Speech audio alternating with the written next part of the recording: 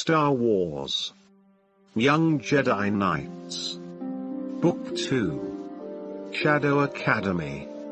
By Kevin J. Anderson and Rebecca Moister. Chapter 1. Jason grasped the lightsaber, feeling its comforting weight against his sweaty palms. His scalp tingled beneath its unruly tangle of brown curls as he sensed the approach of his enemy. Closer, closer, he drew in a slow breath and reached with one finger that trembled ever so slightly to press the button on the handle. With a buzzing hiss, the cold metal handle sprang to life, transforming into a sword of glowing energy. The deadly lightsaber pulsed and vibrated in his hands like a living thing. With a mixture of fear and excitement, Jason's wiry frame tensed for the attack. His liquid brown eyes fluttered shut for a moment as he visualized his opponent. Without warning, he heard the hum of a lightsaber slice down from above. Jason whirled just in time and caught the blow with his own lightsaber. The deep red of his opponent's weapon throbbed with power, filling his vision as the two glowing blades warred for dominance. Jason knew he was far outmatched in size and strength, that he would need all of his wits to get out of this encounter alive. His arms ached with the strain of holding off the blow, so he took advantage of his smaller size, spinning under his opponent's arm and dancing out of reach. The attacker advanced toward him, but Jason knew better than to let him get that close again. The ruby glow flashed toward him, and he was ready. He parried the blow and then swept sideways with his own blade before dodging backward and blocking the next thrust. Attack and counter-attack. Thrust. Parry. Block. Lightsabers sizzled and hissed as they clashed again and again. Though the room was cool and dank, perspiration ran down Jason's face and into his eyes, nearly blinding him. He saw the arc of red light barely in time and ducked to avoid it. A cocky lopsided grin sprang to his lips, and he realized he was enjoying himself. Stone chips flew around him as the deadly ruby blade gouged the low ceiling just over his head. Jason's grin faded as he tried to take a step backward and felt cold stone blocks press into his shoulder blades. He parried another thrust, sprang sideways, and fetched up against another stone wall. He was cornered. An icy fist of fear clenched his stomach, and Jason dropped to one knee, flinging up his blade to ward off the next blow. A sound like thunder echoed through the chamber. Jason opened his eyes and looked up to see his Uncle Luke standing in the doorway, clearing his throat. Startled, Jason fumbled to turn off the lightsaber and accidentally dropped the extinguished handle to the flagstones with a clatter. The sandy-haired, black-robed Jedi Master strode into the private room that served as both his office and his meditation chamber at the Jedi Academy. He held his hand out toward the lightsaber, and the weapon sprang to his palm as if magnetized. Jason gulped as Master Luke Skywalker fixed him with a solemn gaze. "I'm sorry, Uncle Luke," Jason said, his words coming out in a tumbling rush. "I came here to ask you for your help, and when you weren't here, I decided to wait, and then I saw your lightsaber just lying on your desk, and I know you said I'm not ready yet, but I didn't see how it could hurt to just practice a little. So I picked it up, and I guess I just got carried away and..." Luke held up one hand, palm outward, as if to forestall further explanation. "The weapon of the Jedi shouldn't be taken up lightly," he said. Jason felt his cheeks flush at the gentle rebuke. "But I know I could learn to use a lightsaber," he said, defensive. I'm old enough, and I'm tall enough, and I've been practicing in my room with a piece of pipe I got from Jaina. I'm sure I could do it. Luke seemed to consider this for a moment before shaking his head slowly. There'll be time enough for that when you are ready. But I'm ready now, Jason protested. Not yet, Luke said, smiling sadly. The time will come soon enough. Jason groaned with impatience. It was always later, always some other time, always maybe when you're older. He sighed. You're the teacher. I'm the student, so I have to listen, I guess. Luke smiled and shook his head. Ah. Be careful, don't assume a teacher is always right, without question. You have to think for yourself. Sometimes we teachers make mistakes, too. But in this case, I am right, you're not yet ready for a lightsaber. Believe me, I know what it's like to wait, Luke continued. But patience can be as strong an ally as any weapon. Then his eyes twinkled. Don't you have more important things to be worrying about right now than imaginary lightsaber battles, like getting ready for your trip? Don't your pets need to be fed? I'm all packed, and I'll feed the animals just before we leave, Jason said, thinking of the menagerie of pets he had collected since coming to the jungle moon. But the trip is what I came here to talk to you about. Luke raised his eyebrows. Yes? I was hoping you could talk to Tenelka and convince her to come with us to see Lando Calrissian's mining station. Luke's brows drew together, and he chose his words carefully. Why is it important to change her mind? Because Jaina and Lobaka and I are all going, Jason said, and it just won't be the same without her, he finished lamely. Luke's face relaxed, and his eyes sparkled with humor. It's not so easy to change the mind of a force-wielding warrior from Dathomir, you know, he said. But it doesn't make sense that she wants to stay behind, Jason exclaimed. She made up some dumb excuse that it would be boring, said she was sure Karuska gems weren't any more beautiful than rainbow gems from Galinor, and she's seen plenty of those. But she didn't sound bored, she sounded worried or nervous. We must think for ourselves, Luke said, and sometimes that means we have to make difficult or unpopular decisions. Luke put an arm around Jason's shoulders and led him toward the door. Go feed your pets now. Have a safe journey to Gem Diver Station, and rest assured, Tenelka has good reasons. Tenelka woke with a start, shivering and drenched with perspiration in the cool, stone-walled chamber.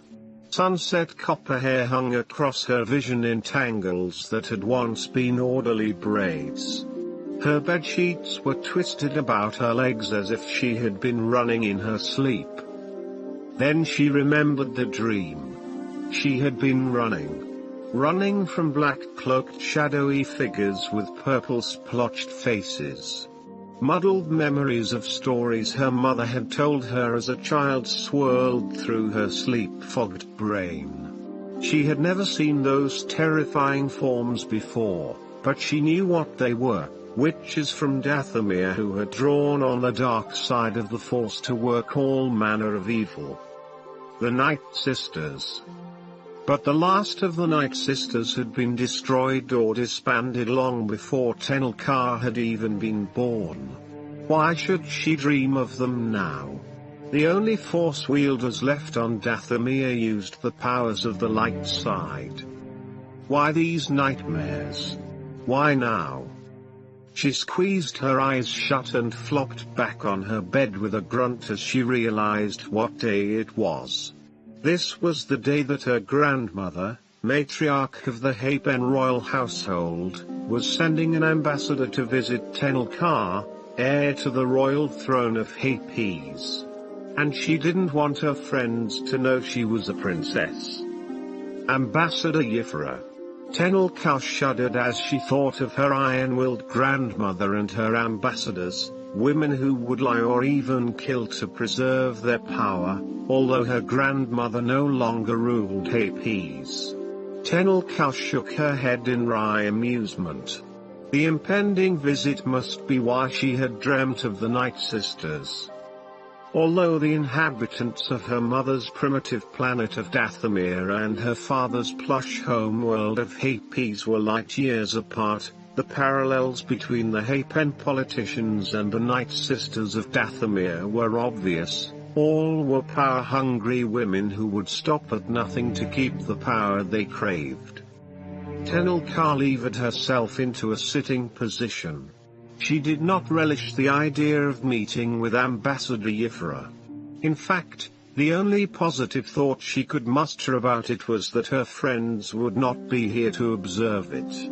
At least Jason, Jaina, and Lobaka would be far away on Lando Calrissian's gem diver station before the ambassador ever arrived. They would not be here to wonder why their friend, who claimed to be a simple warrior from Dathomir, was being visited by a royal ambassador from the House of Hapes.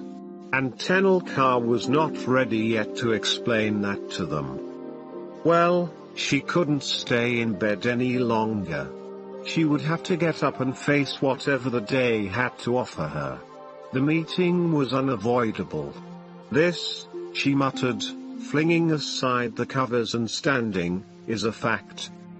Jaina and Lobaka sat in the center of Jaina's student quarters surrounded by a holographic map of the Yavin system. That ought to do it, she said.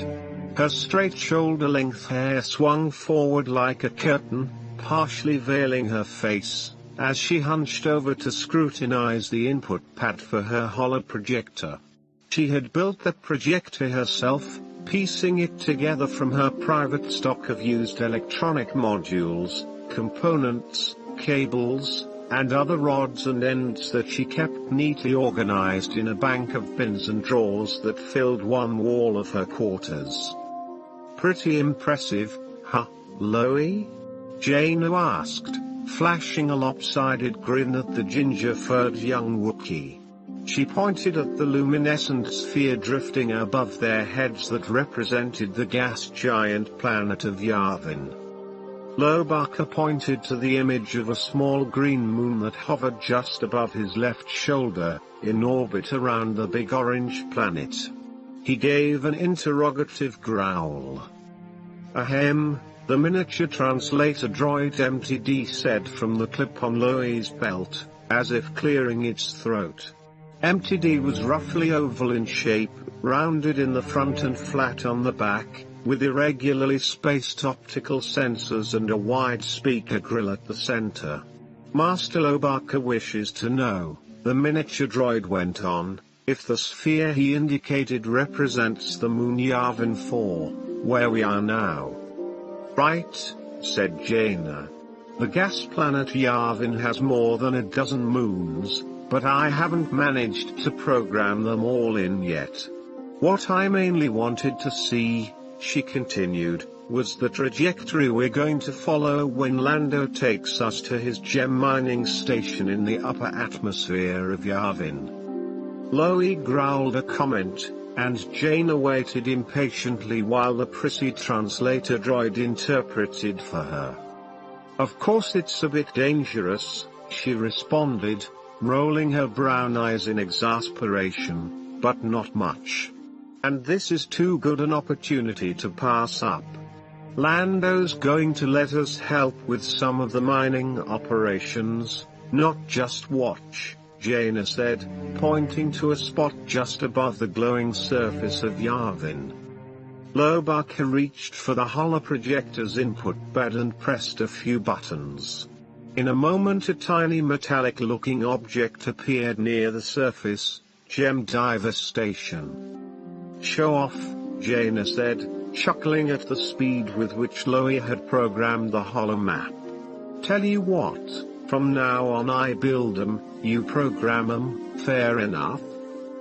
Loie pretended to preen, rumbling his agreement as he smoothed his hand along the black streak that ran through his fur from his forehead down his back. Just then Jason bounded through the door. "They're here," he said breathlessly. "I mean almost here. They're on approach. I was in the control room and I heard that the Lady Luck was coming in." Twin pairs of eyes, each the color of Corellian brandy, met in a mixture of excitement and anticipation. "Well, then," Jaina said, "what are we waiting for?" Jaina watched with admiration as Lando Calrissian strode down the ramp of the Lady Luck, an emerald green cape billowing out behind him and a broad smile on his dark, handsome face. His frequent companion, the bald cyborg assistant Lobot, followed him down the gangplank and stood stiffly at his side. Lando greeted Jaina with a gallant kiss on the hand before turning with a formal bow to her twin brother Jason and Loie. Next, he clapped the shoulder of Luke Skywalker, who had come to meet the Lady Luck, his barrel-shaped droid R2-D2 following close behind him. "Take good care of them, Lando," Luke said. "No unnecessary risks, okay?" R2 added a few beeps and whistles of his own. Lando looked at Luke, pretending to take offense. "Hey, you know I wouldn't let these kids do anything I didn't think was a safe bet." Luke grinned and gave Lando's shoulder an affectionate slap. "That's what I'm afraid of. You're just worried that once they see my gem diver station they'll be so impressed they won't want to come back to your Jedi Academy," Lando joked. Then, with a flourish of his cape, Lando Calrissian motioned Loie and Jason up the ramp. He turned to Jaina. "And what can I do to make this field trip more interesting and rewarding for you, young lady?" he asked, offering her his arm to escort her into the ship. "The first thing you can do," she said, accepting his arm with an enthusiastic smile, "is tell me all about the Lady Luck's engines." Chapter 2. The Lady Luck left the jewel-green jungle moon behind as Lando Calrissian, and his trusted companion Lobot, piloted them across space toward the gaseous ball of Yavin. "You kids should enjoy this," Lando said. "I don't think you've seen anything quite like Karuska mining before." As the Lady Luck approached the giant planet, the orbiting industrial station came into view. Lando's Karuska mining facility, Gem Diver Station, was a symphony of running lights and transmitting grids surrounded by dozens of automated defensive satellites. The security satellites homed in on the Lady Luck, powering up weapons as the ship approached. But when Lando keyed in an access authorization code, the satellites acknowledged his signal, then turned back to their robotic perimeter search for intruders and pirates. "Can't have too much security," he said, "not when you're dealing with something as valuable as these Karuska gems." Lobot, the bald, computer-enhanced human, continued his cool surveillance of the controls. Lights on the mechanical apparatus implanted on the back of Lobot's skull flashed and blinked as he studied the guidance grid and compass. Piloting smoothly, Lobot brought the Lady Luck into the main docking bay on Gem Diver Station. "I'm glad Luke let you come up here," Lando said, glancing back at Jason, Jaina, and Loie. "You can't learn everything about the universe just by sitting in the jungle and lifting rocks off the ground with your mind." He flashed a grin. You need to broaden your horizons, learn about the way commerce works in the New Republic. That'll give you some useful knowledge, in case your lightsabers ever fail. We don't have lightsabers yet, Jason said dejectedly. Then you might as well learn something useful in the meantime, Lando answered. Seeing Jason's frustration, he added, You know, your Uncle Luke is concerned about your safety. He can be pretty cautious, but I trust his judgment. Don't worry, you'll get that lightsaber eventually. I bet if you just relax and stop thinking about it, you'll be practicing with a lightsaber before you know it. That said, he helped Lobot finish the landing check as the Lady Luck settled down in the empty bay. Stepping out of the ship, Lando beamed and showed off his station, making enthusiastic gestures. With Lobot trailing silently behind, Lando led the 3 young Jedi Knights to a transparent steel viewing window that looked out at the tempestuous orangish soup of the gas giant. Jason pressed close to the broad window, peering down at the knotted storm systems that chained through the clouds. From this distance Yavin looked deceptively gentle in pastel yellows and whites and oranges. But he knew that even in the upper atmosphere, the winds had crushing strength, and the pressure farther down was enough to squash a ship down to a fistful of atoms. Beside him, Jaina studied the weather patterns analytically.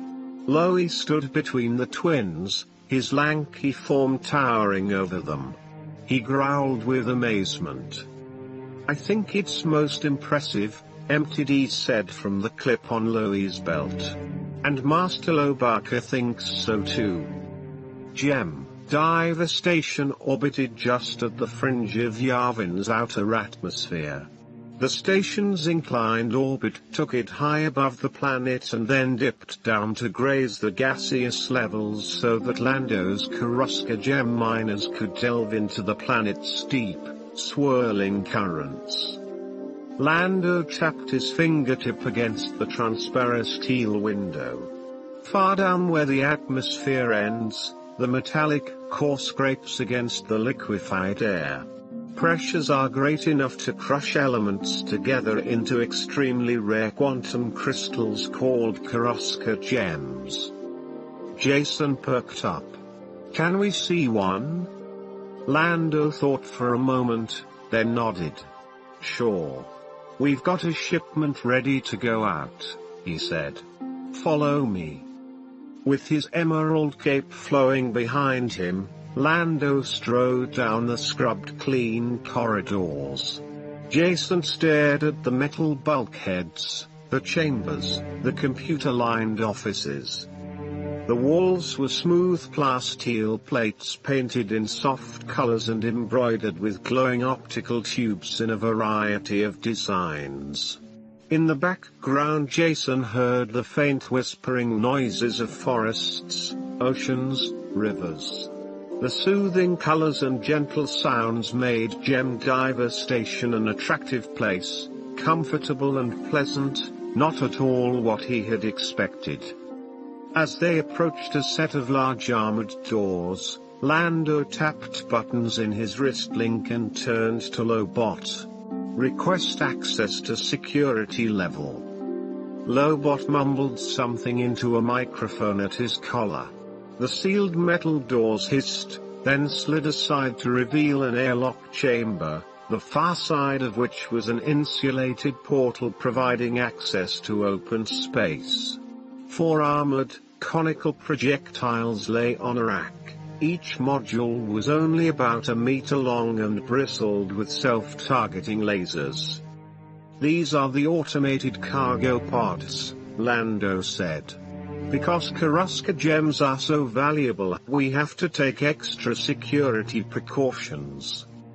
Several multi-armed droids worked busily beside the first cargo pod, an open module padded with thick insulation. The droids' copper exoskeletons gleamed, as if newly polished.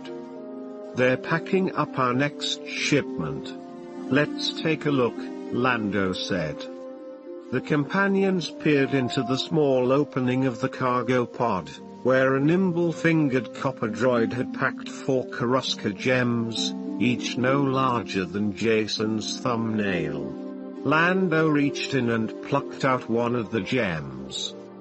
The droid flailed its multiple hands in the air. "Excuse me, it said. "Please do not touch the gems. Excuse me." "It's all right," Lando said. "It's me, Lando Calrissian." The copper droid's flailing ceased abruptly. "Oh. Apologies, sir," it said. Lando shook his head. "I've got to get those optical sensors replaced." He held the Karuska gem between thumb and forefinger. It glinted like liquid fire in his grasp.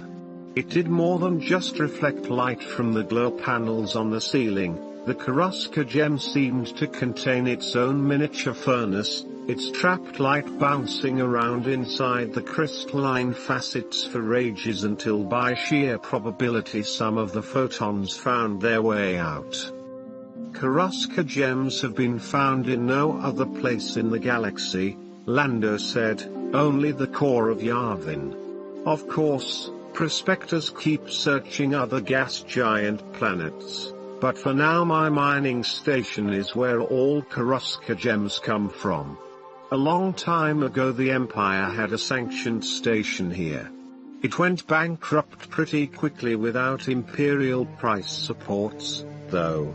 Karuska mining is a hazardous job, you know, with a high investment right from the start, but it's really paying off for me. He let Jason, Jaina, and Loie hold the gem and marvel at its beauty. Karuska gems are the hardest substance known, he said. They can slice through transparent steel like a laser goes through Sullaston jam. The nervous packing droid plucked the gem from Lobaka's hairy hand and replaced it in the cargo pod, packing extra sealant around the stones before it closed the access port. The droid engaged a sequence of controls on the back of the cargo pod, and the bristling spines of self-targeting lasers raised themselves up to their armed position. "Cargo pod ready for launch," the copper droid said. "Please leave the launching bay." Lando ushered the 3 kids out of the room, and the heavy metal doors sealed behind him as the droids scurried about their tasks. "Over here. We can watch through the outer port," he said. "This cargo pod is a hyperspace projectile targeted to my broker on Borgo Prime, who distributes the Karuska gems for a percentage of the profits." They pressed together at a thick round window that looked away from the planet out into space. As they watched, the cargo pod shot out of the launching bay, then hovered to reorient itself and adjust its coordinates. The bright light of its thrusters traced a line across the blackness of space. Satellites around Gem Diver Station rotated as their sensors tracked the pod, aiming their own weapons, but the cargo pod apparently sent the proper ID signals, and the defensive satellites left it alone. Then, in a blur of motion, the pod streaked forward, flashing into hyperspace with a wealth of Karuska gems in its belly. "Hey, Lando, can we help you do some of the gem mining?" Jason asked. "Yes, we'd like to see how it's done," Jaina added. "I don't know," Lando said. "It's tough work, and a little risky." "So is training to be a Jedi Knight," Jaina pointed out, "as we've already seen. Don't you think learning is worth a bit of risk?" Lobaka growled a comment. "What do you mean you're willing to take the risk?" MTD said. "Dear me, I believe Master Calrissian was actually emphasizing the hazards in the hope that you would not want to go. Well, we'd like to go anyway, Jason piped up. Lando held up a hand, grinning as if he had just thought of something, though Jason could sense that he had been planning it all along. Well, maybe it is time I got back to doing some real work around here instead of all this management stuff. Alright, I'll take you down myself. To Jason, the submersible mining environment looked like a large diving bell. Its hull was thickly armored, a dull grey with oily smears of color that reflected weirdly in the lights. The hatch appeared thick and durable enough to withstand turbo laser fire. This is called the Fast Hand, Lando said, a little ship we designed exclusively for going to the greatest depths of Yavin 4. It's gone almost all the way to the core, where we can reach the biggest Karuska stones. He ran his fingers over the oily hull plating. The Fast Hand is covered with a fine skin of quantum armor, Lando said, awe apparent in his voice, a little something developed by the Empire. But we turned the military applications to our own uses, the ultimate in commercial spin-off technology. Lando sounded as if he were giving a speech to a board of directors, and then he remembered his audience. Well, never mind. The armor on this baby is strong enough to withstand even the pressures deep in Yavin's core. We'll be lowered down, connected to Gem Diver Station by an energy tether, like an unbreakable magnetic rope. Not even the storms can snap it? Jaina asked. Lando spread his hands wide, dismissing her concern. We might get jostled around a bit, but, he laughed. The seats are padded. We'll be okay. Lobaka stooped, but still banged his head on the low doorway as he climbed into the diving bell. Jason and Jaina jumped in after him. As Lando followed them into the Fast Hand, he pulled the hatch shut. He rapped his knuckles against the inside wall with a metallic thumb. Safe and sound, he said, then settled into the cushioned seat in front of the piloting controls. Jason strapped into the co-pilot's chair beside him, while Jaina and Loie took the rear seats. Thick, square windows covered the walls and floor, giving them a view no matter which way they looked. Oh my, isn't this exciting? MTD said. Loie grunted in agreement. Chapter 3. Lando keyed in some instructions on the control panel.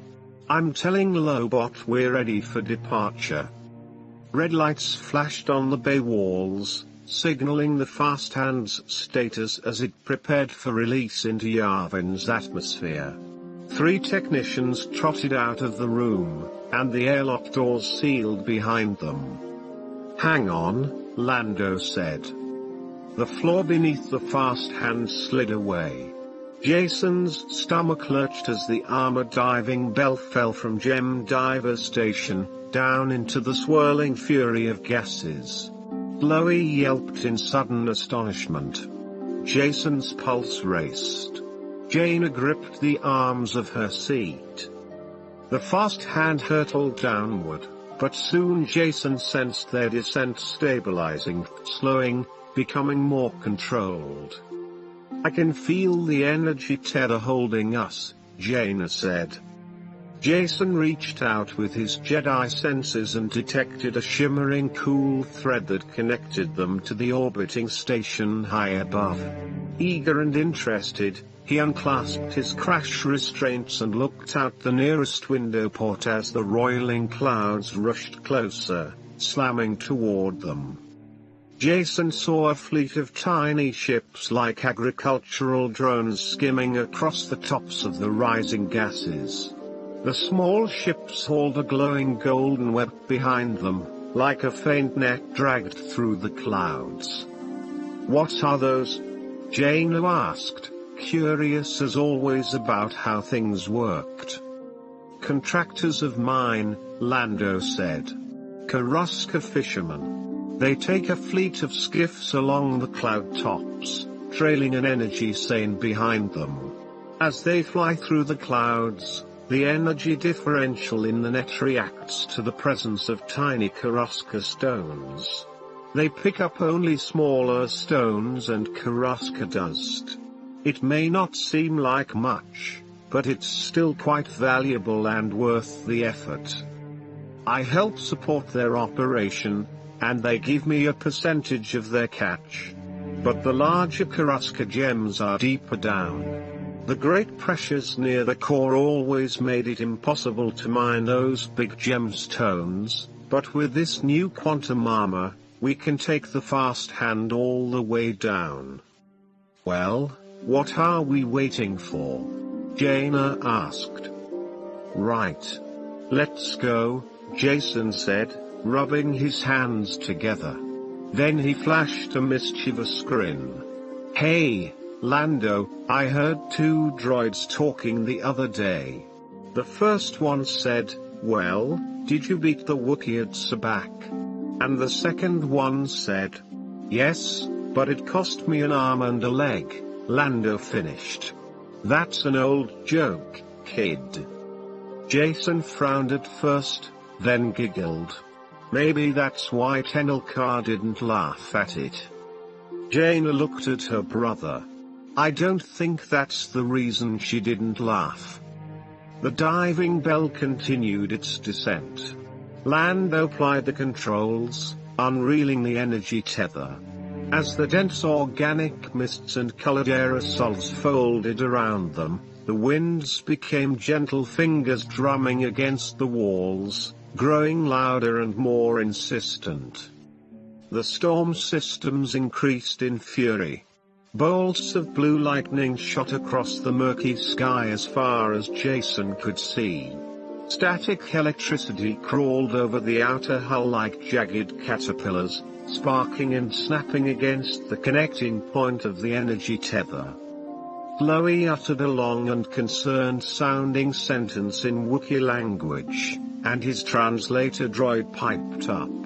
"A good question, Master Lobaka. What does happen if the energy tether is severed? How would we get back?" "Oh, we've got life support supplies aboard," Lando said, waving his hand again. "We could survive quite a while down here until a rescue mission was mounted from Gem Diver Station. We have communications and energy backups, but it won't happen, don't worry."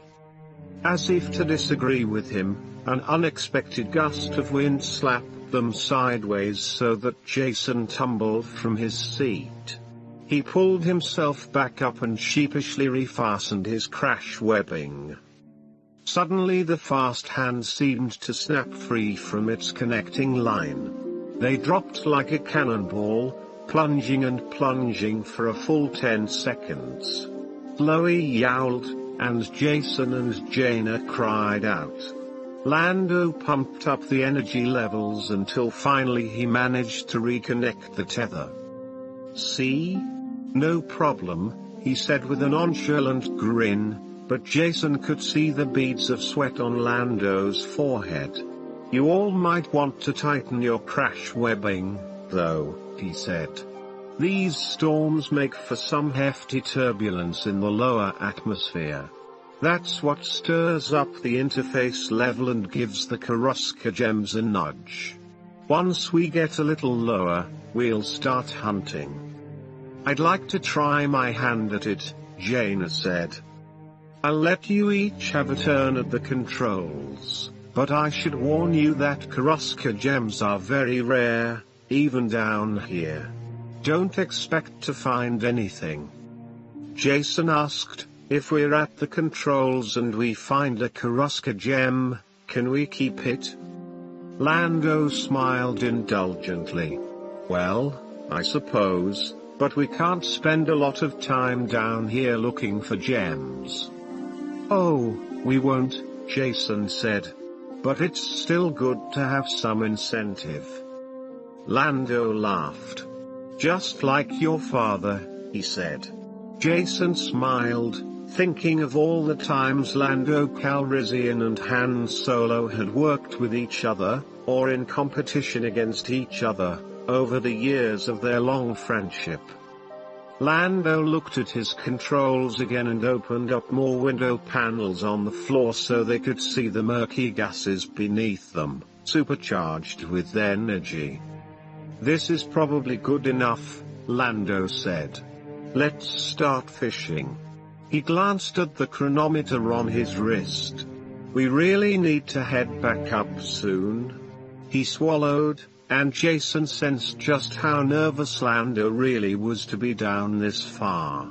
Daredevil gem hunters willing to risk their lives for the fabulously expensive Karuska stones usually did all the deep dives. The fast hand had gone so far into the planetary atmosphere that by now the winds were dark around them, so dense that even light from Yavin's sun could not penetrate. Lando clicked on the diving bell's spotlights, and cones of creamy light struggled against the battering storms and whirling gases. I'm going to deploy our trolling cables, Lando said. They're electromagnetic ropes that dangle down to catch flying Karuska gems whipped up by the storms. You can each have only a few minutes, because we need to get back up to the station. These storm systems are getting worse. The storms hadn't seemed to be getting worse at all to Jason, they had been bad enough to begin with. But the tension apparent on Lando's face made Jason want to end their expedition quickly as well. Lobaka, why don't you try first? Lando suggested. Come up front and take the controls. The young Wookiee crouched in a seat that was far too small for him and rested his hands on the multiple joysticks of the controls. He directed the dangling, sizzling energy cables that trailed out like magnetic tentacles through the stormy atmosphere. Jason unbuckled his crash webbing again and crawled along the floor to peer through the square portholes. He could see the yellow magnetic whips that extended from the fast hand raking through the gaseous clouds, but catching nothing. After a few moments, Loie groaned in frustration. MTD said, Master Lobaka wishes to offer someone else a turn. Loie relinquished the controls to Jaina, who sat down with focused concentration, the tip of her tongue wedged between her lips at the corner of her mouth. Her eyes, golden brown pools that stared into nothingness, fell half-closed as she worked the controls. Jason watched the energy lines writhe below, sifting through the clouds, searching. Now, don't get disappointed, Lando said. I told you it's still hard work to find even one gem. They're quite rare. If they weren't, they wouldn't be so valuable. Jaina continued to search for a few minutes longer, then gave up. Jason climbed to his feet and came forward, struggling to keep his balance in the gale force winds. He caught the arm of the chair and pulled himself into it, letting his hands wrap around the controls. As he tugged on the joysticks, he could feel the response from the lashing energy cables, groping about like nimble fingers sifting through sand to find gold. He reached out with his mind, concentrating as Jaina had, using what he knew of Jedi powers to search for the precious gems. He didn't know what a Karuska stone would feel like, but he expected he would know if he encountered one. The whirling clouds seemed empty, thick with useless gases and crushed debris, nothing of interest. His twin sister sat behind him, and he could feel her hoping for his success. Just as he was about to give up, Jason suddenly felt a flash, a glint in his mind. He nudged the joysticks sideways, stretching out the long electrical fingers, searching, extending them as far as they would reach. With one lightning tip he scratched through the clouds, stretching, and finally he snagged the glimmer in his mind. The control panels lit up. "I got one!" he cried. Lando looked as shocked as anyone else. "You did?" he said. "Okay, let's bring it in fast. Time to go." Lando took over and reeled the magnetic tentacles back into the fast hand, pulling in the catch. As he stabilized the energy tether again, Lando opened a small access port in the floor and pulled up a Durasteel cargo box rimed with frost. He withdrew an irregular but beautiful Karuska gem, larger than the one he had shown them earlier. It flashed with trapped fire. Breathlessly, Jason took it from Lando, cradling it in the palms of his hands. "Look what I got," he said. Jaina and Loie offered their congratulations. Lando, knowing he had promised to give the prize to the kids, shook his head in grudging admiration. "Keep that safe, Jason," Lando said. "That's enough to buy half a city block on Coruscant, I bet." "It's worth that much?" Jason ran his fingers along the smooth, incredibly hard surface of the gem. "What if I lose it?" he said. "Put it in your boot," Jaina said. "You know you never lose things there." "I will," Jason agreed. "I think I'll give it to Mother for her next birthday." Lando slapped his forehead. Even Han never gave Leia something that valuable. "Almost makes me wish I had a couple of kids," he muttered. "All right, let's head back up." As if to encourage him, another fist of wind slammed the side of the fast hand and sent them spinning. Jason fumbled with his Karuska gem, nearly dropped it on the floor, then caught it again and clutched it in his fist. He immediately tucked it into his boot, where he wouldn't have to worry about it falling out. His forehead still furrowed with anxiety, Lando Calrissian reeled in the energy tether, hauling the fast hand back toward the safer levels of Yavin's atmosphere. The storms tossed them around. Once they heard a loud spang against the quantum-armored hull. Lando yelped and looked over at the wall. "Another one. Jaina, get over there and check that seal," he said. "What happened?" Jason asked. On her knees, Jaina scuttled over to check. "Looks like it's okay," she said. "What was it?" Jason insisted. He saw the tiniest dent on the inside, but sensed no leaking atmosphere.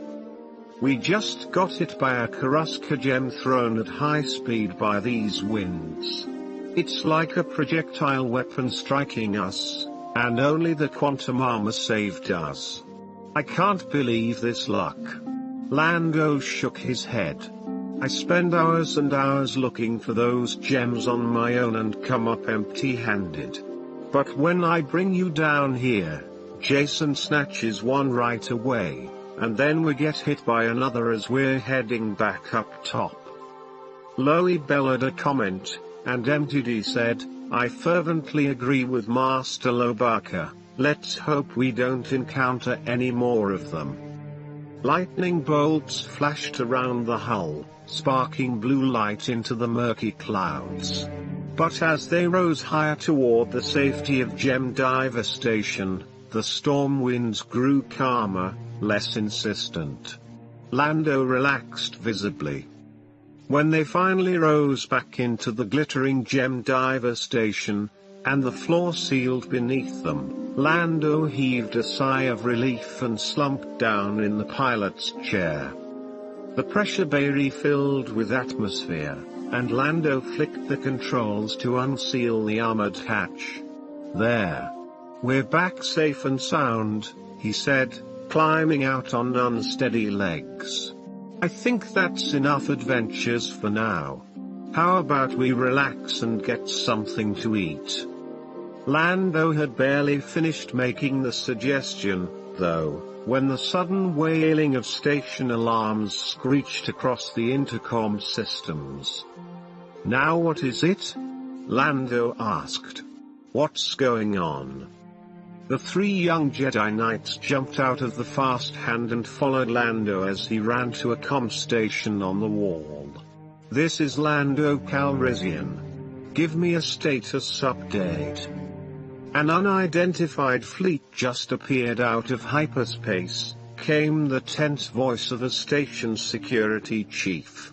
"They refuse our hails and are heading toward Gem Diver Station at great speed, intent unknown." The voice clicked off. Jason and Jaina ran toward one of the viewports and looked out into the darkness of space. Then Jason saw the ships, like a swarm of meteors, streaking in their direction. Somehow he sensed they were powering on their weapons, up to no good. He gulped. "Looks like an Imperial fleet to me," Jaina said. Chapter 4. Lando rushed toward the control bridge of Gem Diver Station. "Come on, kids. Follow me," he shouted. Jaina took the lead while Loie and Jason followed at a run. Loie's long Wookiee legs nearly made him plow over Lando in his haste. "Oh, do be careful, Lobaka," MTD called. Taking a turbo lift to the upper observation tower, they bustled onto the control bridge, a cylindrical turret that protruded above the main armored body of Gem Diver Station. Narrow rectangular windows encircled the control room, allowing a full view in all directions. The glowing diagnostic screens directly below each viewport flashed alarm warnings. Lando's armed guards ran about, strapping additional weapons to their belts, preparing to defend the station. "We are under attack, sir," Lobot murmured in his quiet, difficult-to-hear voice. The cyborg was a blur of motion, hands darting from keyboard to keyboard, eyes scanning the screens around him and silently assessing details. The lights on the computer implants at the sides of his head flashed like fireworks. Lando scanned the narrow observation ports and saw the fleet of ships coming in from deep space. "Do you think they're pirates?" he asked. Then to the twins and Loie, he said reassuringly, "Don't worry. We got station security on alert. These people don't have a chance against our defenses." Jaina studied one of the diagnostic screens, pursing her lips. She shook her head. "Not just pirates," she said, recognizing some of the ships by the ellipsoid shape of their main body. Engine turrets swept back like jagged wings on top and bottom. "Imperial craft. The four on the outside are skip ray blast boats, each fully equipped with 3 ion cannons, proton torpedo launcher, concussion missiles, and 2 fire-linked laser cannons." Lando seemed startled. "Yeah, that's right." She looked calmly up at his surprised expression. "Dad had me study a lot of ships. Believe me, these are more than even your security systems could hope to fight." Lando clapped a hand to his forehead and groaned. "That's not just a pirate fleet, that's an armada. What's the big ship in the middle? I don't recognize it." In her mind Jaina ran through mechanical specifications of all the ship designs she had learned from her father, but right now she was at a loss. "Some kind of modified assault shuttle," Maybe? Jaina said. Through the magnification on the screens they stared as the ships came relentlessly in. But I don't understand that contraption in the bow. The mysterious assault shuttle had a strange device mounted at its front end, circular and jagged, like the wide-open mouth of a fanged underwater predator. "Send a distress signal," Lando said to Lobot. "Full spectrum. Make sure everybody knows we're under attack here." With maddening computer-enhanced calm, Lobot shook his bald head. "I've already tried. We're jammed, sir, can't punch a signal through their screens." "Well, what do they want?" Lando asked in exasperation. "They've made no demands," Lobot replied. "They refuse to answer our hails. We do not know what they're after." Jaina stared out the window at the incoming ships and felt cold inside. She shuddered. Jason squeezed her hand, his forehead wrinkled with anxiety. They had realized the same thing. "I've got a bad feeling about this," Jason said. "It's us they want, isn't it?" "Yeah, I can feel it," Jaina said, her voice barely above a whisper. Loie nodded his shaggy head and groaned in agreement. "What do you kids mean?" Lando looked at them with disbelief in his large brown eyes. "They must be after our Karuska gems, it's the only thing that makes sense." Jaina shook her head, but Lando was too busy to pay further attention. The four flanking blast boats angled out from the central assault shuttle toward the defensive satellites surrounding Gem Diver Station. "Have you removed the failsafes from the targeting systems?" Lando asked. Lobot nodded. "Systems ready to fire," he murmured. High-powered lasers from the defensive satellites lanced out toward the blast boats, but the small satellites could not generate enough power to penetrate the heavy Imperial armor. Each skip-ray blast boat targeted one of the small satellites and unleashed a crackling blur from its ion cannons. The defensive satellites powered up, preparing to fire again, but then all the lights went dead. The ion cannons fried the circuits, Lobot announced in his calm voice. "All satellites are offline." The skip rays came in for another strike and fired with laser cannons, this time blasting the defensive satellites into molten metal vapor. "We've still got the station's armor," Lando said, but now his trembling voice betrayed his lack of confidence. The modified assault shuttle in the middle of the armada homed in on one of the lower space doors. From the bottom decks of the station came a loud thump and clang as something large and heavy struck the outer hull, and stayed. "What are they doing?" Lando asked.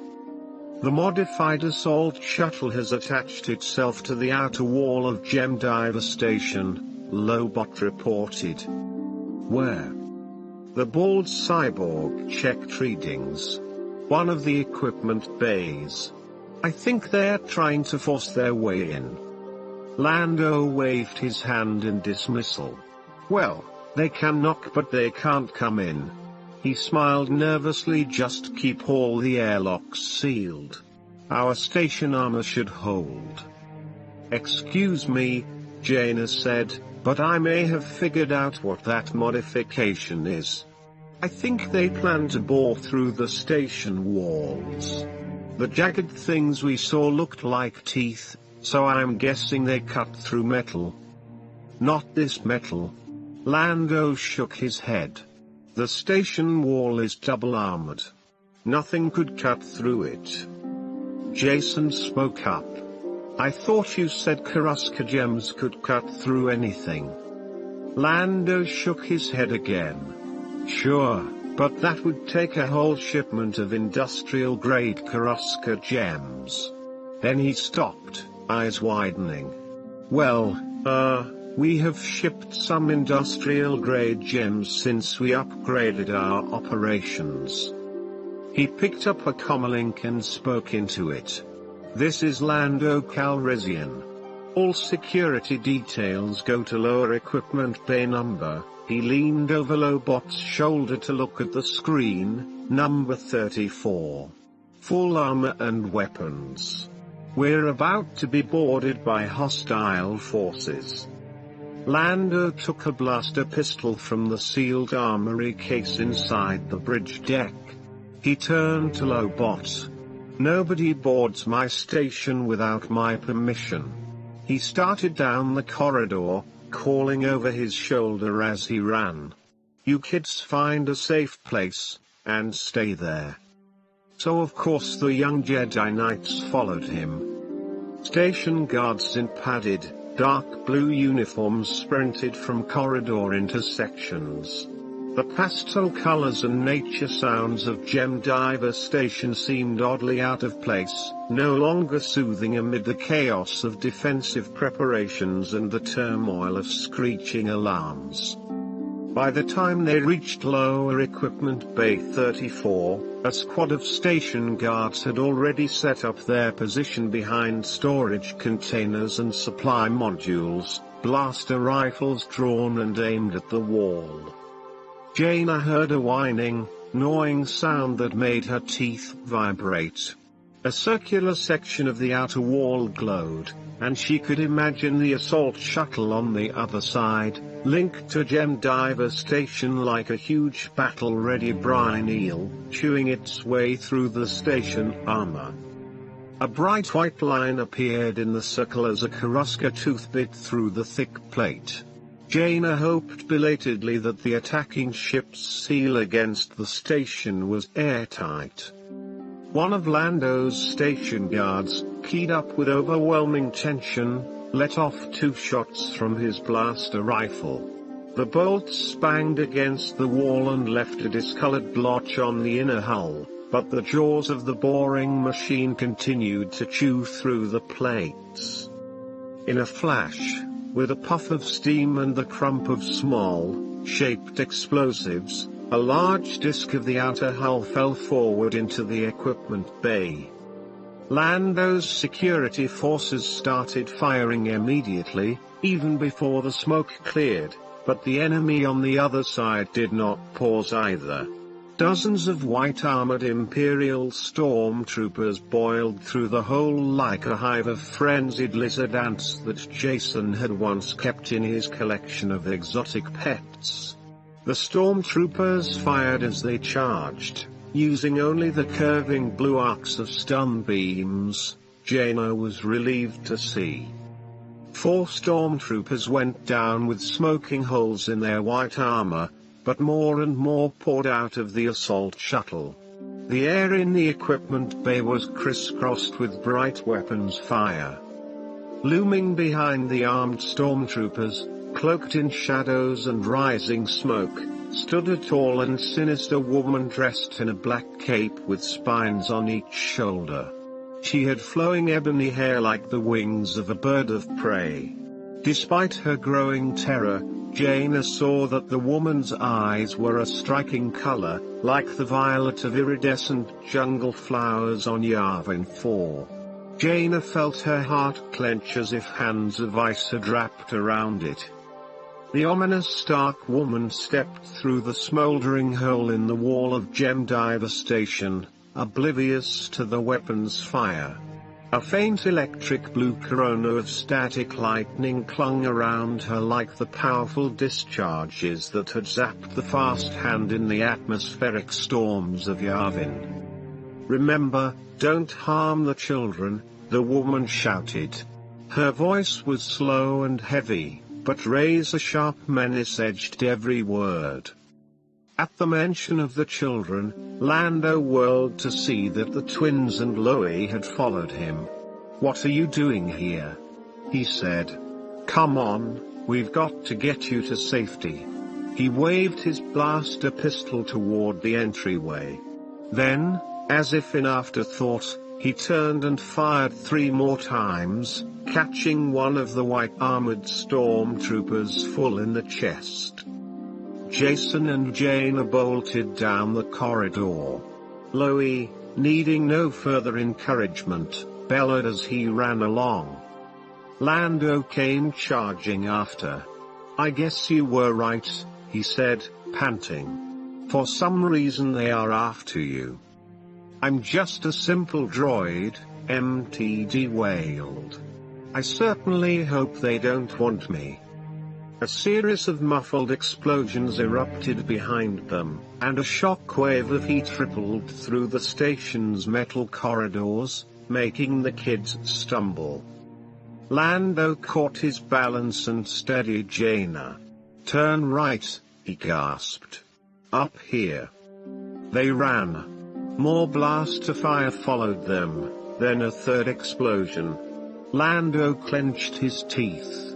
"This has not been a good day," he grumbled. "I most heartily concurred," MTD chimed from Loie's waist. "Here. In the shipping chamber." Lando gestured for the 3 others to stop outside the barricaded door of the launching room where they had seen the cargo pods and the droids packing Karuska gems for automated shipment. He punched in an access code, but Lando's fingers were trembling. A red light blinked. "Access denied." Lando hissed something, then rekeyed the number. This time the light winked green, and the heavy triple doors slid open. Inside, the 2 copper-plated droids continued packing the hyperpods. "Excuse me," one droid said, sounding flustered, "would you please discontinue those explosions? The vibrations make it much more difficult for us to process." Lando ignored the droids as he pushed the kids inside. "We can't get you away from here. Those blast boats would come after you before you knew it, but this is the safest place on the station. I'll stand outside and guard the door." He gripped his blaster pistol, feigning confidence. Loie growled, obviously wanting to fight, but before Jason or Jaina could say anything, Lando slapped the emergency panel. The thick doors clanged shut, locking them inside the chamber.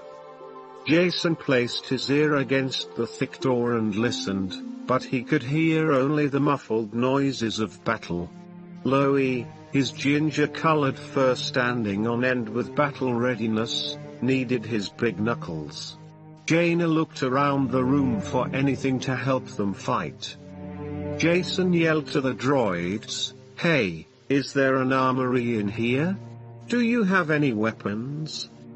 The droids interrupted their packing and swiveled smooth copper heads toward him, optical sensors glowing.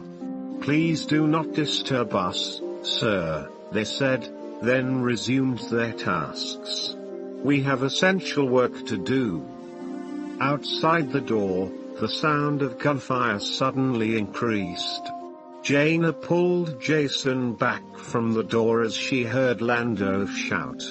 The door vibrated with the impact of energy bolts, then everything went quiet. Jaina waited, backing away and looking into her twin brother's brandy brown eyes. They both swallowed. Lobaka let out a thin sound like a whimper. The multi-armed droids continued working, undisturbed. A shower of sparks ran around part of the door as heavy-duty lasers cut into it, slicing away a section. "Do you suppose you could invent some sort of weapon for us in the next few seconds?" Jason said. Jaina racked her brain for inspiration, but her inventiveness failed her. The door split open, melted and smoking. The security breach set off yet another alarm, but the sounds were pitiful and superfluous in the already overwhelming noise of the battle for Gem Diver Station. Stormtroopers muscled their way in. The 2 packing droids trundled indignantly toward the stormtroopers. "Intruder alert," one of the droids said. "Warning. No unauthorized entry is permitted. You must return to." In response, the stormtroopers fired with all their weapons, blasting both copper droids into shards of smoking components that clattered and sparked on the floor. Jaina saw Lando sprawled unconscious on the floor outside the door, his green cape pooled around him, his right arm extended forward, still grasping the blaster pistol. The towering dark woman strode in, her violet eyes flashing at the three companions. The stormtroopers leveled blaster pistols at Jason, Jaina, and Lobaka. "Wait," Jaina said. "What do you want?" "Do not let them manipulate your minds," the dark woman shouted to the stormtroopers. "Stun them." Before Jaina could say anything else, bright blue arcs shot towards her and the others, and they were overcome by a wave of unconsciousness. Jaina fell into blackness. Chapter 5. On Yavin 4, Tenel Ka paced the ramparts of the great temple that housed Luke Skywalker's Jedi Academy. As befitted a warrior of Dathomir, she wore scaled armor that shone as if it had just been polished, which it had. Her red-gold hair was caught up in a multitude of ceremonial braids, each decorated with feathers or beads. Her cool grey eyes scanned the leaden skies for any sign of the ship that would bring the dreaded ambassador from her grandmother. Wind whipped the ornamented braids about her face, and Tenel Ka pushed them away in annoyance. The humid air felt oppressive, charged with menace. Yavin's dry season had ended. She sensed an uncomfortable tingling in the depths of her mind that told her something was about to happen, as if lightning were about to strike. She sighed. Her grandmother's messengers and diplomats could be as lethal as lightning. They were not above killing an enemy, or even a friend, to ensure that the successor to the throne of Hapes was the one they most desired to have in power. It was rumored that her grandmother's assassins had murdered Tenel Ka's own uncle, brother to her father, Prince Isolde. She started in surprise as a raindrop, warm as blood, landed with a splat on her bare arm. Although the air was not cold, she shivered. Her feelings toward her grandmother were complex. She both admired and despised the older woman. Tenel Ka preferred to dress in the lizard skin armor of the warrior women of Dathomir, like her mother, rather than in the fine web silks of the royal house of the Hapes cluster. So far, Tenel Ka had managed to tread a fine line between pleasing and annoying her grandmother. She knew that if she stepped over that line too far, assassins might someday pay her a visit. A branch of lightning crackled across the ominous sky, followed by a boom of thunder. Atop the temple, Tenel Ka paced like a caged animal, her agitation increasing as she stalked along the edge of the pyramid and wondered why Ambassador Yifra did not come. So great was her turmoil that she didn't even notice that Luke Skywalker had joined her on the observation deck until he stood directly in front of her. The Jedi Master placed both of his hands on her shoulders and looked into her eyes. Peace and warmth flowed from him, and Tenel Ka felt herself begin to relax. "There's a message in the comm center for you," he said quietly. "Would you like me to be present while you speak with the ambassador?" Tenel Ka could not suppress a shudder of revulsion as she thought of her grandmother's thin-lipped emissary. "Your presence would." She paused for a moment, searching for words. "Honor me, Master Skywalker." Tenel Ka stood erect, holding her head high as she faced her grandmother's ambassador in the center view screen, an image that for all its apparent cruelty still held traces of proud beauty. Ambassador Yifra's hair and eyes were the color of polished pewter. Our meetings on Coruscant took longer than we anticipated, young one, Yifra was saying in a voice that indicated she was not used to being questioned. Therefore, our meeting with you must be postponed for 2 days. Tenel Ka gave no outward sign of her discomposure, but her heart sank. Jason, Jaina, and Lobaka were due back long before then. She sent a pleading glance to Luke. The Jedi Master stepped forward and spoke in a soft voice. "Perhaps I could bring the Princess of Hapes to meet with you on Coruscant?" he offered. Ambassador Yifra smiled in what Tenel Ka knew was meant to be a kindly fashion, but there was no kindness or conciliation in her eyes. "I have specific orders to observe the heir of Hapes in her place of study." Tenel Ka opened her mouth to speak, but was spared the necessity when an emergency beacon flashed next to the screen. Luke reacted instantly. "Ambassador Yifra, we have a priority override communication coming in. Please wait," he said, switching the channel before the ambassador had a chance to reply. The dark face of Lando Calrissian appeared, his handsome features marred by a worried frown. Confusion haunted his bleary eyes. His hair and clothes were disheveled, and warning sirens whooped in the background. "Luke, buddy," he rasped, "I'm not sure exactly what happened. They fried our security satellites, boarded the station, must have stunned us. We're okay, but..." Lando's troubled eyes closed and his jaw tightened. "Jason, Jaina, and Lobaka are gone. They've been kidnapped." Luke drew in a deep breath. Tenel Ka guessed he was using a Jedi calming technique, but with less success than usual.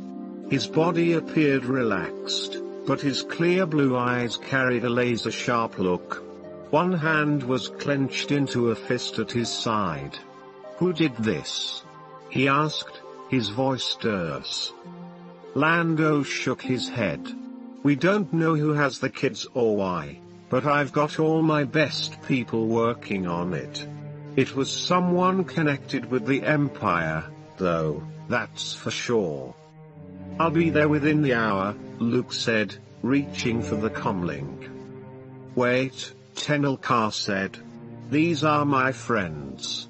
I know how they think. I know what they would do. I cannot cower here while they are in danger. Please. I must go with you." Luke nodded. "Your presence would honor me," he answered, echoing her earlier words. His eyes went back to Lando's image. "We'll be there within the hour," he amended, then switched back to the ambassador's comm frequency. Ambassador Yifra's mouth was open as if she were prepared to protest such rude treatment, but Luke spoke first. "I'm sorry to keep you waiting, Ambassador, but an emergency has come up. It requires both my presence and that of the princess. I'm afraid we must postpone any plans to meet with you until this situation is resolved. Please convey our respectful greetings to the Royal House of Hapes." With a slight bow, he snapped off the comm channel. Even though she was worried about her friends, a feeling of satisfaction bubbled up within Tenel Ka. The deftness with which Master Skywalker had handled Ambassador Yifra. Luke looked at Tenel Kansas. "I'm sure the ambassador isn't used to being postponed with so little explanation, but we have more important things to do right now." Tenel Ka nodded emphatically. "This is a fact." Tenelka tried to be impartial and unemotional as Master Skywalker expertly guided the shuttle toward Gemdiver Station. She needed to remain unruffled and alert, to search for any clue that might help them recover the three young Jedi, the best friends she'd ever had. The multicolored lights of the station winked as the docking bay doors slid open and Luke brought the shuttle in for a landing. At any other time Tenelka might have noted her surroundings, the artistry and craftsmanship that had gone into the station's construction, but the moment the shuttle doors opened, she was assailed by a sense of lingering violence and darkness. Of wrongness. Harried and disheveled, Lando Calrissian met them at the shuttle. Motioning for Luke and Tenelka to follow, he led them to the sealed shipping bay where the final struggle had occurred. Tenelka swept the chamber with her eyes, noting the blaster burns on the walls and ceiling of the outer corridor, the congealed rivulets of molten plasteel, the shards of broken metal. Then she watched as Luke sank down on one knee, placed both hands against the floor, and let his eyes flutter closed. "Yes, it happened here," he murmured. He took a few deep breaths, then fixed Lando with the piercing blueness of his gaze. "Don't blame yourself," he said. "You fought well." Lando's face was filled with regret, and he shook his head. "But it wasn't enough, buddy. I couldn't save them." A note of anger and self-reproach crept into his voice. "I was too busy trying to defend my station, thinking they were pirates come to steal my Karuska gems.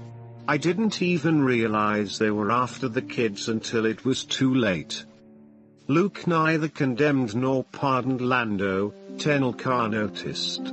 He simply listened. At last Lando spoke again in a quiet voice. "If there's anything you need to help find them, my station, a ship, a crew, anything at all." Lando's offer of help was cut short by the arrival of his assistant Lobot, whose computer headset flashed with an ever-changing array of lights. "We finished patching the hull breach in Lower Equipment Bay 34, he said without preamble. Lando turned to Luke and Tenelka, his forehead creasing into an indignant scowl. "They sliced us open like a disposable can of emergency rations." The bald cyborg nodded in corroboration. "Their equipment was specially designed to remove a section of hull." Lando continued, "The only thing I know of sharp enough to slice through durasteel that quickly is Karuska gems," Luke finished for him. "Industrial grade," Lobot added. "Right," Lando said morosely. "They used our own gems against us." "Rare and expensive," Lobot said. "Not just anyone could purchase them." Tenelka saw Luke's eyes light with sudden hope. "Can you tell us where your shipments of such gems were sold?" Lando shrugged. "Like my friend said, industrial-grade gems are fairly rare. We've made only 2 shipments since our operation opened." He sent a questioning glance at his cyborg assistant. Lobot pressed a panel on the back of his head and cocked it to one side as if listening to a voice no one else could hear. A moment later he nodded. "Both shipments were sold through our broker on Borgo Prime." "Can you find out who he sold them to?" Luke asked. "I doubt it," Lando said. "Gem brokers are pretty skittish. They pay a good percentage, but they're secretive, afraid that if we know who their customers are, we won't need the middlemen anymore." "Then we must go to Borgo Prime and find out ourselves," Tenelka said with fierce determination. Luke sent her a warm smile, then turned back to Lando. What is Borgo Prime anyway? An asteroid spaceport and trade center. It's also a hangout for merchants, thieves, murderers, smugglers, the dregs of the galaxy. Lando flashed Luke a grin. A lot like Mos Eisley on Tatooine. You'll feel right at home. Tenelka waited in silence as Master Skywalker faced the screen in Gem Diver Station's communications center. Han Solo stood with one arm around his wife, Leia, who was supported on the other side by Loi's uncle, Chewbacca. Tenelka studied the images on the screen and decided that at this moment Leia Organa Solo looked more like a concerned mother than a powerful politician. But Luke, there are children, she was saying. We can't simply stand by and do nothing if they're in danger. Not on your life. Han said. Of course not, Luke agreed quietly. But as the New Republic's chief of state, you can't afford to put yourself in that same danger. Mobilize your forces. Start an investigation. Send out spies and probe droids. But stay there and act as a central clearinghouse for information. All right, Luke, Leia said. We'll work from Coruscant for now, but once we've done everything we can from here, we'll go looking for them ourselves.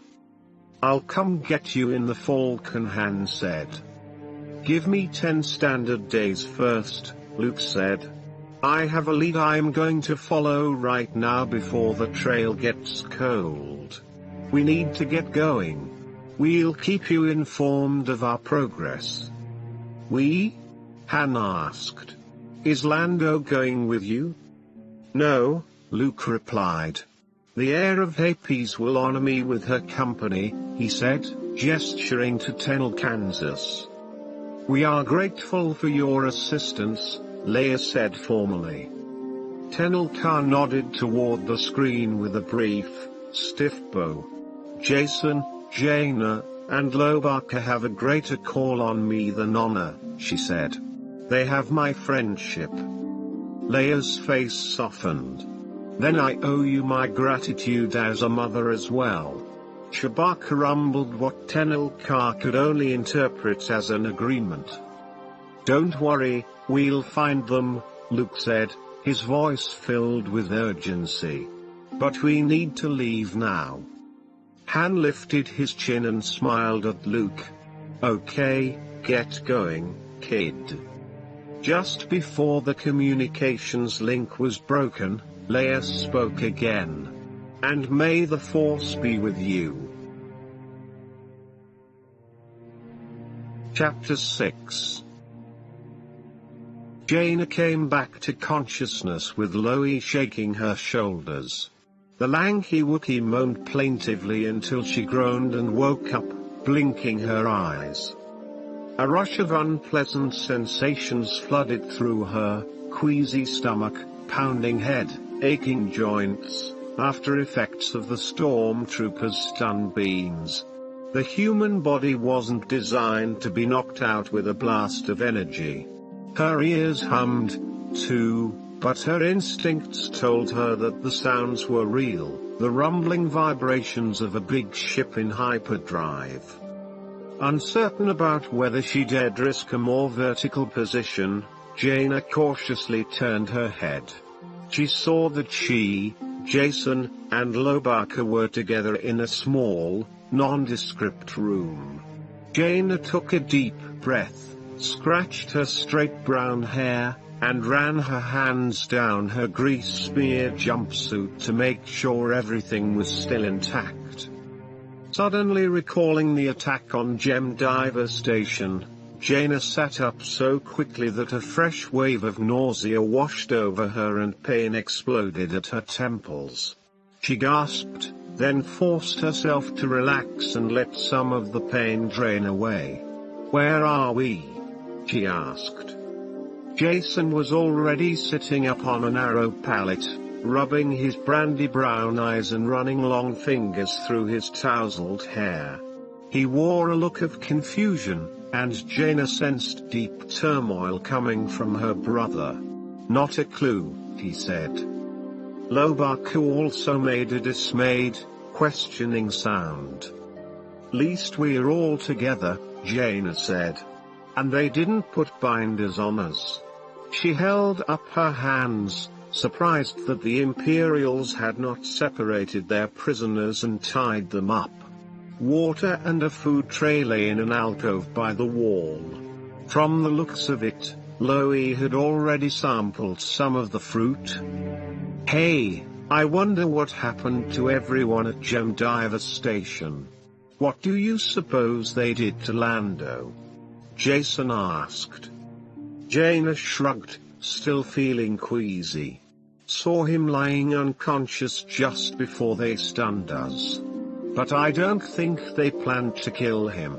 They weren't looking for Karuska gems, either. Seems like they only wanted the three of us." "Yeah, kinda makes you feel valuable, huh?" Jason agreed glumly. Loie growled. Jaina stood up and stretched, feeling better as she moved. "Guess I'm okay, though. How about you two?" Jason smiled reassuringly, and Loie nodded his shaggy head. The streak of black fur that swept over his eyebrows bristled with uneasiness. He smoothed the fur back and grunted. It was then that Jaina noticed something else wrong. She looked down at the Wookiee's waist, but the miniaturized translating droid was no longer there. "Loie. What happened to MTD?" Loie made a strange, sad sound and patted his waist. "Imperials must have taken it from him," Jaina said. "What do they want?" "Oh, just to take over the galaxy, cause a bunch of problems, hurt a lot of people, you know, the usual," Jason answered flippantly. He went over to the flat metal door. It's probably locked, but there's no harm in trying," he said, tapping the controls with his fingers. To Jaina's surprise, the door hummed sideways to reveal a guard standing at attention just outside. A stormtrooper in a skull-like white helmet turned to face them. "Whoa!" Jason cried, then he lowered his voice. "Well, at least the door opens." "Maybe they just can't figure out how to lock the door," Jaina said. "Remember how clunky and unreliable Imperial technology is." She let sarcasm seep into her voice for the guard's benefit. "And you know how lousy stormtrooper armor is. Probably couldn't even stop a water blaster." "Just walk past him," Jason suggested in a stage whisper, seeing that the stormtrooper hadn't moved. "Maybe he won't stop us." The stormtrooper shouldered his blaster rifle. "Wait here." The filtered voice coming through the white helmet was flat, but somehow menacing. The guard spoke quietly into his helmet comlink, then shut the three young Jedi Knights in their cell again. They sat in anxious silence for a moment. "We could tell jokes," Jason suggested. Before Jaina could think of an appropriate answer, the cell door whisked open again. This time, beside the stormtrooper stood the towering, sinister woman from the assault on Jemdiva Station. Jaina took a quick breath. The tall woman's black hair flowed like waves of darkness down her shoulders, and her ebony cape sparkled with bits of polished gems, swirling around her like a starry night sky. Her violet eyes blazed in a face so pale it seemed carved from polished bone. Her lips were a dark wine color, as if she had just eaten an overripe fruit. The woman was beautiful, in a cruel sort of way. "So, Jedi Knights, you are awake at last," she snapped. Her voice was deep and thick, without the hissing edge Jaina had expected. I must begin by saying how disappointed I am in you. I had hoped for more resistance from such powerful students already trained in the Force. Your Jedi defenses were pitiful. But we shall change that. You will be taught new ways. Effective ways. The woman spun on one heel, and her black cloak swept around her like trailing smoke. "Follow me," she said, and stepped into the corridor. "No," Jaina responded. "Who do you think you are? Why have you brought us here against our will?" I said follow. The woman repeated. When they made no move to comply, she pointed her polished nails at them and twitched her fingers. Suddenly, it felt as if a resilient invisible cord had wrapped around Jaina's throat. The woman crooked her finger, yanking at Jaina as if she were a pet on a leash. Jaina lurched as the invisible rope hauled her out of the cell. Lobaka and Jason strained against similar bonds of force, the Wookiee yowling his defiance. Despite their struggles, all three children were dragged on Force leashes, tripping and stumbling into the corridor. "I can do this all the way to the bridge, if you like," the woman said, her deep red lips curved into a mocking smile. "Or, you can save your energies for more productive resistance later." "All right," Jaina croaked, sensing that this woman had dark Jedi powers she could not match, at least not yet. When the Force bonds dropped away, the companions stood gasping and trembling.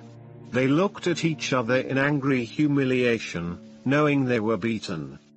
Jaina was the first to recover. Swallowing hard, she stood straight, put her chin in the air, and followed the woman in black. Her brother and Loie fell in behind Jaina. "Who are you?" Jaina asked after a while. The woman paused in mid-step, as if considering, then answered. "My name is Tamith Kai. I am from a new order of Night Sisters." "Night Sisters? You mean like on Dathomir?" Jason asked.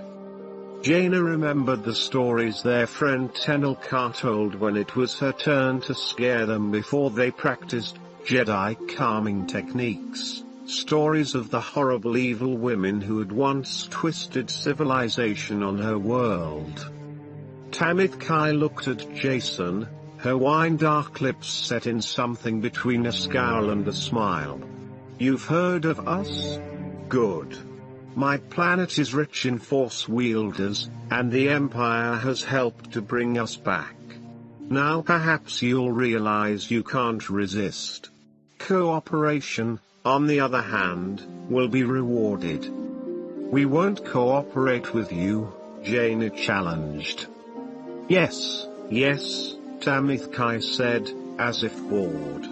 "All in good time." "Hey, where are you taking us?" Jason asked, walking quickly to keep pace with his sister. Loie strode behind them, grumbling and fumbling at his waist as if he actually missed MTD. "You'll see soon enough," the Night Sister said. "We are almost ready to leave hyperspace." All four of them stepped onto a lift platform that carried them up a level and opened out onto the bridge of the fleeing ship. The single pilot sat with his back to them in a padded high-backed chair, hunched over the controls. Ahead, through the bridge viewports, Jaina could see the swirling colors of hyperspace. The pilot reached out with his right hand and grabbed a lever as a countdown trickled to 0. Then he yanked the lever, and hyperspace suddenly unfolded, washing away into the star-studded darkness of normal space.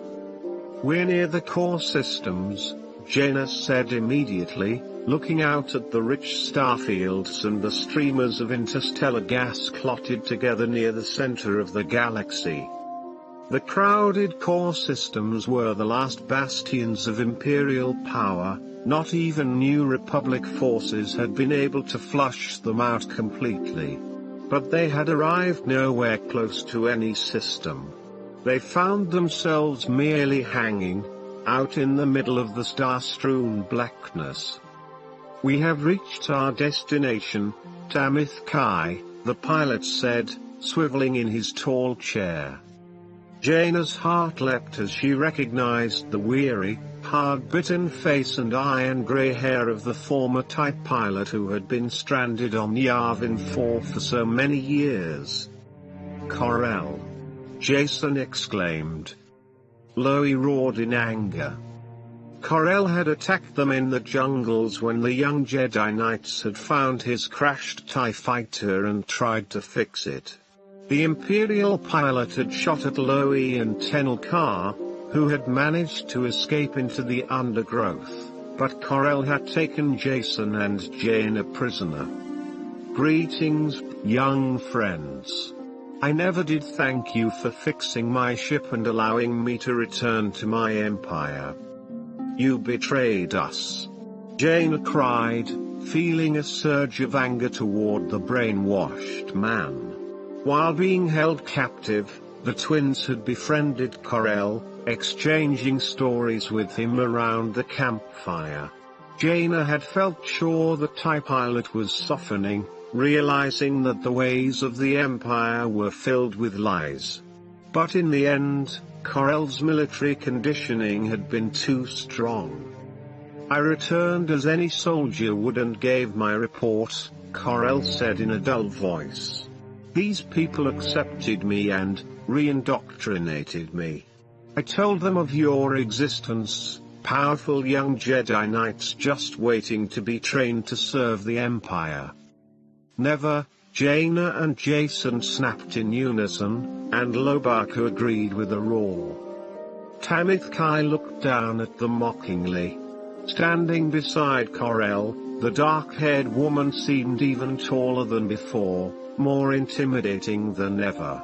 "Your anger is good," she said. "Fuel it. Let it grow. We will use it when your training begins. But for now, we have reached our destination." Loie gave a growl of disbelief. Jaina looked out the front viewports, trying to calm herself. Master Skywalker had said that giving in to anger was a path to the dark side of the Force. She must not lash out, she knew. She must think of some other way to fight back. "We're in the middle of empty space," Jaina said. "What is there for us to see?" "Space is not always empty," Tamith Kai said.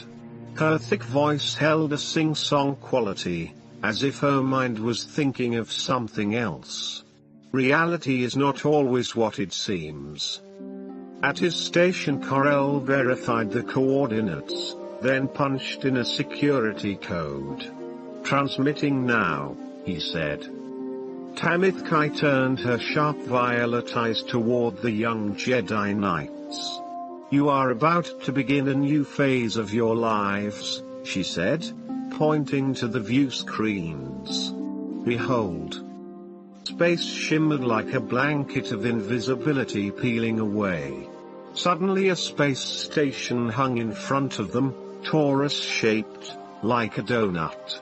Weapons emplacements ringed the station's entire perimeter, pointing in all directions, making it look like a spiked disciplinary collar for some ferocious beast. Tall observation towers rose like pinnacles on one side of the station. Jaina swallowed hard. "Cloaking device off," Corel announced. "Take a good look," Tamith Kai said, but she did not glance at the view screens. Her eyes glittered with violet fervor at the children. "Here you'll be trained as Dark Jedi, for the Empire." Corel spoke up, reminding her. "We must commence docking immediately and reactivate the invisibility shielding." The Night Sister nodded but did not seem to hear, never taking her eyes off the young Jedi Knights. "Welcome to the Shadow Academy," she whispered. Chapter 7. Tenelka slid a hand under the crash webbing of the co-pilot's seat and scratched at the rough-woven, unfamiliar material of her disguise. She wished for the dozenth time that she could wear her comfortable reptilian armor, which was as supple as it was protective and never irritated her skin. She had been silent, intimidated, through most of the journey to Borgo Prime, unable to bring herself to speak. Beside her sat Master Skywalker, the most famous and revered Jedi in the entire galaxy, calmly and competently piloting the off-chance an old blockade runner Lando had won in a sabacc game and claimed he no longer needed.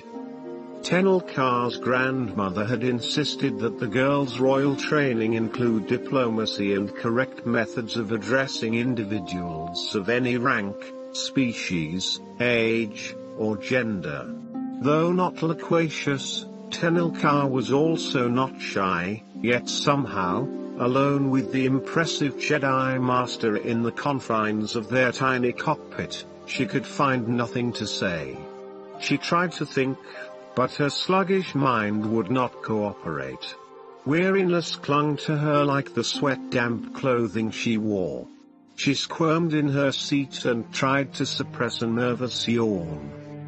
Luke glanced over at her, a smile at the corners of his mouth. "Tired?" "Not much sleep," Tenelka answered, embarrassed that he had noticed her fatigue. "Bad dreams?" Luke's blue eyes narrowed for a moment, as if he was searching for a memory, but then he shook his head. "I haven't been sleeping well either, but, tired or not, we can't afford to make mistakes. Let's go over our cover story again. Tell me who you are." "We are traders from Rondon. We will avoid using names. But, if we must, you are Ilta and I am your ward cousin Benit. We trade in archaeological treasures. We are not above breaking the law to make a profit.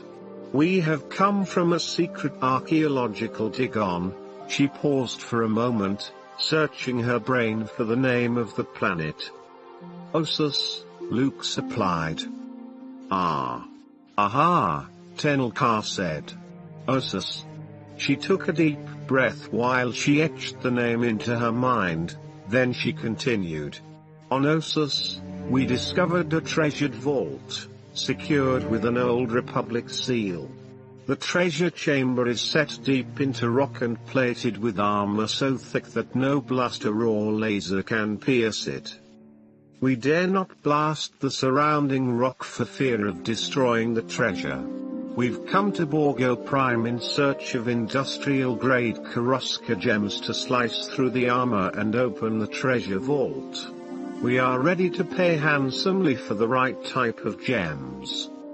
Tenelka watched with interest as the dull, lumpy asteroid of Borgo Prime loomed in their forward viewports.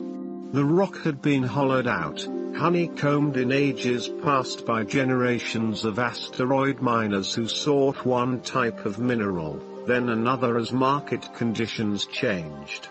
But more than a century ago, Borgo Prime had been stripped clean of even the least desirable ore, leaving a sponge-like network of interlocked caves, fully equipped with all the life support systems and transportation airlocks the miners had needed.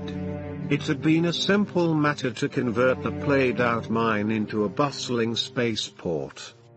Luke transmitted the standard request for clearance to land and received it without difficulty. "We've been cleared for docking Bay 94, Luke said. "Are you ready, Benit?"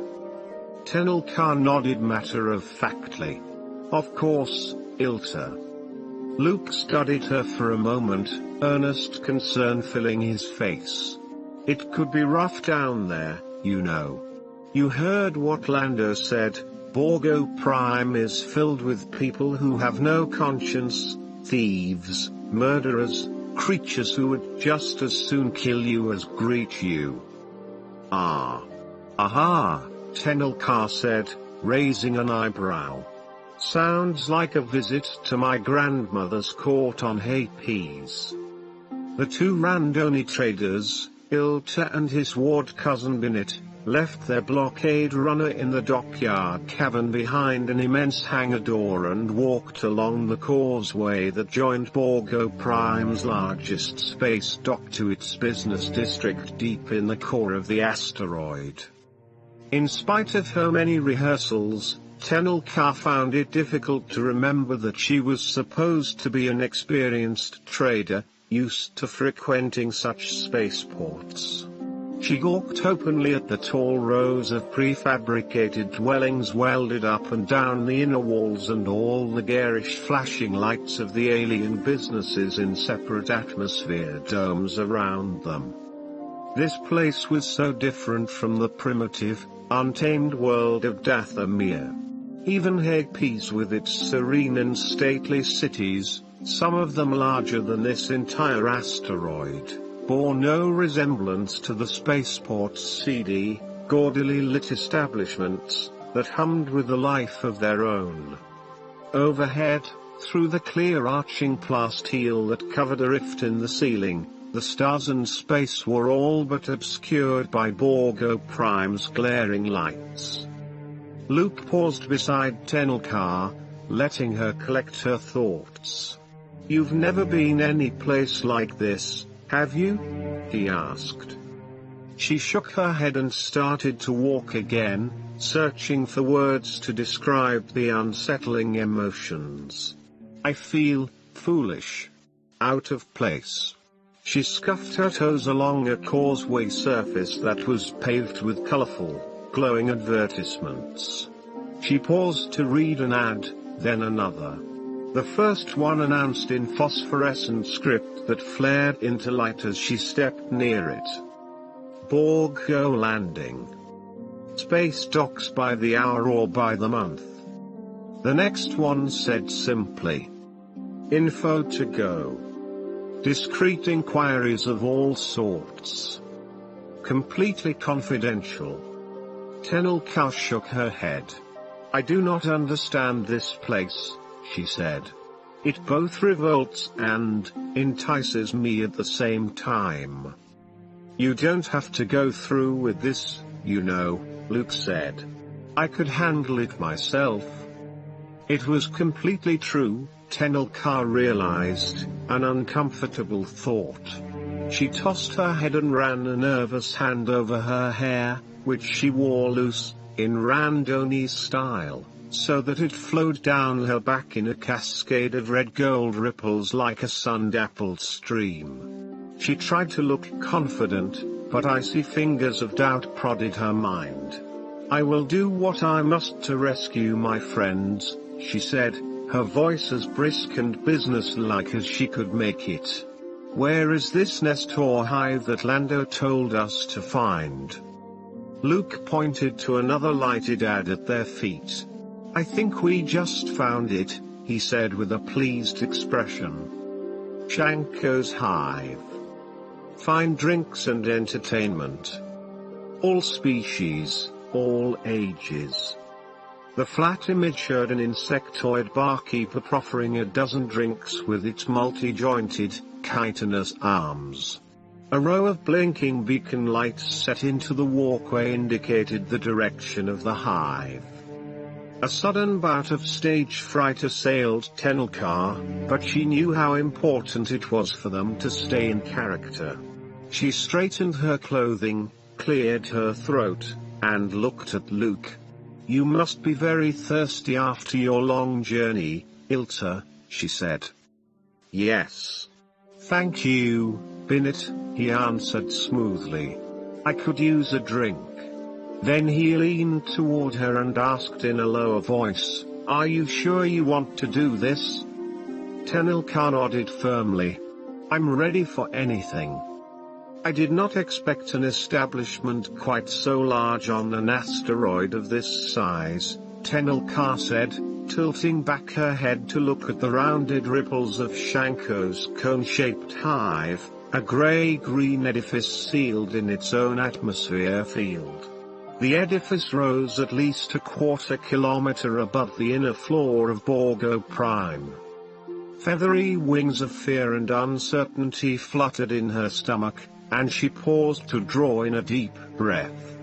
To Tenelka's great chagrin, a subtle spark of amusement danced in Master Skywalker's eyes. "You know what waits for us in there, don't you?" he asked. "Thieves," she answered. "Murderers," he added. "Liars, scum, smugglers, traitors," her voice trailed off. "Almost like family back on Hay Peas?" he asked with a gentle, teasing smile. As heir to the royal throne of Hay Peas, Tenelka had faced trained assassins, as had her father, Prince Isolde, before her. If she could do that, surely she could handle a little spaceport cantina. "Thank you," she said, taking the arm he offered. "I am ready now." Luke slid a pass chit into a small slot in the door. "Let's try to keep a low profile." The door slid open. The first thing that caught Tenelka's eye when she stepped through the door was the insectoid bartender, Shanko, who stood over 3 meters high. The room was filled with indescribable odors she could not begin to identify, not actually pleasant, but not quite offensive either. Particulates hung in the air from a multitude of burning objects, pipes, candles, incense, chunks of peat in blazing bog pits, even clothing or fur from the occasional customer who got too close to one of the fires. Without speaking, Luke gestured with his chin toward the bar. Even if he had spoken aloud, Tenelka could not have heard him above the noise of at least half a dozen different bands playing hit tunes from as many different systems. Fortunately, they had decided before entering where they should start their inquiries. Knowing that on Rondon the female ward cousin was highly honored, mainly for her potential inheritance, and was always served first, Tenelka stepped up to the bar to place her order. "Welcome travelers," Shanko said, folding 3 pairs of multi-jointed arms and bowing until his antennaed head nearly touched the bar. "Your hospitality is as welcome as the prospect of refreshment," Tenelka replied. "So, you have been well schooled," Shanko said. "Are you perhaps a scholar? A diplomat?" "She is my ward cousin," Luke put in smoothly.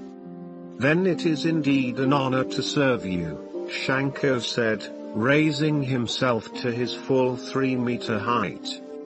"I would like a random yellow plague," Tenelka said without hesitation. Chilled. "Make it a double." "And I would like a remote terminator," Luke said. The covering membranes of the bartender's multifaceted eyes indicated twice in surprise. "Not often requested. A strong drink, is it not?"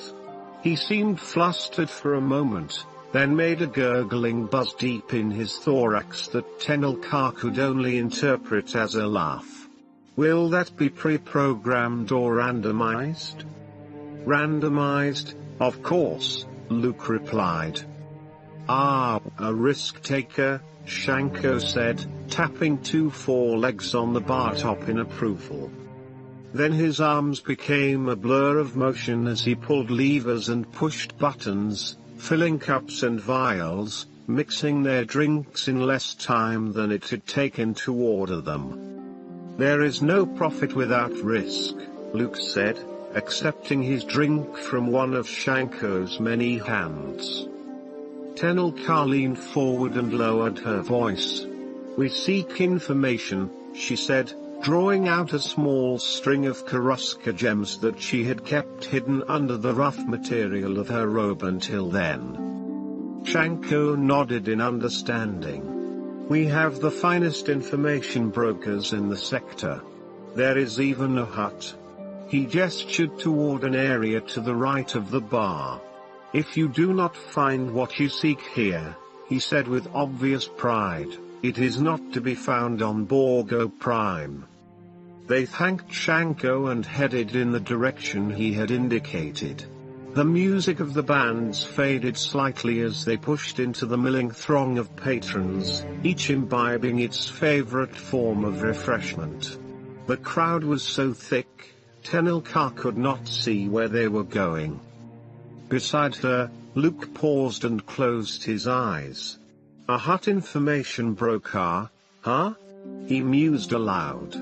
"They're the best you can get." Tenelka felt a slight tingle as she watched him reach out with the force to touch the minds around him, searching. She searched, too, but with her grey eyes open. A quick glance revealed nothing of interest.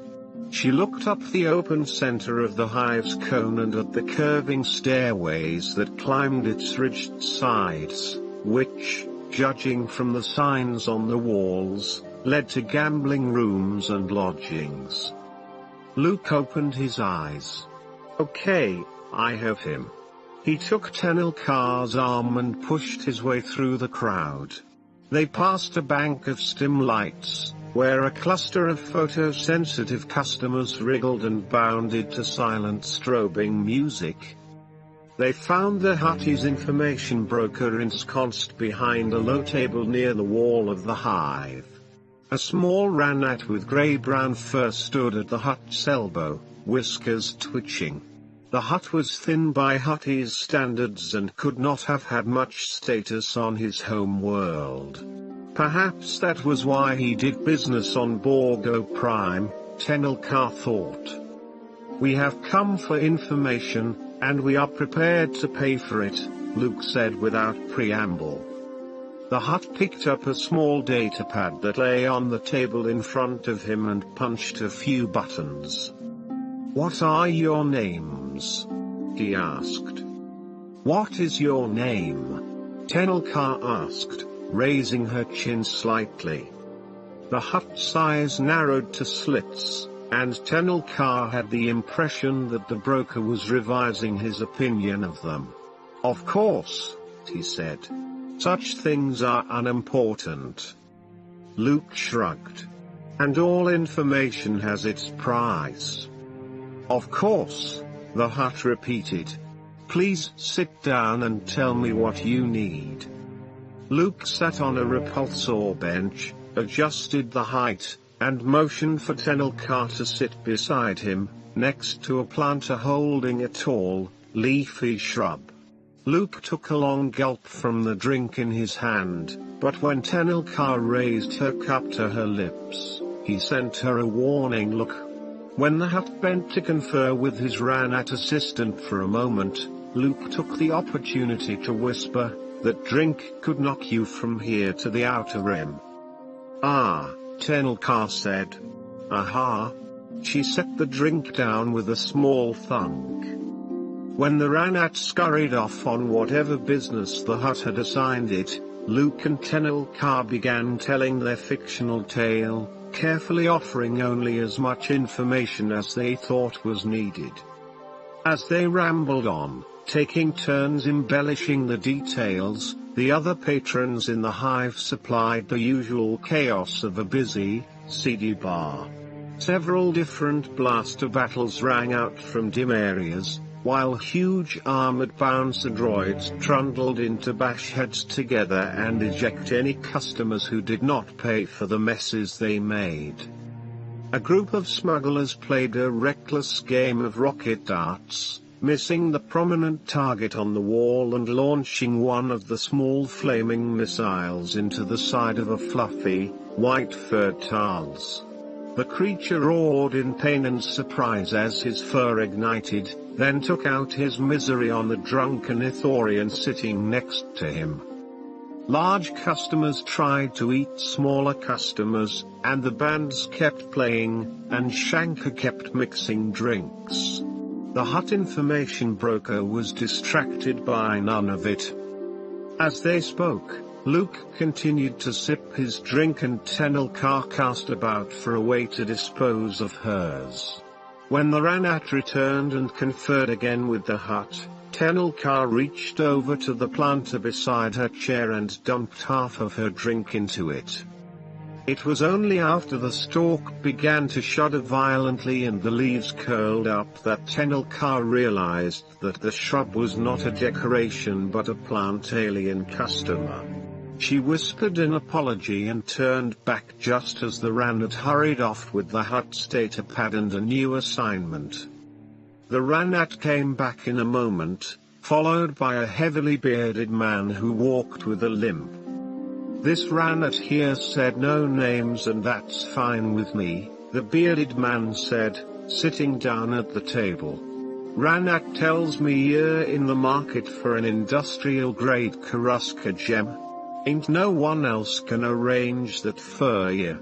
Industrial-grade gems, sooner or later they have to come through me. Are you the purchasing agent, then? Tenelka said without thinking. The bearded man snorted. How about we just say I'm a middleman? Again, Luke explained as briefly as possible about the treasure vault on Ossus, and before long they had struck a deal to purchase one industrial-grade Karuska gem. That done, Luke probed the middleman for information about who else might have bought industrial-grade gems. The man's eyes grew wary and distrustful. No names, that's the bargain, he said stoutly. Tenelka pulled off another string of the fine Karuska gems that hung around her neck and placed them on the table beside the payment she and Luke had already made for the large gem. Surely you understand our caution, Luke said. We must know if there is anyone capable of stealing our treasure from us. The middleman picked up the string of gems and looked them over carefully. Can't tell you much, he said in a low voice. Last shipment of big industrial gems, one person bought 'em all. Big order. Can you describe their ships, tell us what planet they came from? Luke pressed. The bearded middleman still did not look up. Not much, actually. Never saw the ship she came on. All I know's she called herself a lady of the evening, or a daughter of darkness, or something like that. Tenelka caught her breath, and she felt Luke stiffen beside her. You mean a night sister? Tenelka asked with a quaver in her voice. Yeah, that was it. A night sister, the middleman said. Goofy name. Luke's eyes met Tenelka's and held. Thank you, gentlemen, Luke said slowly. If you're right, I'm afraid this night sister may have taken some of our valuables already. Chapter 8. Jason stood behind Corell's pilot chair, biting his lip. The night sister Damithkai loomed over them, powerful and threatening. He flashed a glance at Jaina, but he didn't think they could do anything to resist. Not yet, anyway. Docking doors on the ring of the Shadow Academy eased open in the silence of space, exposing a dark, cavernous bay rimmed with flashing yellow lights to guide Corell's ship in. The Imperial pilot worked the controls with grim proficiency, and Jason noticed that his damaged left arm, which had never properly healed when his TIE fighter had crashed on Yavin 4, was now bulkier, encased in black leather from the shoulder down, wrapped with straps and battery packs. Corell, what happened to your arm? Jason asked. Did they heal it for you, like we promised we'd do at the Jedi Academy? Corell diverted his attention from the docking maneuvers, turning his haunted pale eyes toward the boy. They did not heal it, Corell said. They replaced it. I now have a droid arm, which is better than my old one. Stronger, capable of more tasks. He bent his leather-bound arm. Jason caught the faint whirring of servo motors. His stomach clenched in sick revulsion. "They didn't have to do that," Jason said. "We could have healed you in a Bacta tank, or a medical droid could have tended you. At worst you would have been fitted with a biomechanical prosthetic that looks just like a real arm. Even my uncle has one of those. There was no need to give you a droid arm." Corell's face was stony, and he turned his attention back to piloting his craft. "Nevertheless, it is done. My arm is better now, stronger." The Imperial ship drifted into the docking bay, and lines of pulsing lights continued to illuminate the reflective metal walls. A transparent steel-encased observation bay with angular windows protruded from the inner wall above. Jason could see small figures running diagnostics, working systems to guide Corell's ship in. The ship settled down with barely a bump. The docking bay doors closed behind them, sealing the prisoners inside the sinister Shadow Academy. Tamith Kai spoke into the comm channel. "Engage cloaking device," she said, her deep voice as irresistible and compelling as a tractor beam.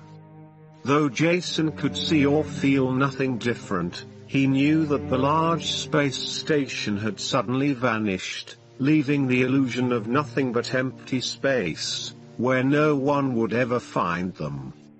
Flanked by a stormtrooper escort, Tamith Kai ushered the children down the boarding ramp, away from the assault ship that had kidnapped them from Gem Diver Station.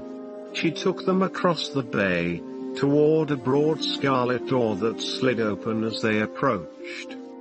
On the other side stood a young-looking man dressed in flowing silvery robes. His smooth skin and silken blonde hair seemed to glow.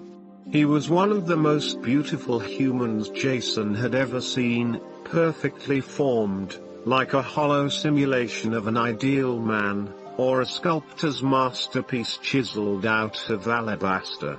A contingent of stormtroopers stood behind him, blaster rifles resting on their shoulders. "Welcome, new recruits," he said in a gentle voice that carried undertones of music. "I am Brakis, leader of the Shadow Academy." Jason heard his sister gasp and couldn't restrain his own exclamation. "Brakis?" he said. "Blaster bolts. We've heard about you. You were an Imperial spy planted at Master Skywalker's Academy, trying to steal our training methods." Brakis smiled as if inwardly amused. "That's right," Jaina continued excitedly. "Master Skywalker figured out who you were, but when he tried to turn you to the light side, to save you, you couldn't face the ugliness inside yourself." Brakis's smile never faltered. "Ah, so that's how he tells it? Master Skywalker and I did not agree on the particulars of training in the Force. But he had at least one good idea. He was correct to bring back the Jedi Knights. He realized that the Jedi were the preservers and protectors of the old Republic. They unified the decaying old government and kept it alive long after it should have dissolved into anarchy. And now that there is anarchy among the remnants of the Imperial forces, we need such a unifying force. We have already found a powerful new leader, a great one," Brakis smiled, "but we also need our own group of Dark Jedi Knights, Imperial Jedi, who will cement our factions together and give us the will to defeat the wicked and unlawful government of the New Republic and bring about the Second Imperium." "Hey, our mother leads the New Republic," Jason objected. "She's not wicked. And she doesn't torture people, or kidnap them, either." Brakis said, "It all depends on your perspective." "Who's this new leader?" anyway?" Jaina interrupted. "Haven't you tried to find a single leader before, and ended up with everyone fighting to run what's left of the Empire? It won't work." "Silence," Tamith Kai said, her voice thick with menace. "You will not ask questions, you will receive indoctrination. You will be trained as powerful warriors to fight in the service of the Empire." "I don't think so," Jason said defiantly. His sister's face flushed with anger. "We won't cooperate with you. You can't steal us away and just expect us to be diligent little students for you. Master Skywalker and our parents will comb the galaxy to find us. They will find us, and then you'll be sorry." Behind them, Loie snarled and spread his long arms as if longing to tear something limb from limb, as his uncle Chewbacca was rumored to do whenever he lost a hologame. The stormtroopers suddenly trained their rifles on the infuriated Wookiee. "Hey, don't shoot him," Jason said, moving between the stormtrooper and Loie. Jaina spoke up in an authoritative tone that took Jason by surprise. "What have you done with MTD, Loie's translator droid? He needs to communicate, unless of course all of these stormtroopers can somehow speak the Wookiee language." "He will be given his little droid back," Tamith Kai said, "as soon as it has undergone suitable reprogramming." Brakis clapped his hands at the troopers. "We will go to their quarters now," he said. "Their training must begin soon. The Second Imperium has a great need for dark Jedi Knights." "You'll never turn us," Jaina said. "You're wasting your time." Brakis looked at her, smiled indulgently, and stood in silence for a long moment. "You may find that your mind will change," he said. "Why don't we wait and see?" The stormtroopers formed an armed escort around them as they marched along the clanking metal deck plates. The Shadow Academy was not comfortable and soft like Lando's Gem Diver Station. The walls were not painted with pastel colors. There were no soothing strains of music or nature sounds over the loudspeaker systems, only harsh status reports and chronometer tones that chimed every quarter hour. Stenciled labels marked the doors. Occasional computer terminals mounted to the walls displayed maps of the station and complicated simulations in progress. "This is an austere station," Tamith Kai said as Jason stared at the cold, heartless walls. "We don't bother with luxury accommodations like your Jungle Academy. However, we have made sure that you each have a private chamber so you can conduct your meditation exercises, practice your assignments, and concentrate on developing your Force skills." "No," Jaina said. "We'd rather stay together," Jason added. Lobaka roared in agreement. Tamith Kai came to an abrupt stop and looked down at them. "I did not ask your preference," she said, her violet eyes blazing. "You will do as you are told."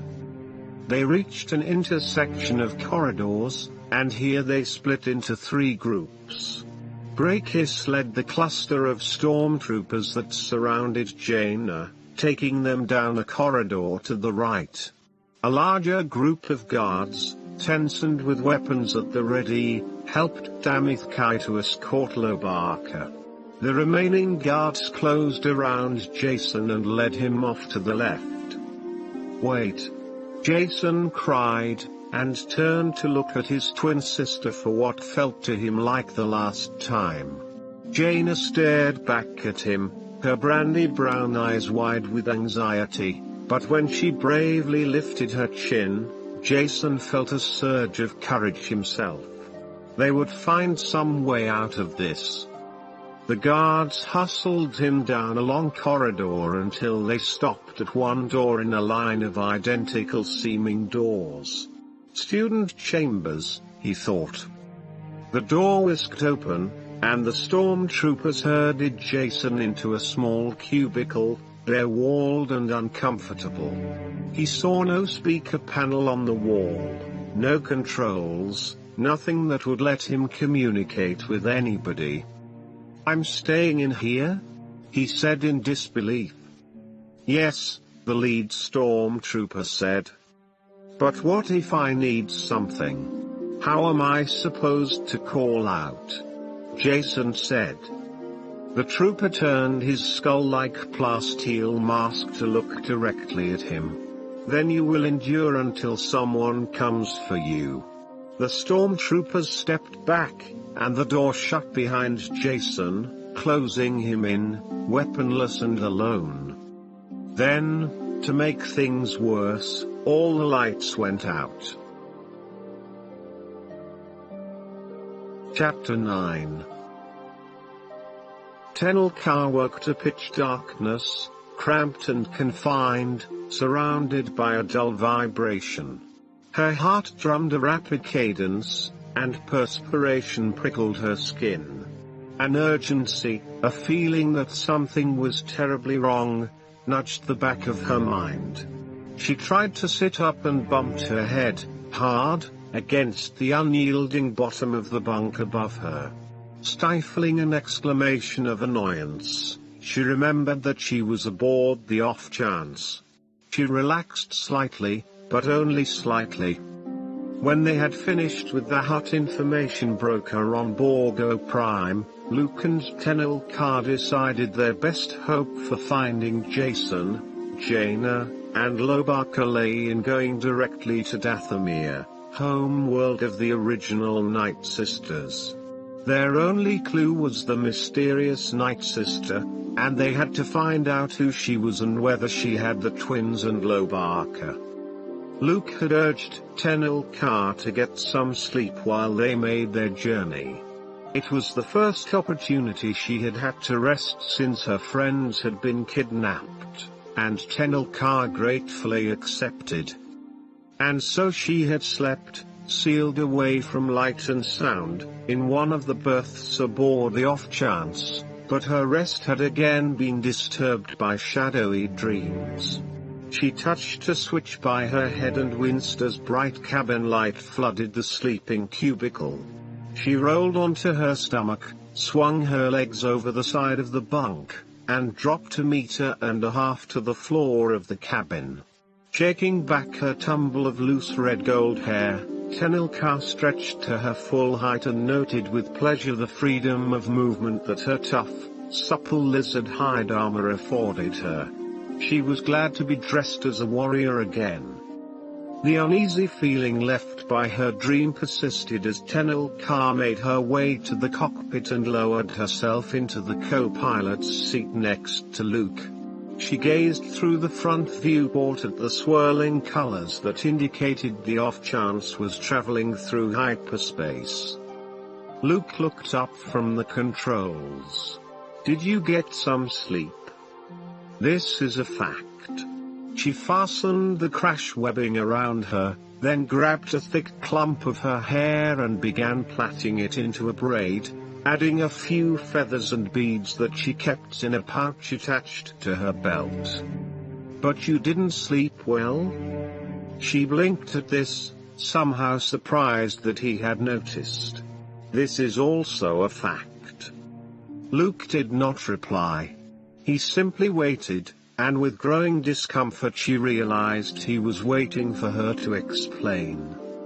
"I had a dream," she said. "It is not important." His intense blue eyes searched her face. When he spoke, it was in a low voice. "I feel fear in you." She grimaced and shrugged. "It is a dream I have had before." His eyelids fluttered shut briefly, and he tilted his head as he might have done had he been studying her with his eyes open.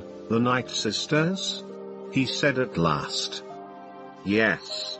It is childish, she admitted as color rushed to her cheeks, staining them with embarrassment. Strange, I dreamt about them, too, Luke said. Tenelka looked at him in disbelief. I used to think they were just a story that mothers and grandmothers on Dathomir told to scare children. But the Night Sisters were all destroyed. How could there be any left? The people of Dathomir are often strong in the Force, and it would not be difficult for someone else to train them in the ways of evil, he said. He leaned back in the pilot's seat and stared out at hyperspace as if summoning an old memory. In fact, many years ago, before you were born, I traveled to Dathomir searching for Jason and Jaina's parents, Han and Leia. That was when I met your mother and father, and we all joined forces to defeat the last of the Night Sisters. Tenelka looked at him curiously. This was a part of the story her parents spoke little about. My mother thinks very highly of you, she said, hoping he would elaborate. Luke slid her a teasing glance. But did she ever tell you how we met? That she captured me? You don't mean, Tenelka began. She couldn't have expected. Luke chuckled at her discomfiture. This is a fact. Oh, Master Skywalker.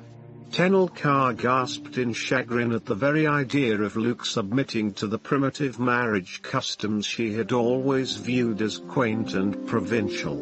On Dathomir, a woman selected and captured the man she wanted to marry. Her mother, Tenenil Jo, had done that to Luke Skywalker? It brought a renewed flush of embarrassment to her face to realize that her mother had captured the greatest Jedi Master in the galaxy and had expected him to marry her and father her children. Then, all at once, the situation struck her as so ridiculous that she let loose with what was, for her, a rare sound indeed, a giggle.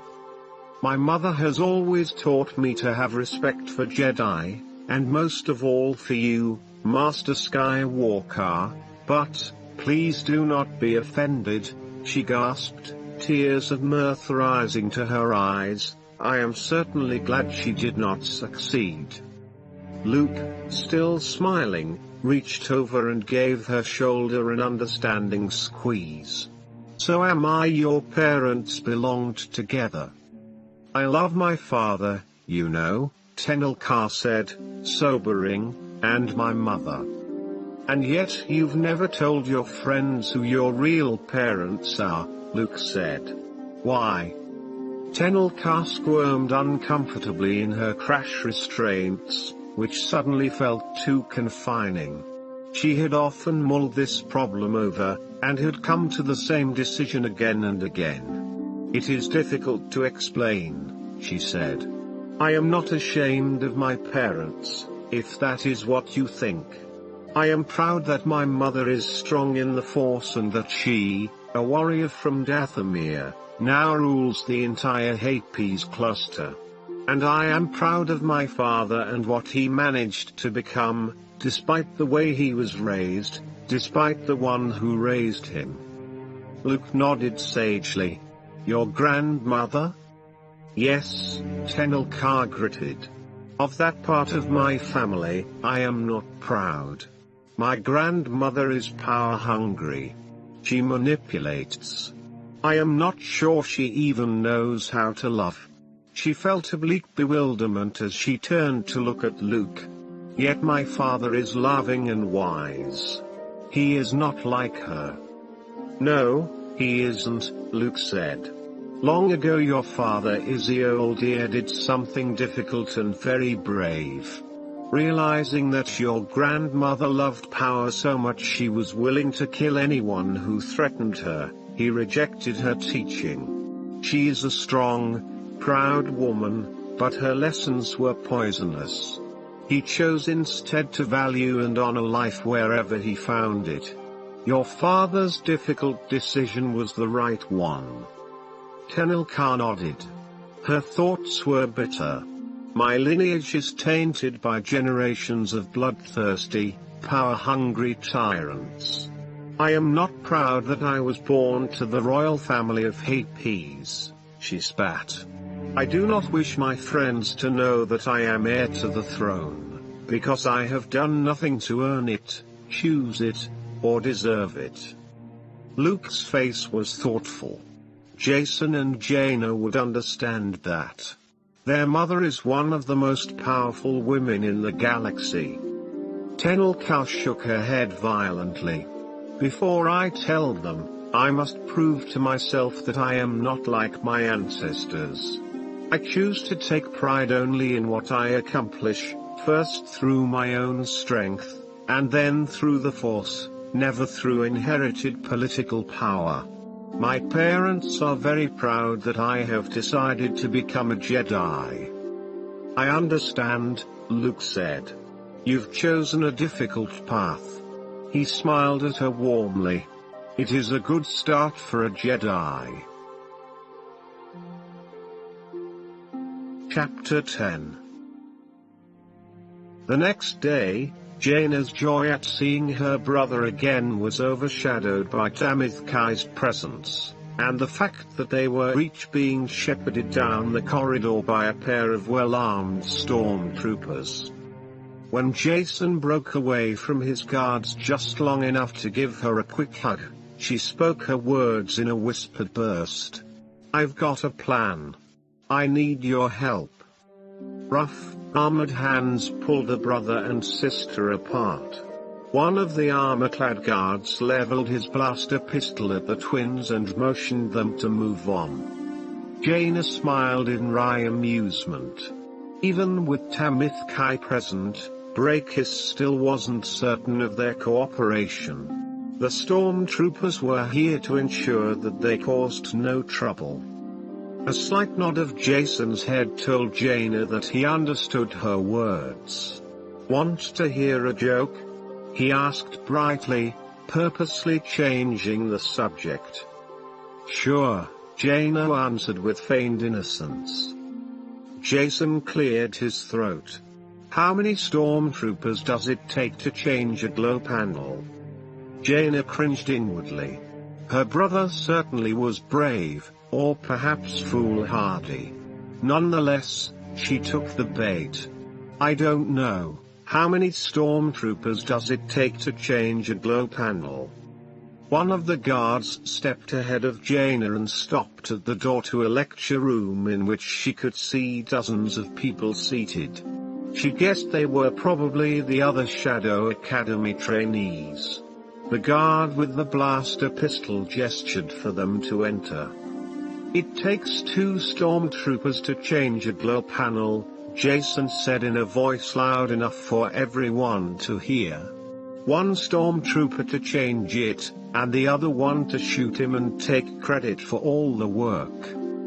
Jaina tried unsuccessfully to suppress a snort of laughter. Tamithkai glared violet daggers at Jason. Jason squirmed under her angry regard and muttered, I can tell you're from Dathomir. Your people aren't exactly known for their sense of humor. As her 2 guards took her arms in a bruising grip, Jaina was forced to admit that her brother's small act of bravado had released something inside her, had shown her that her mind, at least for now, was still free, that she still had choices. She was dragged into the meeting room, where her guards shoved her into a sitting position at one end of a narrow, backless bench. Jason's guards seated him on the opposite side of the room, no doubt to punish him for his joke. Jaina was delighted to see that Lois sat less than a meter away from her, with only 1 student between them. He roared a greeting at her and Jason. The other students were all human, clean-cut, and wearing dark uniforms. They seemed eager to learn, glad to be at the Shadow Academy, genuine Imperial youth. She had seen people like this before.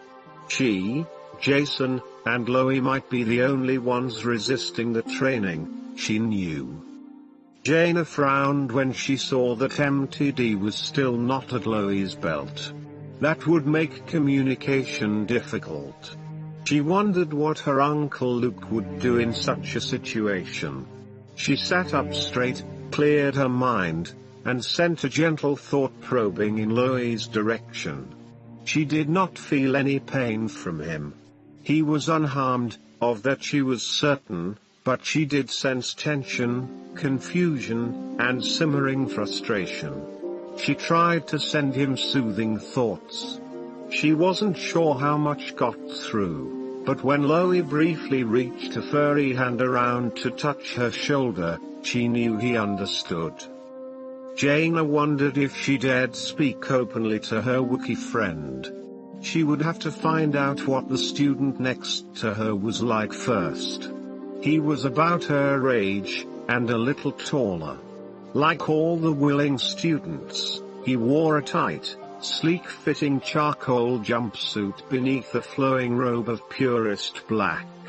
He had blonde hair and moss-green eyes, and he glanced at her without any particular recognition or interest. She sent her thought probe toward the young man, but caught nothing beyond elusive snatches that played fleetingly in her mind, like disconnected notes from an orchestra tuning its instruments. "Why are we here?"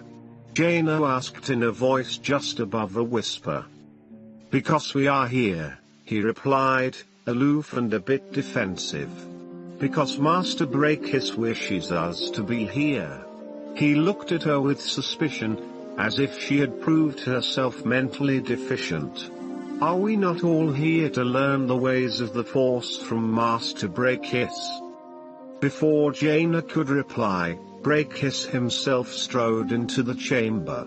The silence in the room was instant and complete. Not a cough or a syllable challenged his compelling presence. Brakis let his piercing eyes rove across the faces of the gathered students. When his eyes met hers, Jaina felt an inexplicable chill creep down her spine. Without preamble, he began to teach. The Force is an energy that surrounds all living things.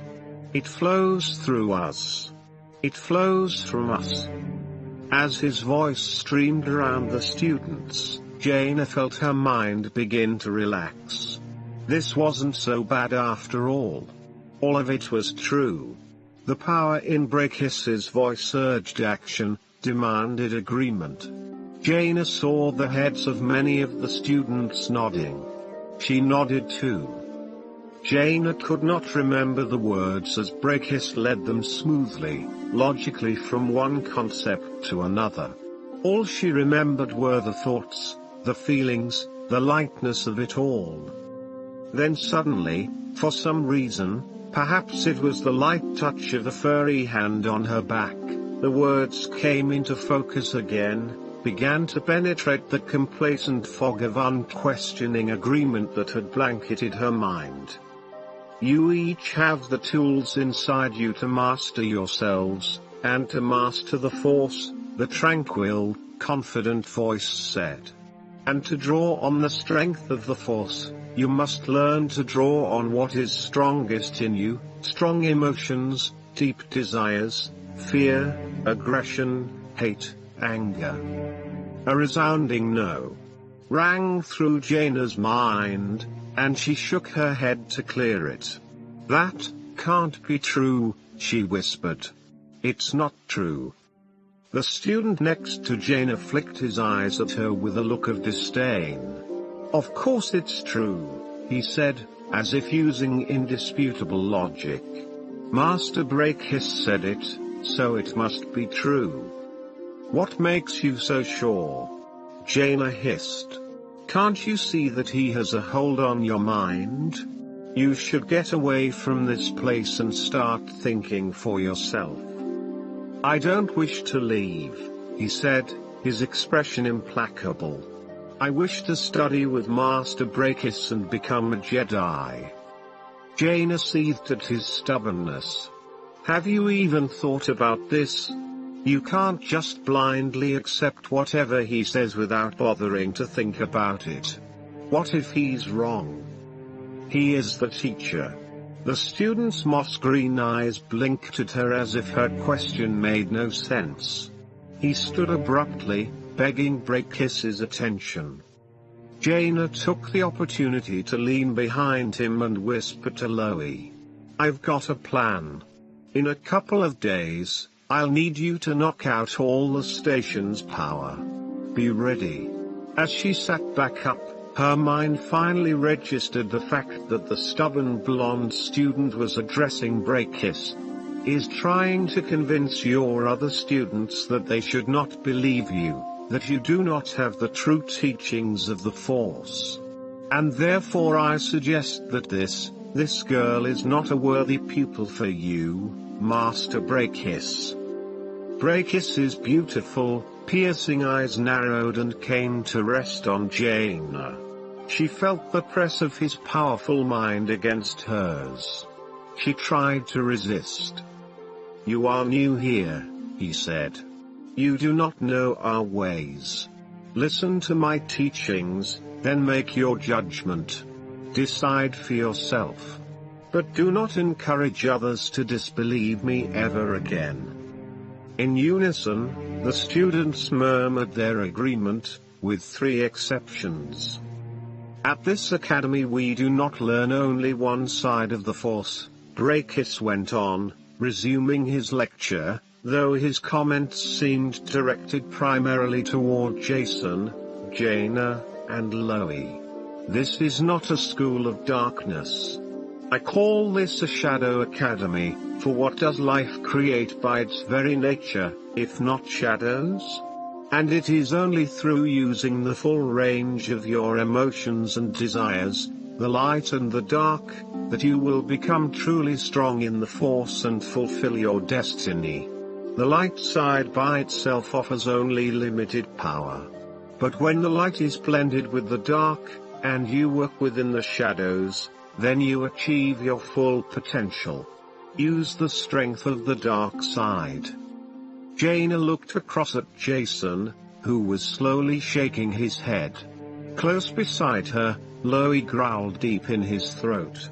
Unable to contain herself any longer, Jaina stood.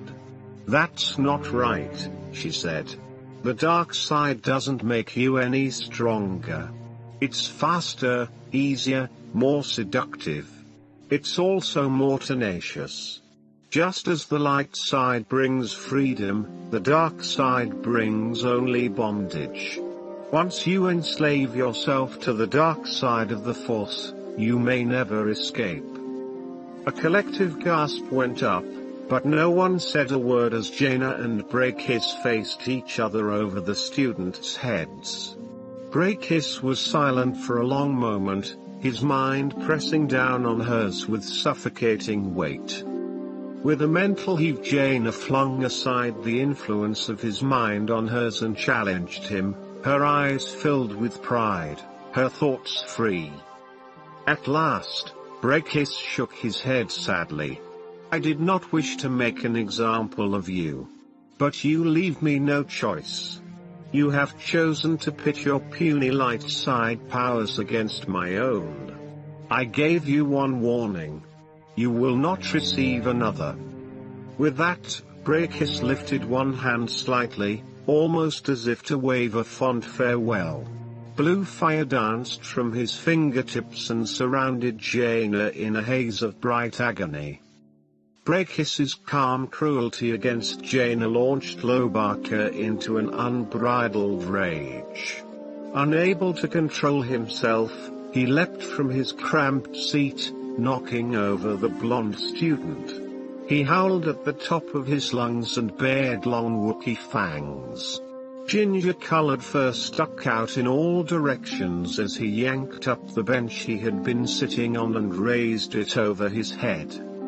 Alerted by the disturbance, the guards charged into the room, their stun pistols drawn, looking for the source of the chaos, and the enraged Wookiee was not difficult to find. Loie threw the bench at the incoming stormtroopers. His blow knocked the first cluster of guards backward into each other, tumbling them down like children's blocks. 5 more stormtroopers tripped over their fallen companions but still managed to wade into the room. The other Shadow Academy trainees added to the uproar, trying to shout Loey down. The Wookiee just roared back at them. From the podium, Brakis urged everyone to be calm, but no one listened. Another door whisked open, and a new contingent of stormtroopers rushed in from the far side of the room. Jason dashed to his unconscious sister's side and cradled her head and shoulders in his lap. With relief, he sensed that she was not seriously injured from the force blast. She groaned and blinked her brandy-brown eyes, trying to fight her way back to consciousness. "Jaina," he called. "Jaina, snap out of it." "All right, I am," she said, struggling to sit up. Then she seemed suddenly to notice the brawl that Loey had started on her behalf. The second set of stormtroopers drew their stun pistols as Loey yanked a bench out from under another Shadow Academy student, sending her to the floor. The student squealed in outrage. Loey ignored her and raised the bench to throw at the incoming stormtroopers. They pointed their stun pistols and fired, but the beam caught the front of the bench, doing no damage. Loey tossed it, and the troopers scrambled out of the way as the bench crashed against the side wall. Lobaka ducked to pick up something else to throw, and just as he did, the first set of stormtroopers on the other side of the room, finally climbing back to their feet, fired their stun pistols. Glowing blue arcs shot over Loey's back, missing him and striking full against 3 of the second set of troopers on the other side, stunning them. They sprawled senseless on the floor in a clattering tumble of white plasteel armor. "Cease this disturbance," Brakis shouted. His normally smooth features had lost their serene composure. One of the stormtroopers in the first group took 2 steps forward and aimed his stun pistol directly at Loey's back as the Wookiee stood up, presenting an easy target. Jason watched and, in the moment before the stormtrooper could fire, used his greatest strength with the force to grasp the trooper's blaster and wrench it halfway around, twisting it in the white-gloved hand so that when the guard squeezed the firing button, the barrel was pointed toward his own chest. The stun beam splashed out, knocking the trooper to the ground, unconscious. "Loey, I'm all right," Jaina called, picking herself up and climbing to her feet. "Look, I'm all right." More stormtroopers rushed in from both sides of the room, weapons drawn. "Loey, calm down," Jason said. Lobaka looked from side to side, fingers spread, arms ready to tear something apart, until he saw he was clearly outnumbered. Brakis stood with his fingers outstretched. A shimmering power curled between them, ready to be unleashed. "We don't want to damage you," Brakis said, filled with savage intensity, "but you must learn discipline." The master of the Shadow Academy looked to the stormtroopers. "Return them to their quarters, and keep them separated. We have great work to do here and cannot be distracted by unchanneled displays of temper." Then Brakis adjusted his handsome features until he looked calm and soothing again. He raised his eyebrows in admiration toward Loey. "I am pleased to see the strength in your anger, young Wookiee. That is something we must develop. You have great potential." White armored guards crushed Loey's hairy arms in their unfeeling grip. The stormtroopers marched the 3 young Jedi Knights out into the corridor, and toward their cells. Chapter 11. Dathomir sparkled like a rich topaz jewel, welcoming Tenel Ka, as Luke piloted the off-chance down into the atmosphere.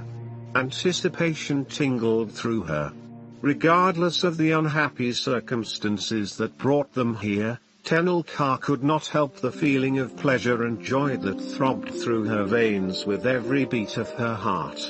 Home, home. Home, home. Turbulence buffeted the blockade runner as they descended. Luke studied the displays on the navigation console and adjusted their course from time to time. "It's been a long time since I made a visit to the Singing Mountain clan," Luke said. "I don't remember exactly how to get there. I think I can get as close, but unless you happen to know the coordinates." Tenel Ka rattled off the numbers before he could finish his thought. At the same time, she leaned forward and entered the coordinates into the navicomp. "I come here often," she explained. "It is my second home in the galaxy, but it is the first home of my heart." "Yes," Luke said, "I can understand that." As the off-chance carried them to the home of the Singing Mountain clan, they passed over shining oceans, lush forests, vast deserts, rolling hills, and wide fertile plains.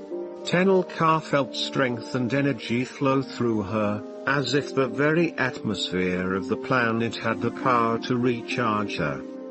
"Look," Luke said, pointing down at a herd of blue-skinned reptiles racing at incredible speed across a plain. "Blue Mountain people," Tenel Ka said. "They migrate every dawn and every dusk." Luke nodded. "One of them gave me a ride once." "That is a rare honor, Master Skywalker," she said. "Not even I have had that opportunity." The pale pink sun was high above the horizon by the time they reached the wide, bowl-shaped valley of the Singing Mountain clan, Tenel Ka's second home. A green and brown patchwork of fields and orchards spread beneath them in the pinkish sunlight. Small clusters of thatched huts dotted the valley, and morning cooking fires glimmered here and there. Luke pointed to the stone fortress built into the side of the cliff wall that rose high above the valley floor. "Does Orgwinjo still rule here?" "Yes. My great-grandmother." "Good. We'll go directly to her then. I'd prefer to tell only a few people why we are here and keep our presence as secret as possible," he said. Then he brought the off-chance to a smooth landing on the valley floor beside the fortress. "That should not be difficult," Tenel Ka replied. "My people do not speak unnecessarily." Luke chuckled. "I can believe that." Tenel Ka paused halfway up the steep path that led to the fortress. She was not at all fatigued, she was simply savoring the moment. Luke, who had been following behind her with unwavering steps, halted without a word and waited for her to continue. He did not seem the least bit winded, his breathing slow and regular, no small feat considering the rapid pace Tenel Ka set.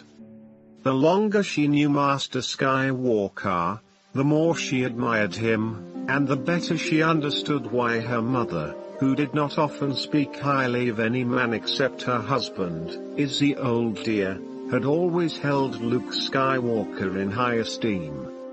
Tenel Ka drew in a deep breath. The air was delicious, but not just from the mouth-watering odors of roasting meat and vegetables that wafted from the cooking fires. It was late summer in the valley, and the warm breeze was redolent with the scents of ripening fruit, golden grasses, and early harvest. Despite the intermingled odors of the lizard pens and the herd of domesticated rancors, there was a freshness to the air that lifted her heart. Tenel Ka set off again as if there was not a moment to lose. Finally, She stood before the gate of the fortress, where she announced herself as a member of the clan. The gates were thrown open and Tenelkar's clan sisters welcomed her with warm embraces and low murmurs of greeting. All were dressed in lizard skin tunics of various colors, like the one Tenelkar wore. Some wore elaborate helmets, while others simply wore their hair in decorated braids. One clan sister with black hair that fell to her waist drew the two travelers inside. "Orgwin told us you would come," she said. Her expression was grave, but Tenelkar could see the smile that lit her eyes. "Our mission is urgent," Tenelkar stated, not bothering to greet the woman. "We must see Orgwin alone at once." She had never used such a tone of command in Master Skywalker's presence before, but she knew her clan sister would not be offended. At times like this, pleasantries were an unnecessary luxury among her people. The woman inclined her head slightly. "Orgwin has guessed this much. She waits for you in the war room." The ancient woman stood as they entered the room. "Welcome, Jedi Skywalker. And welcome great-granddaughter Tenelkar Chumatajo." She embraced each of them in turn. Tenelkar groaned. "Please," she said, "do not use my full name. And do not send word that we are here." Luke interrupted. "We're following a trail that has led us from Yavin to Borgo Prime to Dathomir. Our need for information has brought us to you." Tenelkar took a deep breath and searched for words. She looked directly at her great-grandmother. Orgwin's wrinkle-nested eyes were attentive, cautious. "We are searching for the Night Sisters. Do any remain on Dathomir?" Orgwin's heavy sigh told Tenelkar that they had come to the right place. The old woman fixed her gaze on Luke. "They are not Night Sisters as you and I knew them," she said. "Not wizened crones with discolored skin, who rotted from the night spells they spoke." She shook her head. "No, they are a newly formed order of Night Sisters, young and fair, and allied with the Empire." She lifted a finger to stroke Tenelkar's cheek. "Their evil is subtle. They tame and ride rancors as we do. They dress as warriors, if they choose. They are not even all women, but they are the children of darkness. They are dangerous, with new goals.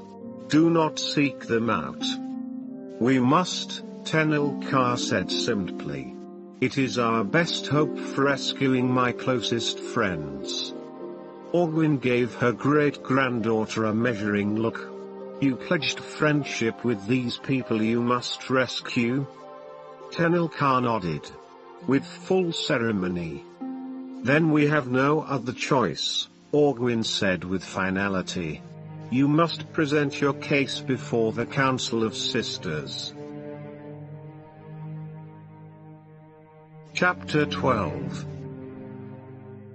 Brakis had a private office on the Shadow Academy, a place where he could go for solitude and contemplation. Now, as he pondered, he stared at the brilliant images surrounding him on the walls, a waterfall of scarlet lava on the molten planet Niklon, an exploding sun that spewed arcs of stellar fire in the Denari Nova, the still blazing core of the Cauldron Nebula, where 7 giant stars had all gone supernova at once, and a vista of the broken shards of Alderaan, destroyed by the Empire's first Death Star more than 20 years before. Brakis recognized great beauty in the violence of the universe, in the unbridled power provided by the galaxy or unleashed by human ingenuity.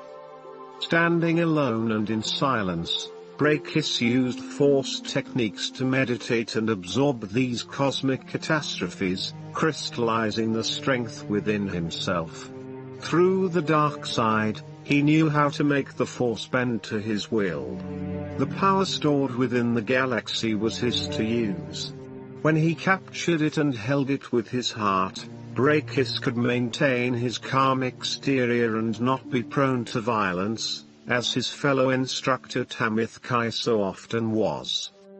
Brakis eased back in his padded chair, letting his breath flow slowly out. The synthetic leather squeaked as his body rubbed against it, and the warmers inside the chair brought the temperature to a relaxing level. The cushions conformed themselves to his body to give him the greatest comfort. Tamith Kai refused such indulgences outright.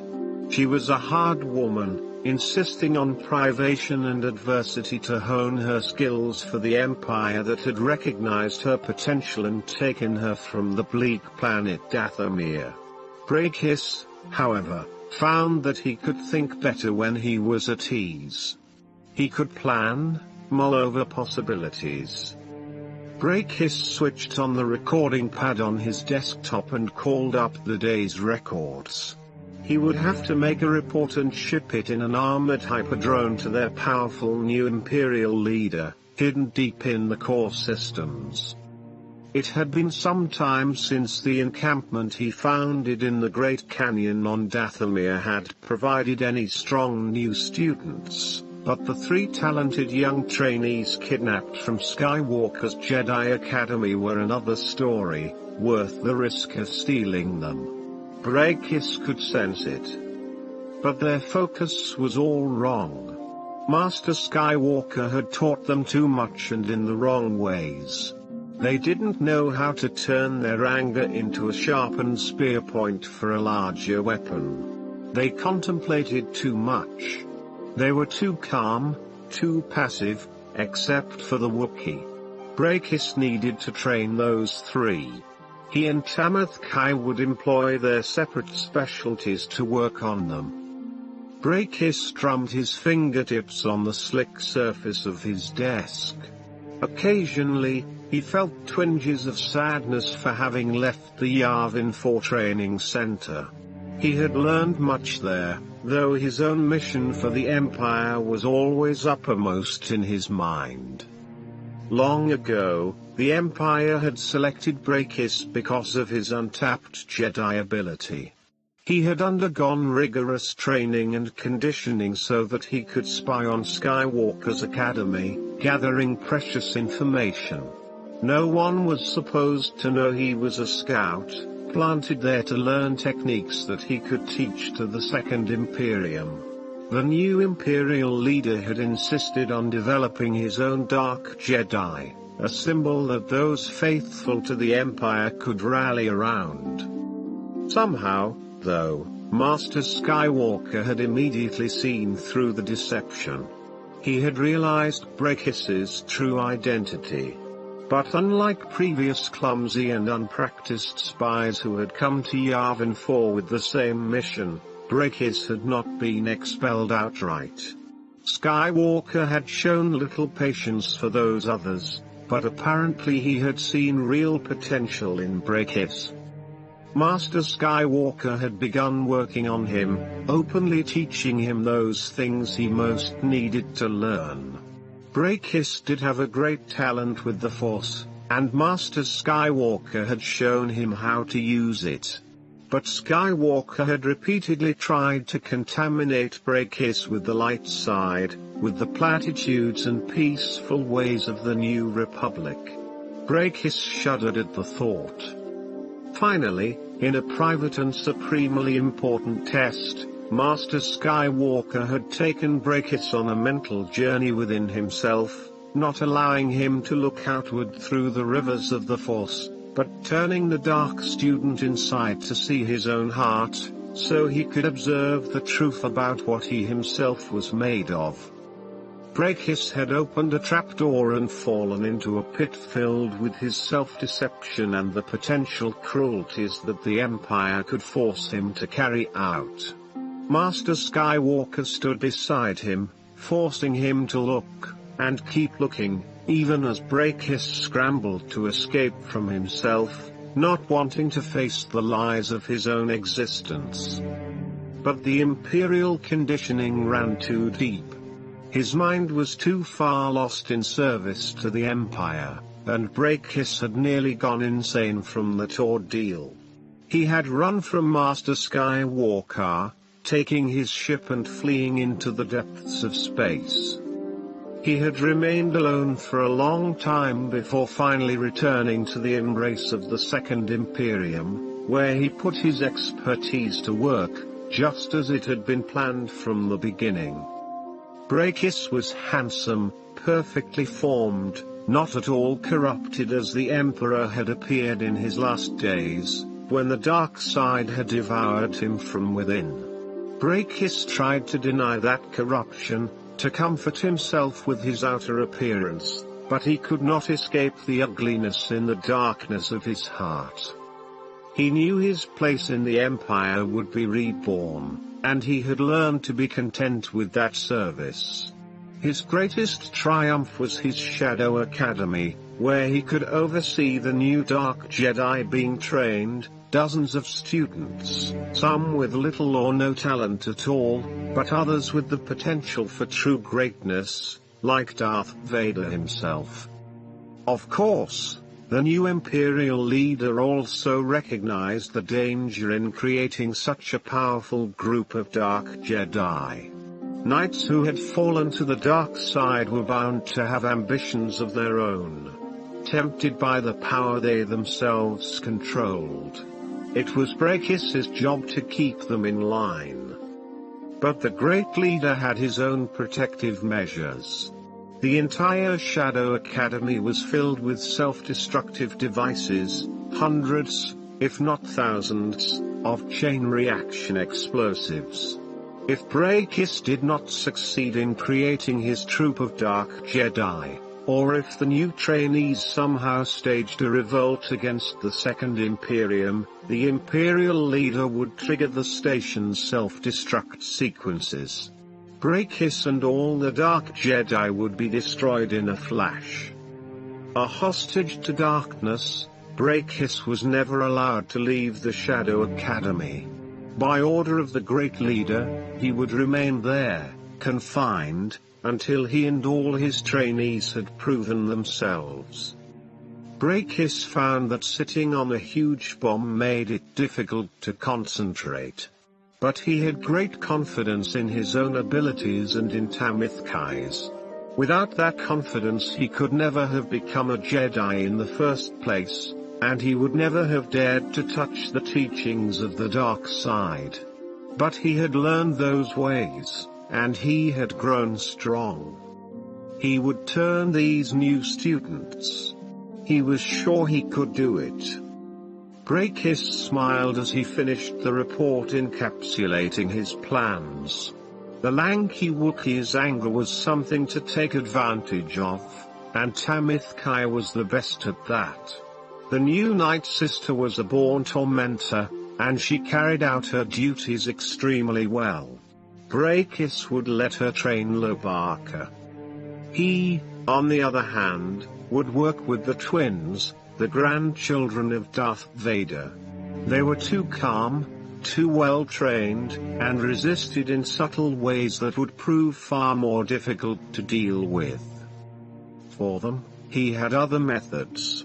First, he had to find out what Jason and Jaina really wanted, and he would give it to them. From that point on, they would be his. Chapter 13. The Shadow Academy's training chamber stood large and empty, a yawning, vacant space walled off on all sides. The doors sealed behind Jason, imprisoning him with Brakis, leaving him to face whatever the teacher had in store. The walls were a flat grey, studded with a grid of computer sensors. Jason saw no controls, no way out. He looked up at the beautiful man, who stood in silvery robes watching Jason with a calm, patient smile. Brakis reached into his shimmering robes and withdrew a black cylinder about half the length of Jason's forearm. It had 3 power buttons and a series of widely spaced grooves for finger holds. A lightsaber. "You will need this for today's training," Brakis said, broadening his smile. "Take it. It's yours." Jason's eyes widened. His hand reached forward, but he drew back, trying to hide his eagerness. "What do I have to do for it?" he asked warily. "Nothing," Brakis answered. "Just use it, that's all." Jason swallowed and did not meet Brakis's eyes, afraid to show how he longed to have his own lightsaber. But he didn't want to have it in this place, under these circumstances. "Hey, I'm not supposed to," he said. "I haven't completed my training. Master Skywalker and I had this discussion just a few days ago." "Nonsense," Brakis said. "Master Skywalker is holding you back unnecessarily. You already know how to use one of these. Go ahead." Brakis extended the lightsaber handle to Jason, moving it closer, tantalizing him. "Here at the Shadow Academy we feel that lightsaber skills are among the first talents a Jedi should develop, because strong, able warriors are always needed. If a Jedi Knight is not ready to fight for a cause, then what good is he?" Brakis pressed the lightsaber into Jason's hands, and Jason instinctively curled his fingers around it. The weapon felt at the same time heavy with responsibility and light with power. The finger grooves were widely spaced for his young hand, but he would grow accustomed to it. Jason touched the power button, and with a snap a sapphire beam crackled out, indigo at the core but electric blue on the fringes. He flicked the blade from side to side, and the molten energy sliced through the air, trailing a faint smell of ozone. He slashed back again. Brakis folded his hands together. "Good," he said. Jason whirled and held the lightsaber up.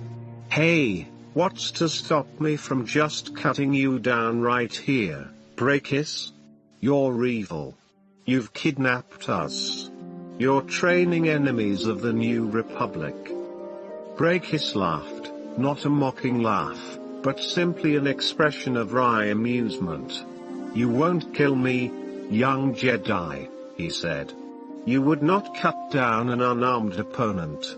Cold-blooded murder is not part of the training Master Skywalker gives his young trainees, unless he has changed his curriculum since I left Yavin 4? Brakis's alabaster-smooth face seemed exquisitely serene, but he raised his pale eyebrows. "Of course, if you do let loose your anger," he said, "and slice me in half, you will have taken a significant first step down the dark path. Even though I won't be here to see the benefits, the Empire will no doubt use your abilities to great advantage." "That's enough," Jason said, switching off the lightsaber. "You're right," Brakis agreed. "No more talk. This is a training center." "What are you going to do to me?" Jason said, holding up the lightsaber handle, alert and ready to switch it on again. "Just practice, my dear boy," Brakis said, easing toward the door.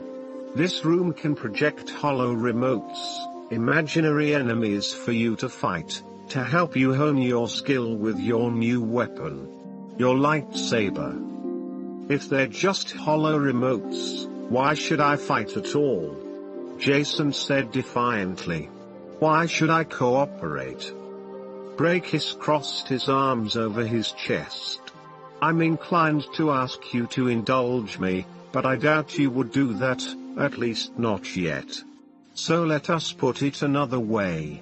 His voice took on a sudden hard edge, as sharp as razor crystal. The hollow remotes will be monster warriors.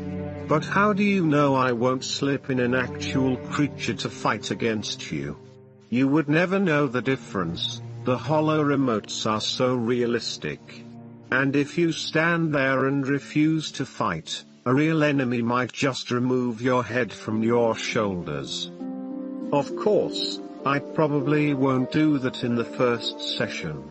Probably not. Or maybe I will, to show you I'm sincere.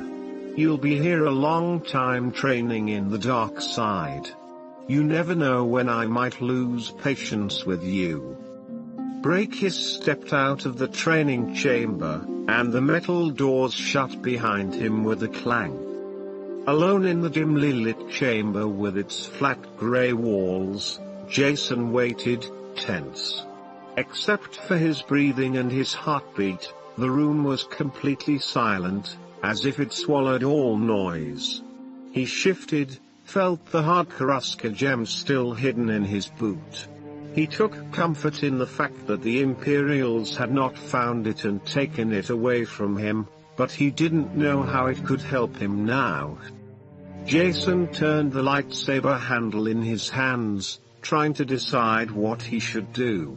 Intellectually, he was certain Brachis was bluffing, that the man would never send in a real murderous monster. But a part of Jason's heart wasn't so sure, and the slight twinge of doubt made him uneasy. Then the air shimmered. Jason heard a grinding sound and whirled to look behind him. A door he had not noticed before crawled open to reveal a shadowy dungeon from which something large and shambling scraped forward, dragging sharp claws along the floor. Jason's hobby back at home had been studying strange and unusual animals and plants. He had pored over the records of known alien races, memorizing them all, but still it took him a few moments to recognize the hideous monster that was now emerging from its cell. It was an abyssin, a one-eyed monster with greenish tan skin, broad shoulders, and long, powerful arms that hung near the ground and ended in claws that could shred trees. The cyclopean creature plodded out of its cell, growled, and looked around with its one eye. The abyssin seemed to be in pain, and the only thing it saw, and therefore its only target, was young Jason, armed with his lightsaber. The abyssin roared, but Jason stood firm. He held up his free hand, palm outward, trying to use the soothing force techniques that had proven so successful when he tamed new animals as his pets. "Calm down," he said. "Calm down, I don't want to hurt you. I'm not with these people." But the abyssin didn't want to be calmed, and stalked forward, swinging its long arms like clawed pendulums. Of course, Jason realized, if the monster was really just a hologram, then his Jedi techniques would be irrelevant. The abyssin pulled out a long, wicked club that had been strapped against its back. The club looked like a gnarled branch with spikes on one end, with a far longer reach than the lightsabers. The one-eyed monster could pound Jason and never be touched by the Jedi blade. "Blaster bolts," Jason muttered under his breath. He flicked on the lightsaber, feeling the power of the energy blade that pulsed in front of him with a blinding blue glow. The abyssin blinked its single large eye, then charged forward, its fang-filled mouth wide open. The creature swung its spiked club like a battering ram. Jason slashed in front of himself with the lightsaber defensively, instinctively. The glowing blade sliced off the tip of the club as easily as if it were a piece of soft cheese. The spiked end clanged on the metal floor.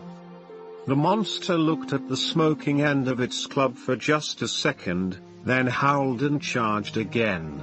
Jason was ready this time, his heart pounding, adrenaline flowing, attuned to the Force and focused on his enemy.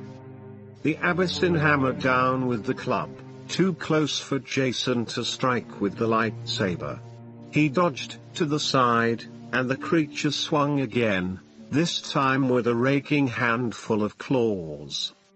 Jason made a dive for the floor and rolled, holding the lightsaber at arm's length to keep from harming himself with the deadly blade. The Abyssin pounced on him, thrusting with the thick end of the club. But Jason lay on his back and held the lightsaber up, twisting his wrists to slash the remainder of the club down to a smoldering stump in the monster's hands, then rolled sideways to dodge the heavy wood as it fell to the floor.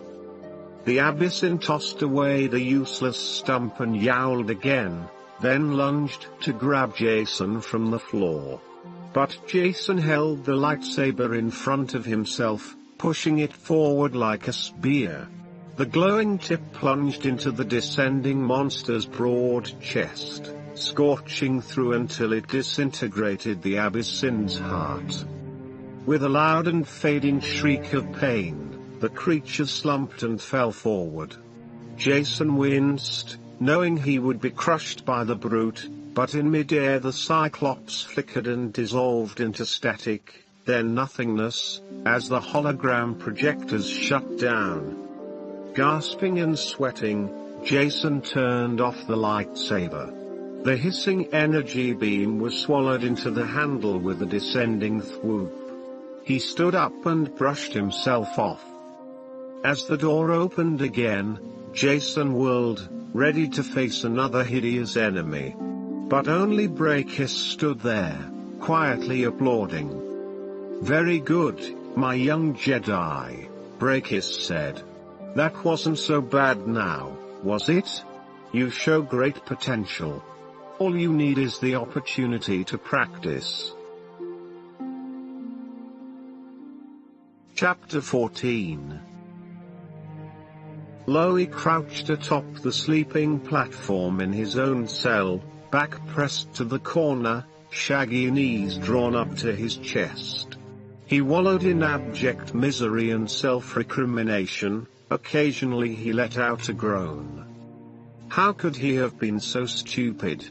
He had let the riptide of Brakis's teaching draw him further and further into his sea of anger until he had been immersed in it, swept away by its current. Jason had not given in. And seductive as Brakis's teachings were, Lowy refused to think of him as Master Brakis.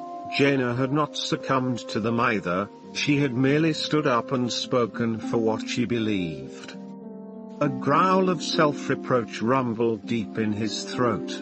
He alone, who had always prided himself on his thoughtfulness, on his dedication to studying, to learning, to understanding, had allowed himself to be influenced by the poisonous teachings.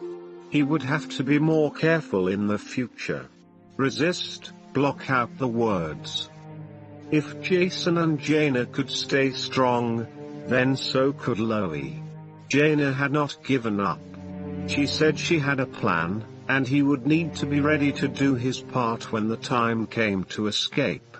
Lowy drew comfort from the thought of his friend's strength. He could resist giving in to his anger. He pounded a furry fist against the wall at his side and bellowed his defiance. He would resist. As if in response to his challenge, the door slid open and two stormtroopers stepped in, followed by Tamithkai. Lowy wrinkled his nose, noting something else that had entered his room uninvited, the unpleasant smell that hung about them, an odor of darkness. The stormtroopers each carried an activated stun wand, and Lowy guessed that they expected him to cause further trouble. "You will stand," Tamithkai said.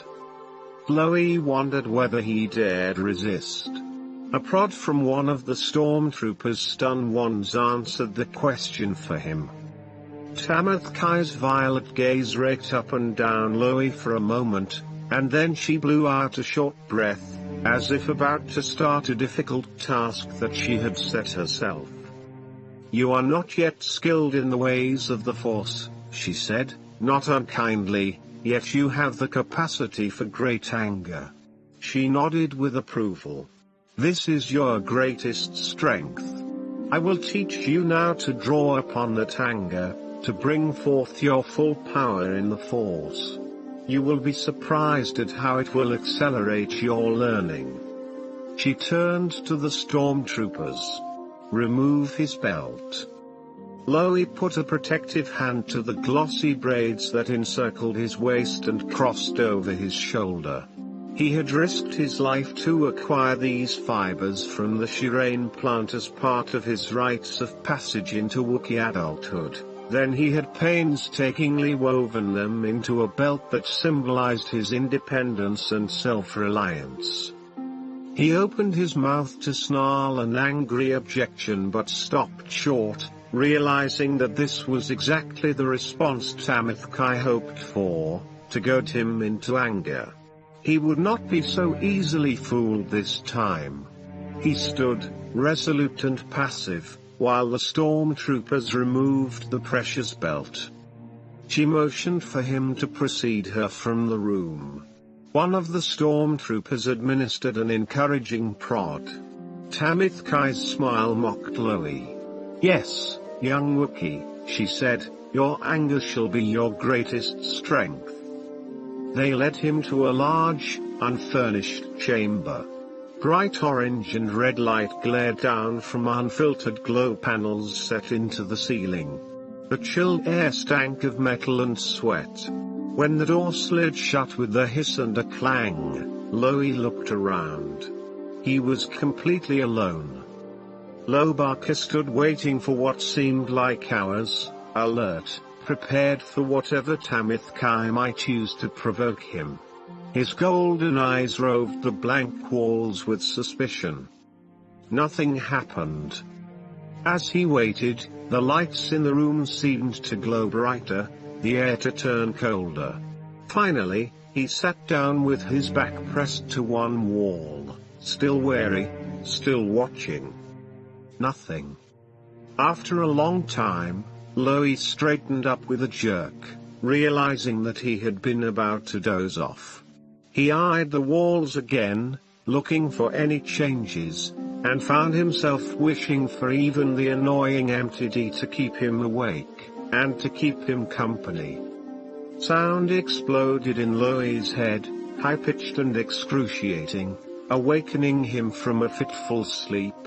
Garish lights flashed overhead, blinding in their intensity. Loie sprang to his feet. Trying to focus his eyes, he looked around for the source of the siren and pressed his hands over his ears, groaning in pain. But he could not block out the sound that sliced into his brain as a laser would slice into soft wood.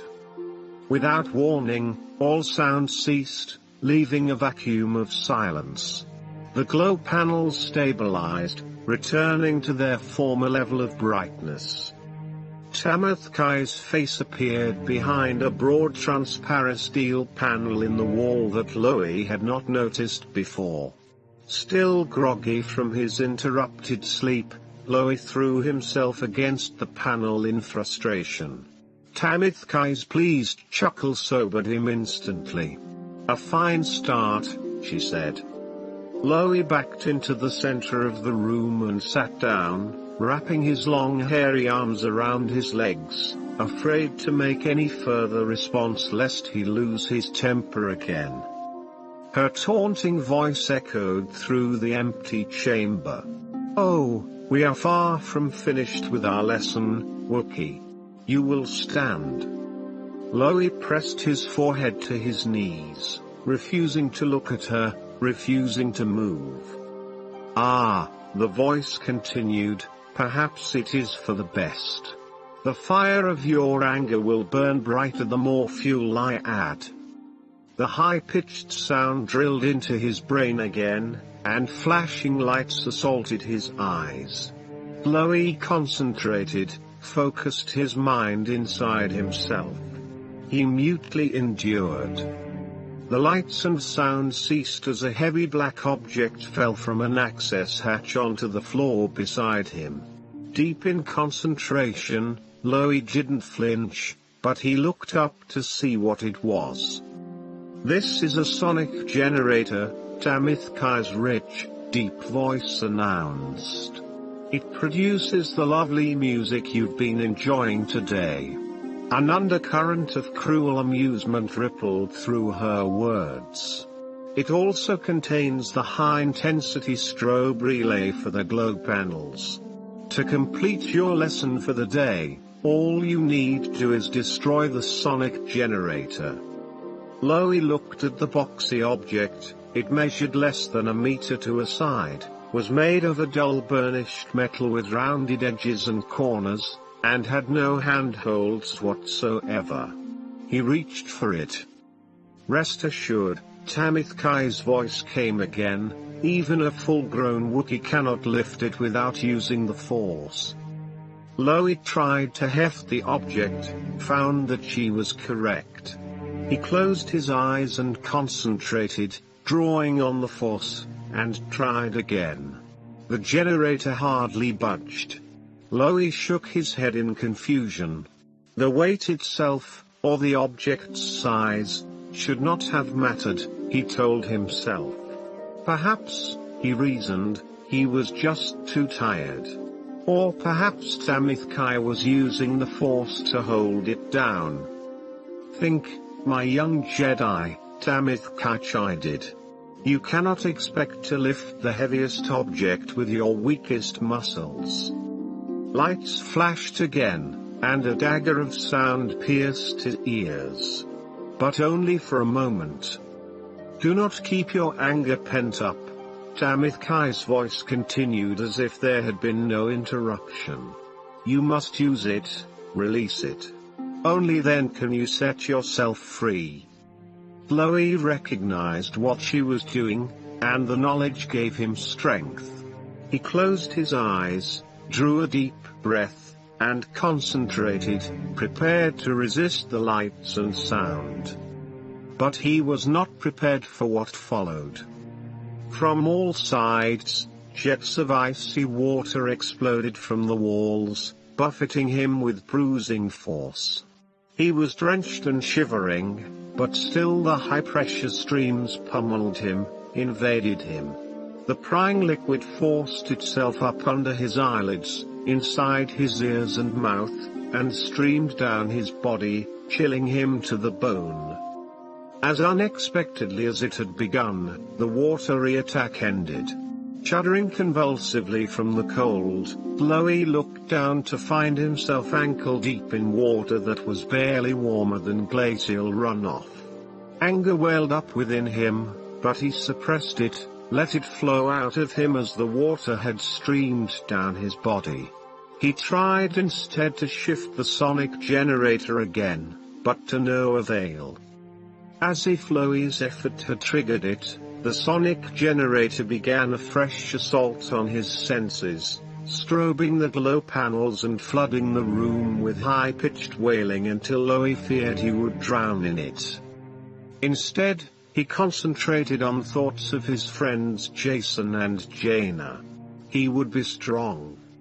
When the generator paused, more fists of freezing water pounded him again from all sides.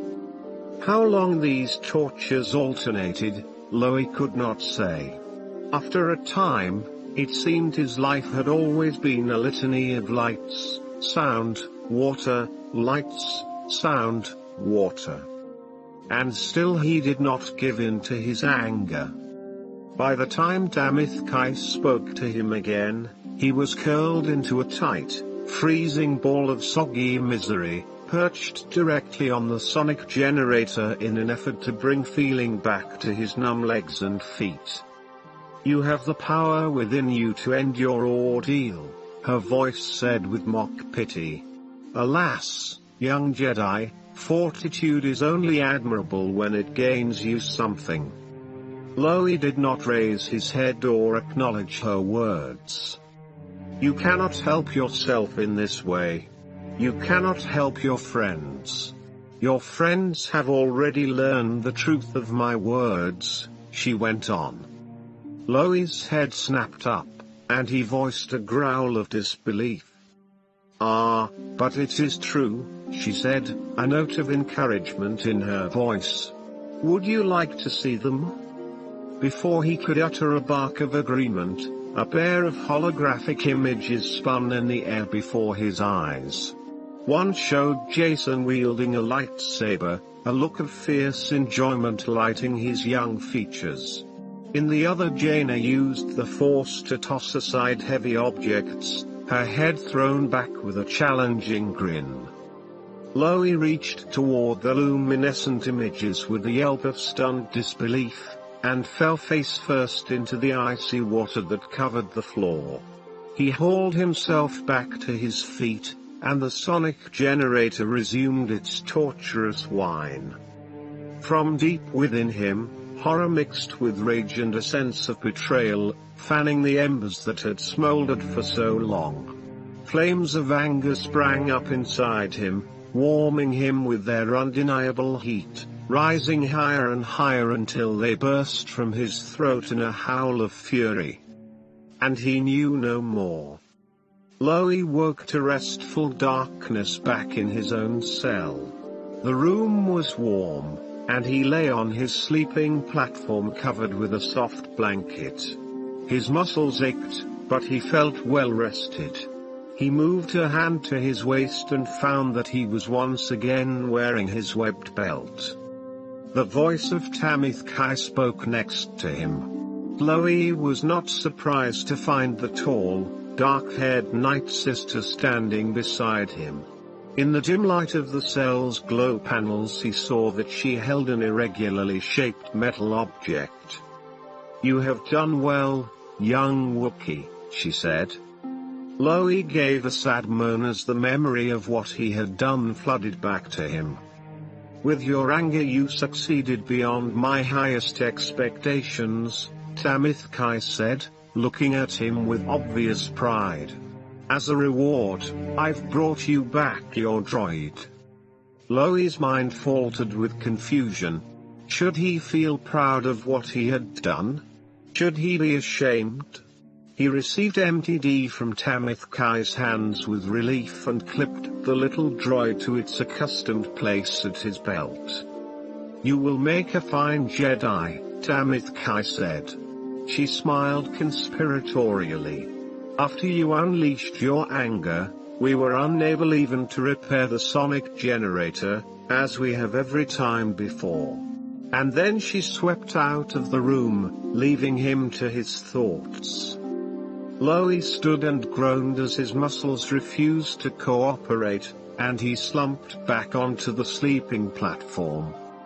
Well, if you ask my opinion, MTD's thin voice piped up, you caused a great deal of your own pain through your needless resistance. Lobaka growled a surprised reply. Who asked me? MTD said. Well, I really don't know why you should be so upset. After all, you're here at the Shadow Academy to learn. Why, you're very fortunate that they've taken such an interest in you.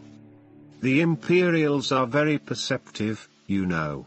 So perceptive, in fact, that they saw my own potential and have included me in their plans. I am most honored. With an uncomfortable suspicion, Loi barked a question. Wrong with me? MTD asked. Why, nothing. Quite the contrary. As an expression of their complete confidence in me, Brakis and Tamith Kai have had my programming enhanced. I feel much better now than I ever have. I am to be an integral part of your instruction here. You must realize that they have only your best interests at heart. The Empire is your friend. Loi made a thoughtful sound as if accepting MTD's words, and reached down to switch the little droid off. His head had suddenly become clear. MTD's words had crystallized something in his mind. He might have given in, but he had not given up.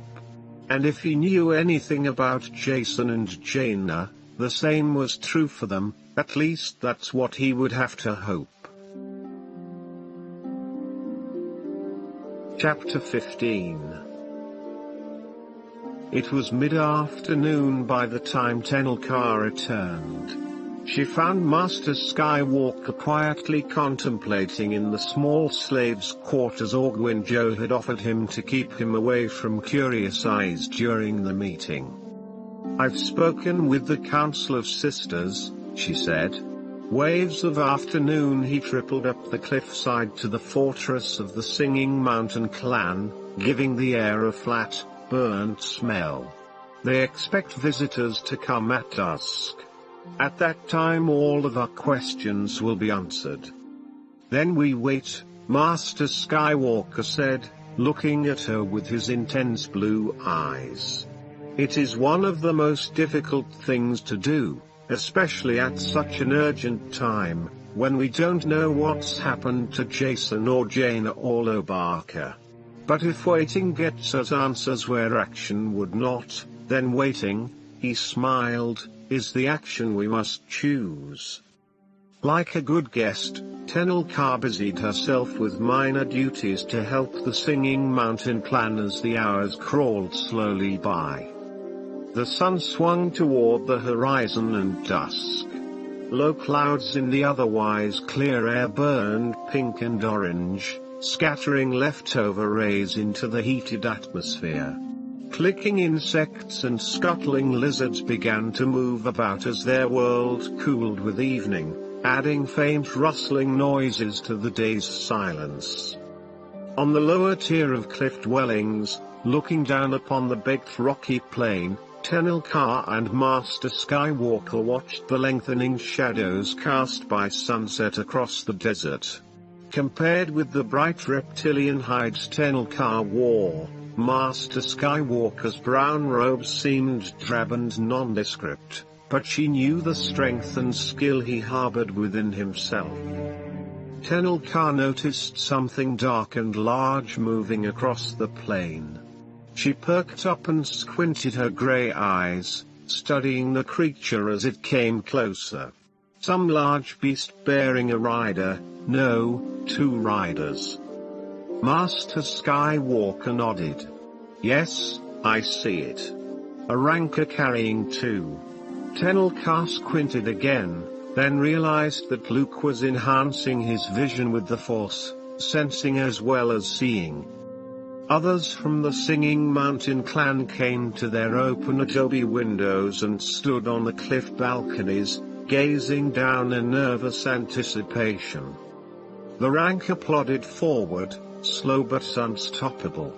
Tenelka could clearly see the hulking monstrosity, whose knobby, tan-grey body seemed nothing more than a vehicle loaded with ferocious fangs and claws.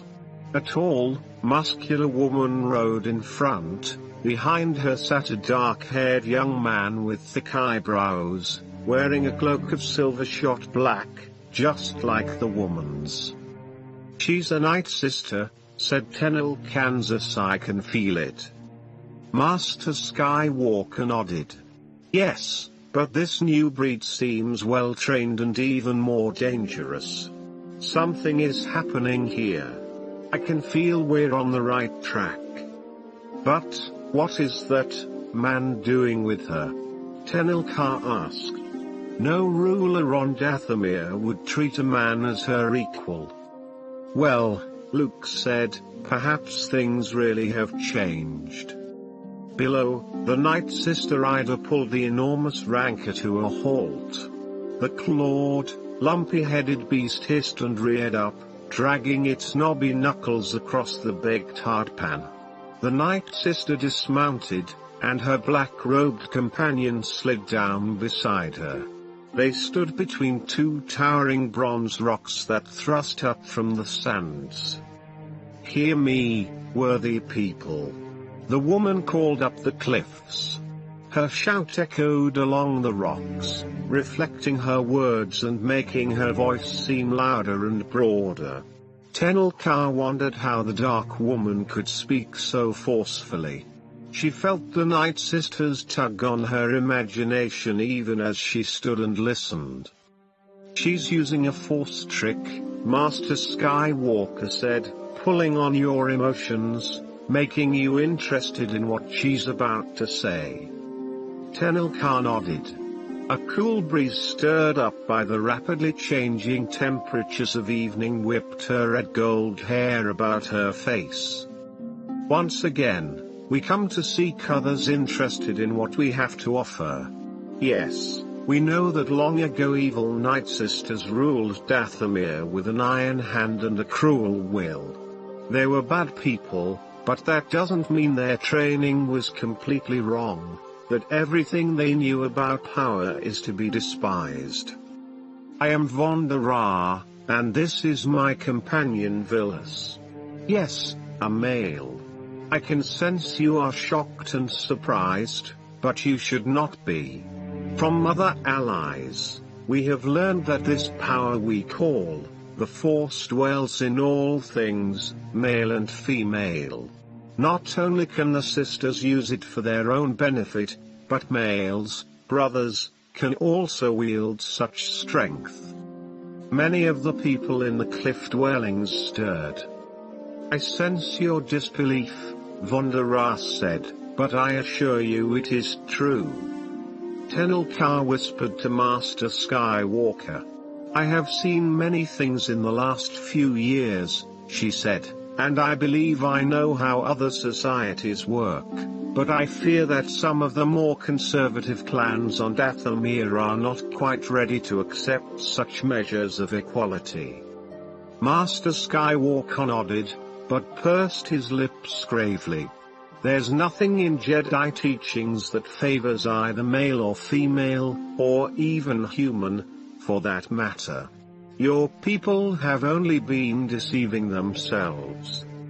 Far below, Vonda Ra stood beside her tamed rancor and shouted up. "Villas, my best male student, will demonstrate for you one small thing he has learned, something that will amaze you." Dark-haired Villas removed his spangled black cloak and draped it on the patchwork hide saddle across the rancor's back.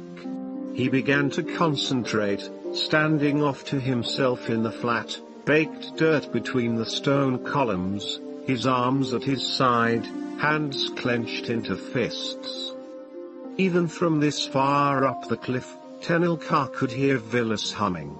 Beneath their bushy brows, his eyes were squeezed shut.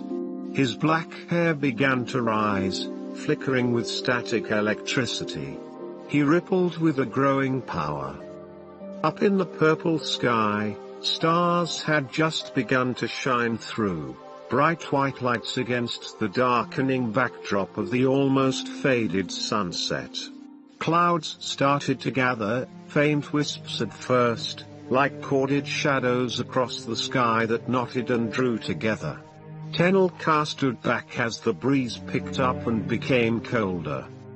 "We are always searching for new trainees," Vonda Ra shouted up to the gathered crowd. The singing mountain people clustered forward to their windows and balconies. "If any of you would like to learn the ways of the Force, to do what Villas and I can do, whether you be male or female, noble-born or slave, come join us. Our settlement is at the bottom of the Great Canyon, only 3 days' journey from here by foot. We cannot guarantee that we will choose you, but we will test your abilities. Any we find with the right kind of talent, we will adopt as our own. We will teach you to be an important part in the machine of the universe. Your future can be bright, if you are with us." As Vonda Ra finished, an ear-shattering peal of thunder drowned out her last words. Violent blue lightning danced in great forks that skittered across the sky. Villas had climbed one of the bronze rock pinnacles, scrambling up, light-footed, as if someone were drawing him up on cables. Now he stood on the flat weathered rock, arms raised. Static electricity swirled like a whirlpool around him as the gathering thunderstorm coalesced at his bidding. More lightning flickered around the desert scape, striking solitary boulders on the flat plain and sending up showers of dust and sparks. The storm thickened, slashing at them with cold wind. Tenelka blinked back stinging tears as her hair thrashed around her. Villas stood atop his pinnacle of rock, commanding the storm. The clouds thickened, turning the sky black. Tenelka looked down the cliff face and saw that beside the lone ranker, Vondara also held her hands outstretched, palms up, fingers spread, calling the storm. Lightning came down across the desert. The ranker snorted and reared, but did not run. "Come to the Great Canyon," Vondara shouted above the screaming wind. "If you want to touch power such as this, come to the Great Canyon." Villas sprang down from the stone pinnacle and landed with ease on the wind-swept desert sands next to the rearing ranker. He and Vondara scrambled onto the patched saddle. Vondara grabbed the creature's reins and yanked it about. The clawed monster loped off into the distance as the storm continued to rage around the cliffs. Tenelka stared after, trying to keep her eyes on the dwindling silhouette of the monster and its two riders. "So now we know," she said. "What shall we do?" Luke put his hand on her shoulder, and she could sense his confidence. "We go to this great canyon and offer ourselves as candidates," he said. "They are looking for new people to train. And now we're sure we're on the right track. Jason, Jaina, and Lobaka might be there already." Tenelka bit her lip and nodded. "This is a fact." Chapter 16. Jaina left the lightsaber switched off and pushed it back toward Brakis, but he wouldn't take it. "I won't play your games," Jaina insisted. "We do not play at the Shadow Academy," Brakis said. "But we do practice. Important training for a Jedi. Fighting stupid holographic monsters? I won't do it anymore. I've done too much for you already. You may as well just take us home, because we'll never serve your Shadow Academy." Brakis spread his hands. "Ah, but you're getting so good with the lightsaber," he said, as if reasoning with a recalcitrant child. "Try it one more time. I'll give you a worthy opponent, someone a bit more challenging to fight." "Why should I?" Jaina said.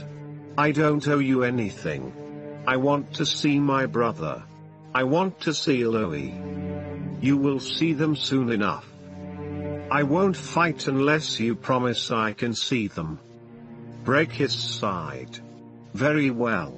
I promise to let you see each other again, during classes. But only," he held up one finger, "if you agree not to cause more disturbances." Jaina pressed her mouth into a grim line. For now, this was the best she could hope to accomplish. "Agreed." Then Brakis said, his tone disturbingly encouraging, "Think of it this way, the more training you undergo, the better chance you'll have if ever you fight against me.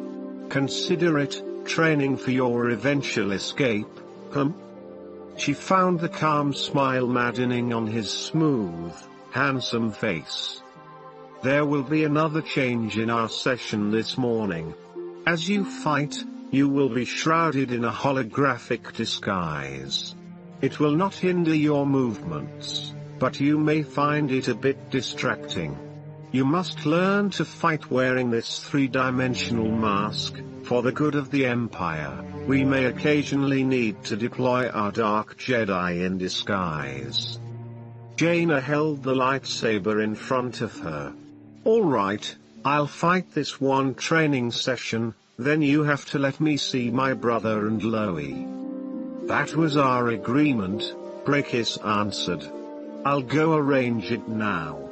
Meanwhile, good luck." He slipped back out the doorway, and it sealed shut. The flat grey walls flickered, and Jaina saw shadows wrap themselves around her, not enough to blind her, just a blur. She realized it must be the holographic costume. On the other side of the room an imaginary wooden door groaned open, and Jaina rolled her eyes. Just a corny illusion, as everything else had been. Jaina was not amused. Her only challenge was trying to figure out how the equipment on the station worked. Someday she would foil the Shadow Academy, bring its systems crashing down. For now, she would play along with Brakis, and eventually she would find a way to turn the head teacher's schemes against him. Her new opponent stepped out of the barred dungeon doorway, a tall, looming figure wrapped completely in black. The black plasteel mask echoed and hissed as Darth Vader breathed through his respirator.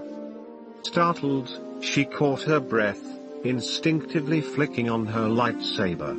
Brakis wasn't playing fair. This went beyond any of the other illusions he had sent against her before. Darth Vader had been killed before the twins were even born, but the Dark Lord of the Sith had been her grandfather. She knew all about him. Vader's lightsaber was a deep pulsing red, like fresh blood, glowing with light from within. Jaina felt both anger and dismay rise within her, and she stepped forward to confront him. Her holographic costume swirled around her, but she didn't let it distract her. Jaina hated the evil acts Darth Vader had performed during his alliance with the Emperor, but she also loved the idea of what her grandfather Anakin Skywalker could have been, the good man he had become in his last moments when he turned against the Emperor and ended his reign of terror. Whether it was her own fear or something deeper, Jaina sensed a great uneasiness in the training chamber, a pulsating dread that slowed her movements. Darth Vader took advantage of her shocked hesitation. He came toward her, scarlet lightsaber sizzling. His breathing echoed all around her. Vader slashed with the weapon, and Jaina countered with her own beam, producing a shower of sparks as the energy blades crossed and struck. They struck again and again. Thrusting, parrying, attacking, defending. Jaina swung, trying to land a blow on Darth Vader's chest armor, but the Dark Lord brought his own beam up to crash against hers. She backed away as he attacked with greater strength, slashing, striking with his lightsaber. The shrieks of electrical discharge nearly deafened her. But as Jaina began to falter, she pretended Vader was Brakis or Tamith Kai, the ones who had kidnapped her and brought all of them to this school of darkness, and was able to defend herself with renewed strength, this time pushing Vader back. She struck blow after blow. The lightsabers clashed, but Darth Vader seemed to draw strength from Jaina's fury. They fought on for a long time, neither gaining the upper hand. Jaina lost track of how many minutes or hours passed. They stood with lightsabers crossed and electric arcs flying around them, pressing against each other, straining with all their might. But Vader could not defeat her, and she could not defeat him. They were equally matched. She gritted her teeth and strained, her breathing heavy, her lungs burning cold. She gasped, but would not let up. Vader also did not stop. Enough. Brakis's voice came over the intercom. The training room's holographic simulation faded, leaving her standing in the flat grey room, her lightsaber still crossed with her opponent's. Only now she could see who her adversary really was. Jason. In the control room, looking down at the displayed images from the simulation chamber, Brakis tapped his fingers together. With great pleasure, he watched the twins battle each other. Wearing his dark Imperial uniform, Corel stood beside him, observing the activity. The monitor showed none of the holographic disguises, just the twins fighting, battling to the death, and not even knowing it. Their lightsabers crossed and locked, neither twin overpowering the other. Corel remained silent for a long moment, fidgeting with restrained anxiety. Finally he said, "Isn't this dangerous, Brakis? With one slip, those children could kill each other. You would lose two of your best trainees at the Shadow Academy." "I doubt I'll lose them," Brakis said, dismissing the thought with a wave. "But if one kills the other, then we will know which is the stronger fighter. That is the one we must concentrate our training on." "But what a waste," Corel said. "Why would you do this? What is the point?" Brakis turned to the old TIE pilot, allowing just a trace of anger to show on his perfect face. "The point is to obtain and develop the strongest fighters for the Empire. The most talented Dark Jedi. No matter what the cost?" Corel said. "Cost is of no consequence," Brakis replied. "These young twins are simply tools to be used, as you are, as we all are."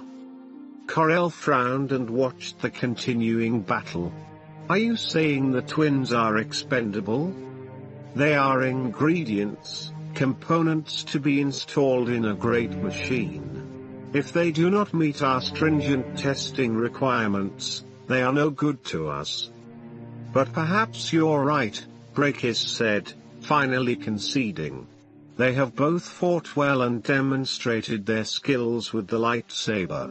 Now to make a real impact on them." He turned on the comm.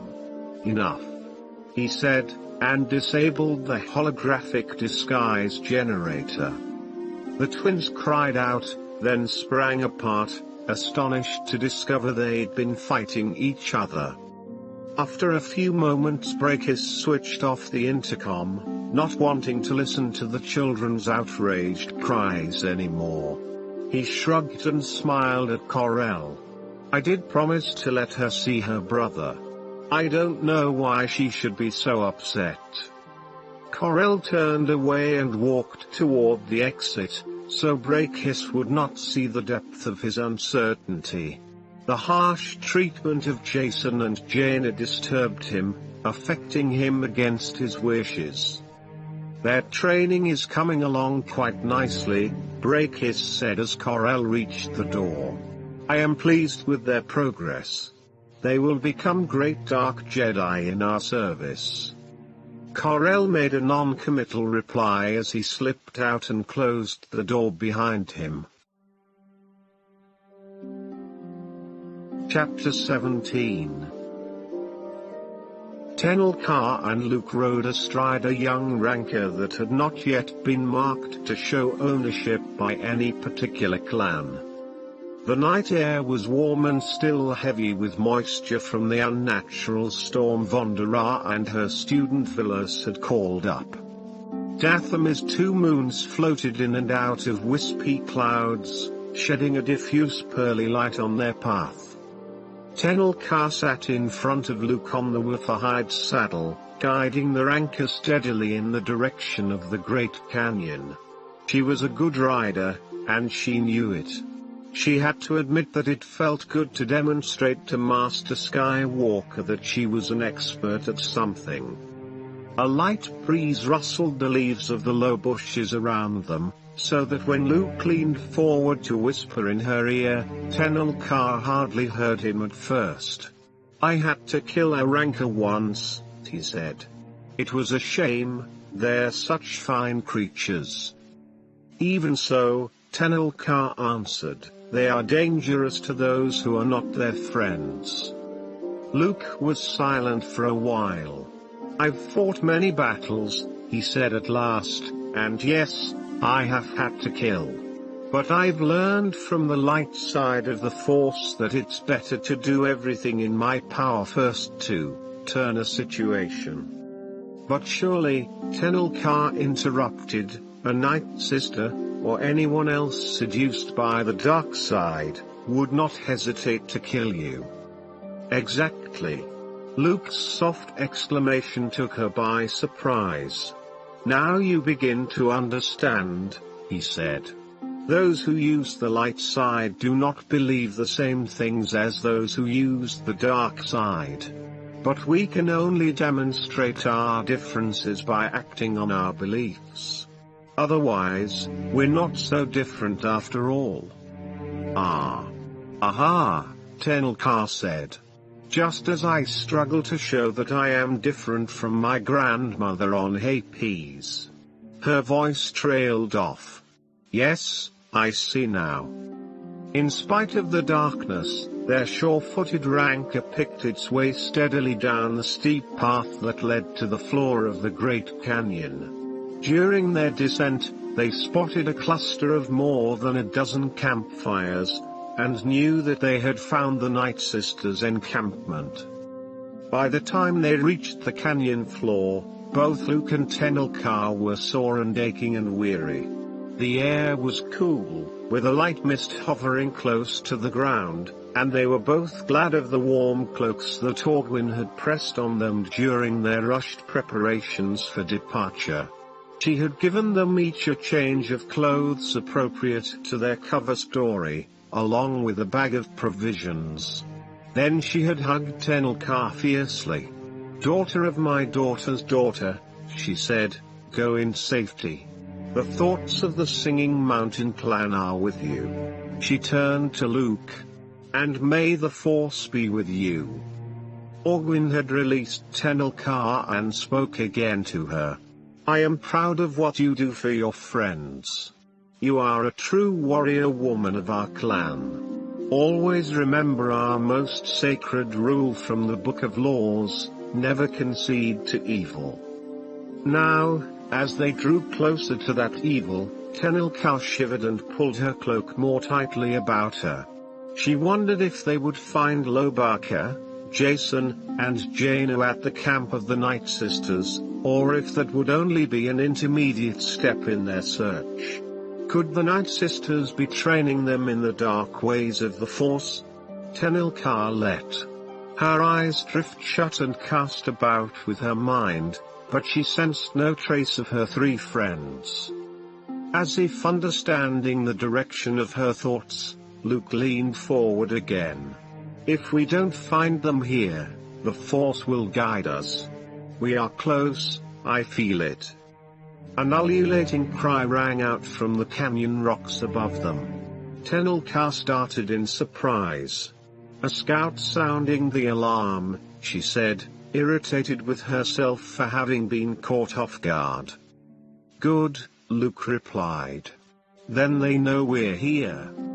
Tenelka hesitated at first, uncertain of whether it was safe to continue, and then urged the young ranker forward.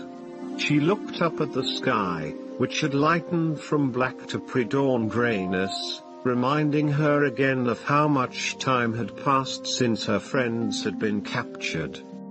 Rounding the next bend in the trail, the ranker came to an abrupt stop. Tenelka looked at the path ahead of her and saw that their way was blocked by three full-grown rancors, each bearing a rider, dressed much as Vondra and Villas had been earlier that evening. The pressure of Luke's hand at her waist was a warning, but she already knew. Even in the dimness she could see that each of the riders held an Imperial blaster aimed directly at them. Tenelka had been raised to take command, and though she rarely exercised that power, it did come naturally. She sat up straighter in the saddle and held one arm high. "Sisters and brothers of the Great Canyon clan," she said, "We have heard your message as far away as the Misty Falls clan and have traveled here to join you. We are not without skill in the Force, and we wish to learn your ways, to use all of the Force and to become strong." Leaving the Rancors at the well-provisioned stockade, Tenelka and Luke followed the guards toward the center of camp. She was surprised to see two Imperial ATST scout walkers clanking like mechanical birds around the perimeter on guard duty, near the penned Rancors. Passing between boldly colored tents made of water-repellent lizard hides, Tenelka noted roughly 10 women and at least as many men going about their early morning business in eerie silence, as if the warm ground mists swirling up to their knees muffled all sound. She saw no children at all in the encampment, heard no babies' cries, no sounds of young ones playing. In fact, she saw very few in the Great Canyon clan who were even as young as she was. Though she had known what to expect, it amazed Tenelka that men came and went here as freely as the women, apparently slaves to no one. She wondered if it really was possible on Dathomir that these men and women now thought of each other as equals. At the center of camp, they came at last to an enormous patchwork pavilion that floated on the mist like a barbaric island made of furs and lizard hides sewn together. It was held up at the center and the corners by spears, 3 meters long and as thick around as Tenelka's wrists. One of the Night Sisters raised a tent flap and motioned them inside. They entered, but the sister did not follow. The flap dropped shut behind them, sealing out the wraith-like mists and the morning light. Waiting for her eyes to adjust, Tenelka tried to sense her friends. She still found no trace, but the light touch of Master Skywalker's hand on her arm reassured her. At the center of the tent a tiny pinpoint of light suddenly flared into a bright flame, and Tenelka saw that it came from an oil lamp fashioned out of the inverted skull of a mountain lizard. Beside the lamp, on a wide platform covered with furs and cushions made from the hides of a variety of wild beasts, an imposing woman reclined in a massive chair made from a stuffed Rancor head. The woman beckoned them forward into the flickering circle of light. Without so much as a greeting, Vondara asked, "What is your business here?" Tenelka, who had recognized the dark-haired woman instantly, said, "I have come to join the Night Sisters, and I have brought my slave with me." "What have you to offer us?" Vondara looked mildly interested, but not impressed. "Many come wishing to join us, but they are weak. Women seek us out because their powers are small or they have no status in their clans. Men come here because they have never had power, and our teachings offer them freedom, but they usually have even less to offer. What do you have?" Vondara's hand reached out and pointed to the lizard skull filled with burning oil. "Can you do this?" The lamp floated straight upward toward the peak of the tent, casting an ever wider but dimmer circle of light, and then settled slowly back down onto the platform beside Vondara. Tenelka nodded. "I have had some training." Deciding against using any theatrical gestures or words, she half closed her eyes in concentration and grasped the lamp with her mind. She had never enjoyed showing off her skill with the Force, using it only when absolutely necessary, but this performance was not for herself. She would probably never see Jason and Jaina and Lobaku again if she could not show these Night Sisters her true potential. She drew in a deep breath, let it out again. Without a sound the lamp glided off the platform and high into the air over their heads. Tenelka thought about the flame, feeding it with her mind and making it brighter, brighter, until its warm radiance reached even to the darkest corners of the pavilion. Then she sent the lamp sailing around the outer edges of the tent. It made the complete circle so quickly that she heard Vonda gasp with amazement. Through her half-closed eyes Tenelka watched the dark-haired woman sit up, one hand outstretched, palm up, as if to ask a question. Tenelka brought the lamp in closer for another circle, and then another, smaller and closer to the central tent post, until at last it spun around the center pole in a dizzy downward spiral, still glowing brightly, all in a matter of a few seconds. Last, Tenelka brought the spinning lamp lightly to rest in Vondara's outstretched hand. The Night Sister gave a gleeful chuckle. "You are welcome here, sister," she said. "What is your name?" Tenelka threw her head back. "My name, our names, no longer have any meaning for us. We discarded them when we left our clan." "Come here," Vondara ordered.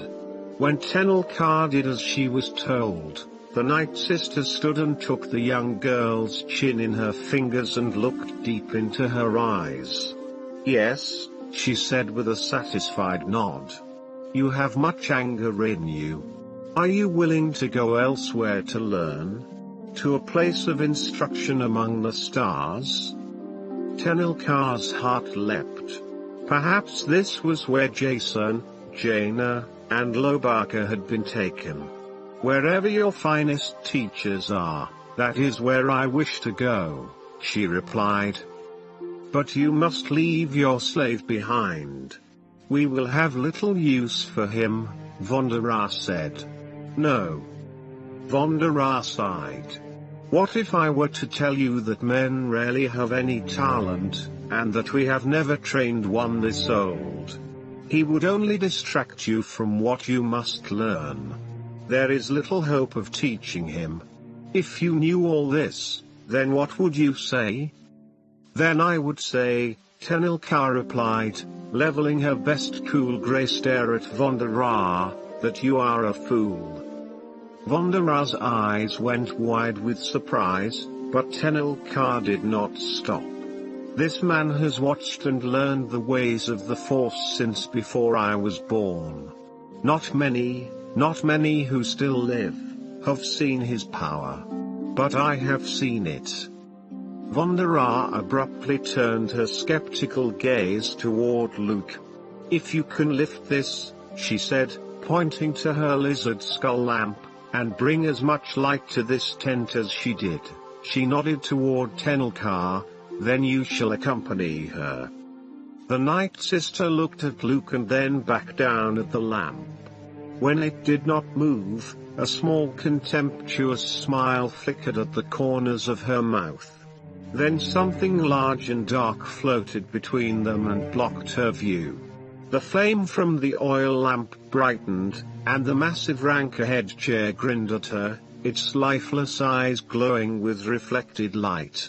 Then the head lifted and glided around the perimeter of the tent like a shuttlecraft. Tenelka could see Master Skywalker standing with arms crossed over his chest, one knee bent in an apparently relaxed posture, his head cocked to one side, smiling at Vondara as he sent the rank-ahead whizzing about the pavilion. "Since you asked," he said, "I will give you light." Suddenly, in a blur of motion, the stuffed rank-ahead shot upward with the speed of blaster fire. It disappeared through the ceiling of the tent, leaving a gaping hole in its wake, through which the bright morning sunlight streamed. Vondara looked more than a little nervous as she stepped forward and took Luke's chin in her hands. For more than a minute she gazed transfixed into his eyes. "Yes," she hissed at last. "Yes, you understand the dark side." She backed away from him as if in awe, stared up at the rent in the ceiling of her pavilion, then looked back at Luke and Tenel. "Kansas, we expect an Imperial supply shuttle at dawn tomorrow," she said. When it leaves this planet, the two of you must be on it. Chapter 18. Jason, Jaina, and Lobaka were at first surprised and delighted that they would be together for the next exercise, but the grim expressions on Brakis and Tamithkai soon soured their pleasure. Obviously, Jason thought, the two Shadow Academy instructors had something difficult and dangerous in mind. Because you must move forward in your training, Brakis said, motioning outward to represent progress. We have designed exercises to present greater and greater challenges for your abilities. Loie groaned in dismay. For this next test, the three of you must work together. Each trainee must learn to act in concert with others to assist our cause. There are times when we must be unified to provide appropriate service to the Second Imperium. MTD parroted from his place at Loie's waist, oh, most certainly, appropriate service to the Empire. Loie growled at the translating droid to be quiet. You needn't take that tone with me. I am simply reinforcing the things you need to know, the reprogrammed MTD replied, miffed. The three companions found themselves in a new room this time, smaller, more claustrophobic, with numerous round hatches built into the walls on every side. Tamithkai went to a control panel in one corner and tapped in a series of commands with her long-nailed fingers. 4 of the metal hatches slid open, and spherical remotes floated out on repulsor fields. The remotes were metal balls studded with tiny lasers.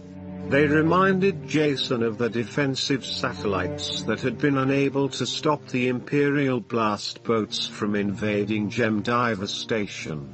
He felt uneasy, wondering if the floating drones would start firing at them.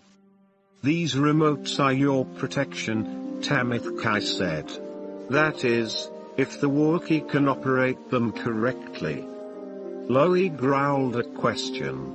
Oh, do be patient, Lobaka, MTD said. I'm sure she'll explain everything in good time. She's quite good at this, you know.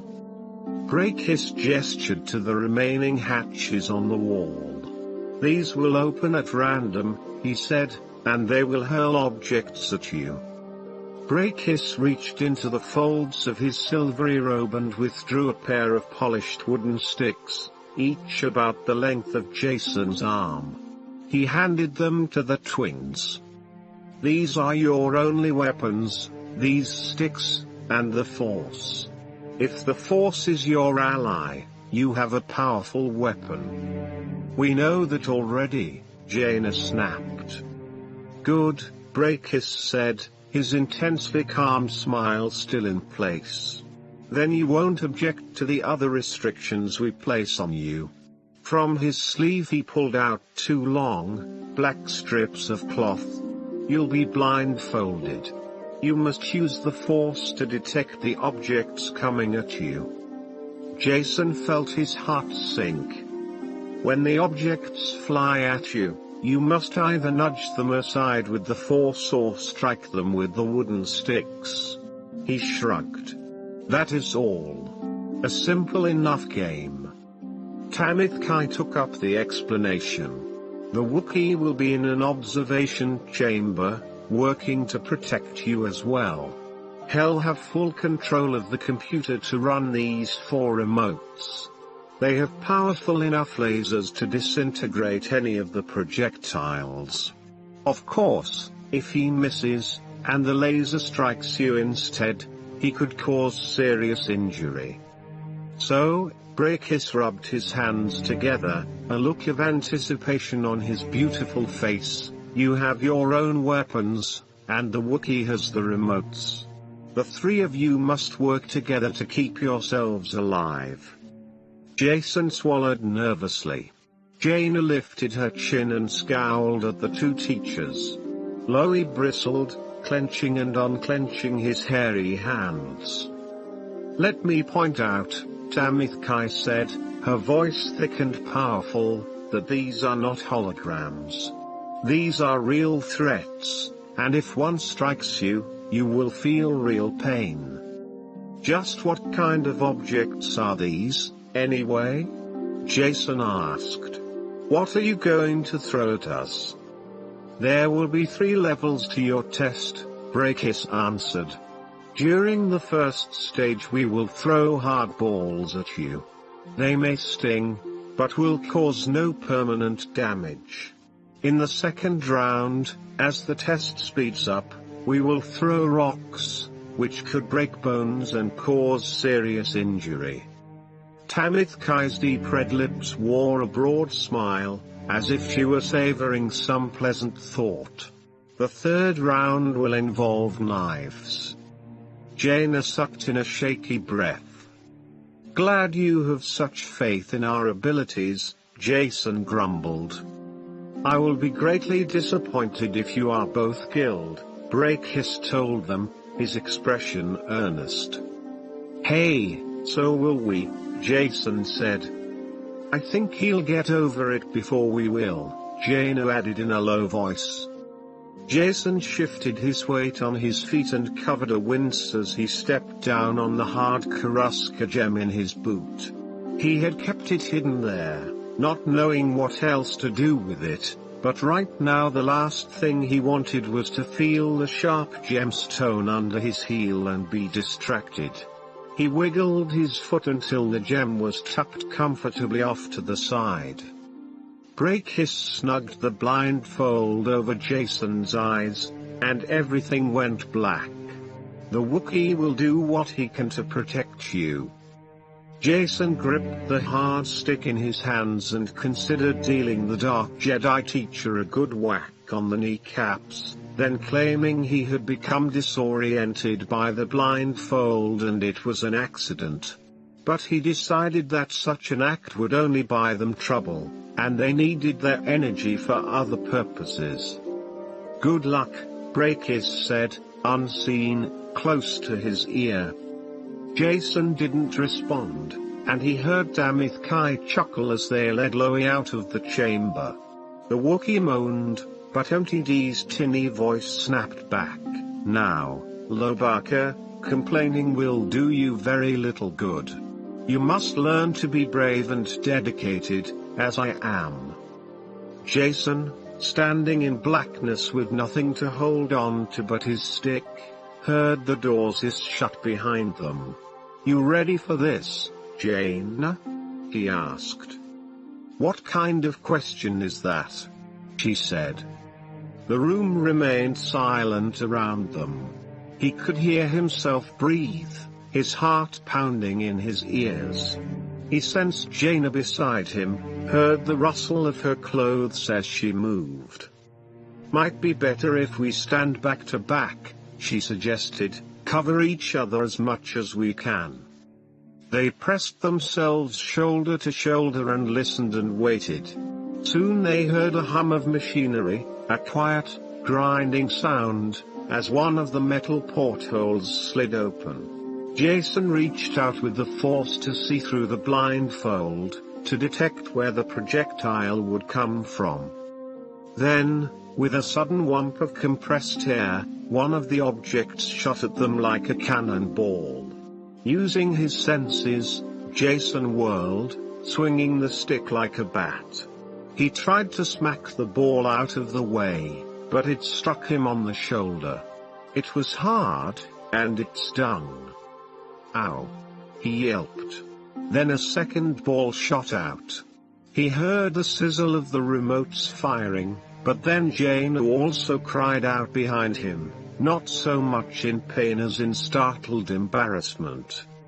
He tried to visualize where the next missile would come from. The noises came faster now.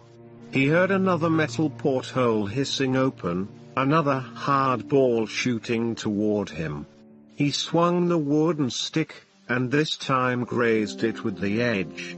He felt a surge of triumph, but realized that he had hit the ball more through blind luck than any skill with the Force.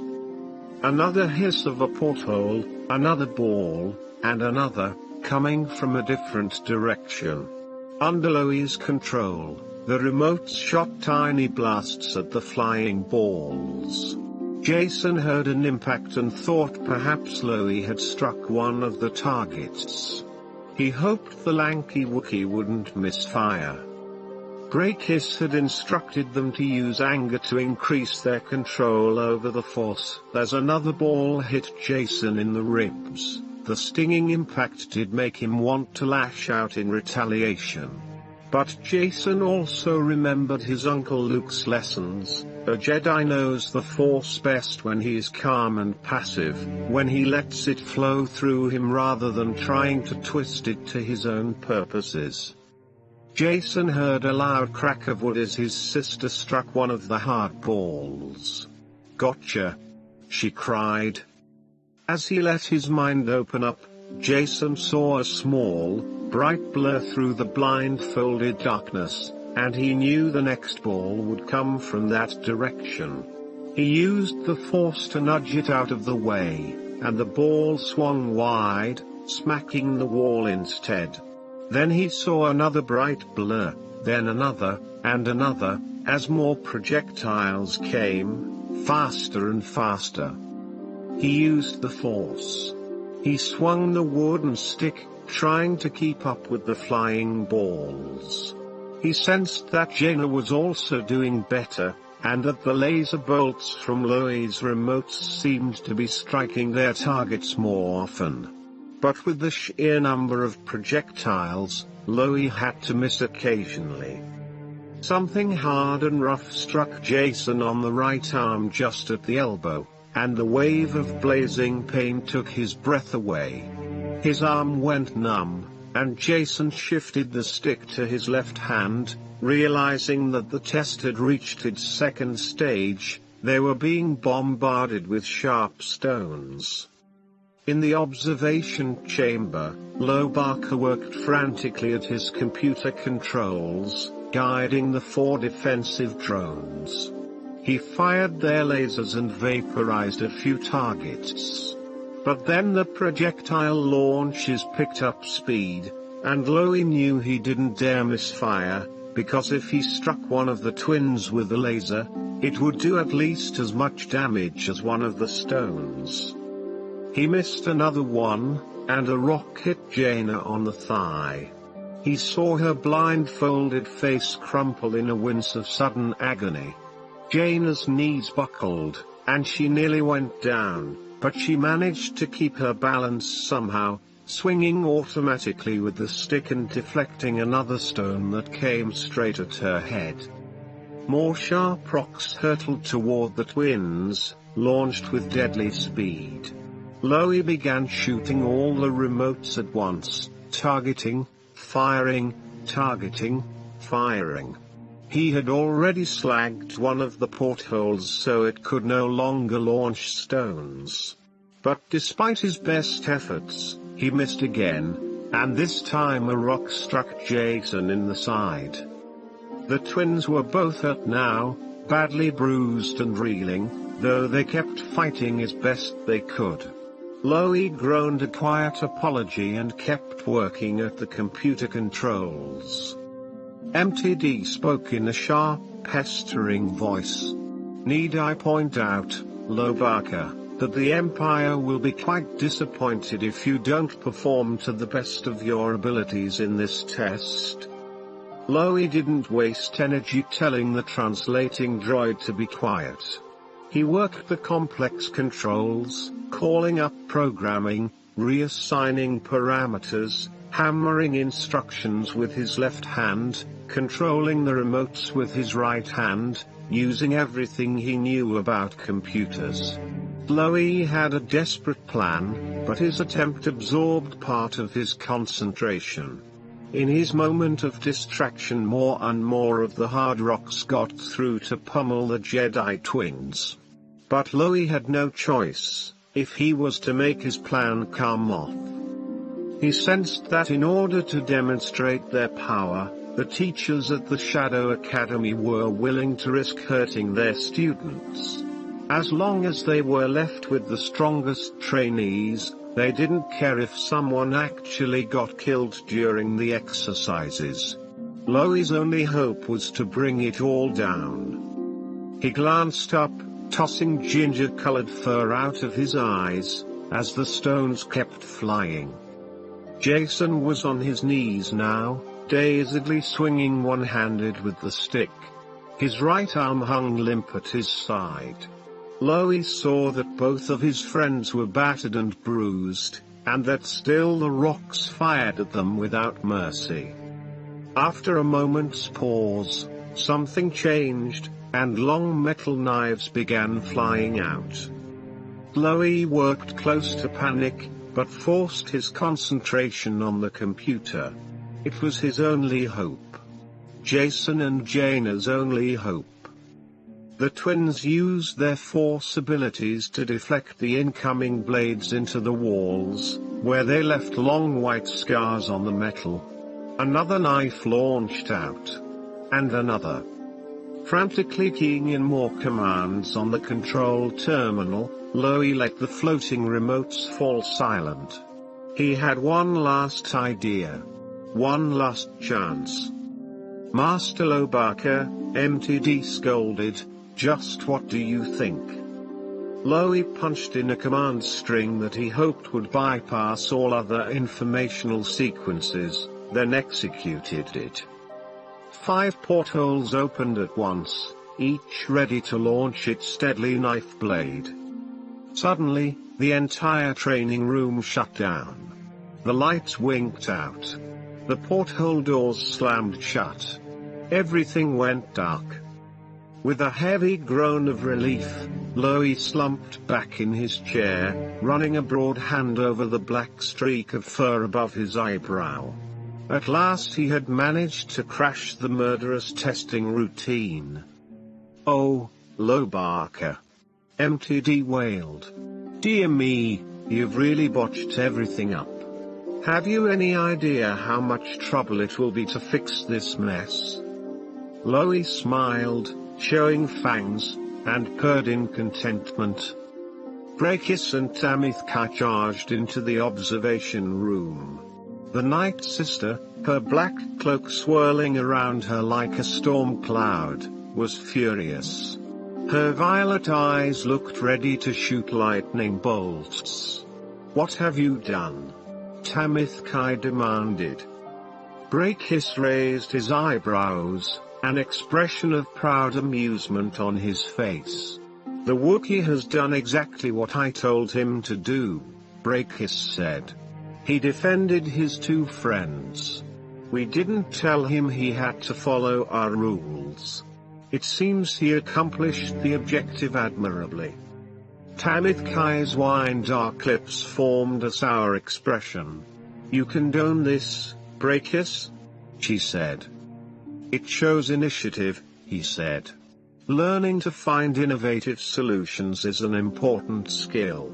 Lobaka here will be a fine addition to the defenders of the Empire." Loi roared at the insult. "Oh, Lobaka, I'm so proud of you," MTD said. Stormtroopers brought out Jason and Jaina, who stumbled as they walked, obviously hurt. Their clothes were ragged and torn. Scrapes and bruises covered their faces, arms, and legs. Blood oozed from a dozen minor cuts, and the twins blinked their brandy-brown eyes in the bright lights of the observation room. Brakis commended both of them for their efforts. "A very good test," he said. "You young Jedi Knights continue to impress me. Master Skywalker must be doing a good job selecting his candidates." "Better candidates than you'll ever get," Jaina said, finding the strength to defy him despite her injuries. "Indeed," Brakis agreed. "That's why we decided to take some of those that he has already selected. You 3 were only the first we obtained from the Jedi Academy. You've shown such potential that we are now ready to kidnap another group from Yavin 4. From there, we'll have all the Jedi students we could possibly use." Loie growled. Jason and Jaina looked at each other aghast, then at their Wookiee friend. Even without using the Force, the three companions knew they all shared the same urgent thought. They had to do something, and soon. Chapter 19. Tenel Ka used a Jedi relaxation technique, hoping to quell her nervousness before Vonda Ra could pick up on it. Waiting beside her at the strip of packed dirt the Night Sisters used for a landing field, Luke looked serene, but Tenel Ka caught a trace of curiosity and excitement in him, as if he were embarking on a great adventure. "There," said Vonda Ra, stretching an arm toward the horizon where a glimmer of silver flickered. As Tenel Ka watched, the streamlined metallic shape grew rapidly larger. "You are most fortunate," Villas said, striding up behind them. Vonda Ra sent him a questioning look, and he shrugged. "I felt her presence, and I could not help but come to greet her." He indicated the approaching craft. "One of our most accomplished young sisters, Garrowyn herself, will escort you to your new place of training." Tenel Ka guessed that Garrowyn must also come from Dathomir, since the name was common enough here. Another Night Sister then. How could so many Night Sisters have come together so quickly? She wondered. It was not yet 2 decades since Luke and her parents had eradicated the old Night Sisters, yet here again was a growing enclave of both women and men who had been seduced by the dark side of the Force, lured by its promises of power. The Empire had been here as well, seeking new allies. Tenel Ka gritted her teeth. Were her people truly so weak? Or was the temptation of great power, once tasted, too strong to resist? She renewed her resolve. She would not use the Force unless her own physical powers were inadequate for the situation. She didn't like easy solutions. Tenel Ka stifled her feelings as a compact, shiny ship settled with effortless precision not far from where they stood. Although she knew it belonged to the Night Sisters, or to whomever had kidnapped Jason and Jaina and Lobaka, she marveled at its construction. The ship was not large, probably built to carry a dozen people, but its lines were clean and smooth, almost inviting Tenel Ka to run her hand along its side. No carbon scoring stained the hull, its surface bore no pits, dents, or evidence of the meteorites commonly encountered in space and atmosphere. The overall design seemed vaguely imperial, but Tenel Ka could not identify it as any type of craft she had ever seen before. She heard a low whistle from Luke and a murmured question, as if he were talking to himself. "Quantum armor?" "Exactly," Villas said, sounding pleased. As an entry ramp extended from the sleek underbelly of the small craft, Vonda Ra stepped forward to greet the woman who emerged, clasping both of her hands in welcome. When the woman stepped off the ramp, Tenel Ka saw that she was half a meter shorter than Vonda Ra. Though petite, the newcomer was powerfully built. Long, light brown hair streaked with bronze fell to her waist, secured with just enough braids and thongs to keep it out of her way, as befitted a warrior woman of Dathomir. Without further ado, the woman pilot broke away from Vonda Ra and came to stand before Luke and Tenel Kansas. Her hazel eyes assessed each of them critically. "You are new recruits?" Before Tenel Ka could answer, Villas broke in, as if desperately eager to talk to the pilot. "You'll find that they have remarkable potential, Captain Garrowyn. Tenelka heard tension and hope, and longing, in his voice. She wondered if Vilis could be secretly in love with Garrowin. Her features were refined, and her creamy brown skin was set off to perfection by her tight-fitting red lizard skin armor. The black knee-length cape she wore open at the front seemed to be her only outward concession to the fact that she was a Night Sister, and Tenelka guessed from the haughty set of her mouth and her shrewd eyes that Garrowin did not often make concessions. "Vilis, busy yourself unloading the supplies," Garrowin said dismissively. "I will test these two myself." Vilis cringed and shuffled dispiritedly over to unload the ship, but Garrowin did not notice. She threw Luke and Tenelka a challenging look and directed a question at them. "What do you think of my ship, the Shadow Chaser?" "It's beautiful. I've never seen anything like it," Luke replied softly. "This is a fact," Tenelka said in a reverent voice. "Yes, this is a fact," Garrowin said, apparently satisfied. "The Shadow Chaser is state-of-the-art. At the moment she's the only one of her kind." Then, seeming to forget that Vondara and Vilis even existed, she said, "I do not wish to waste time. Come aboard. When the hold is empty we will get underway." With that, she turned smartly and headed for the ship. Luke and Tenelka followed.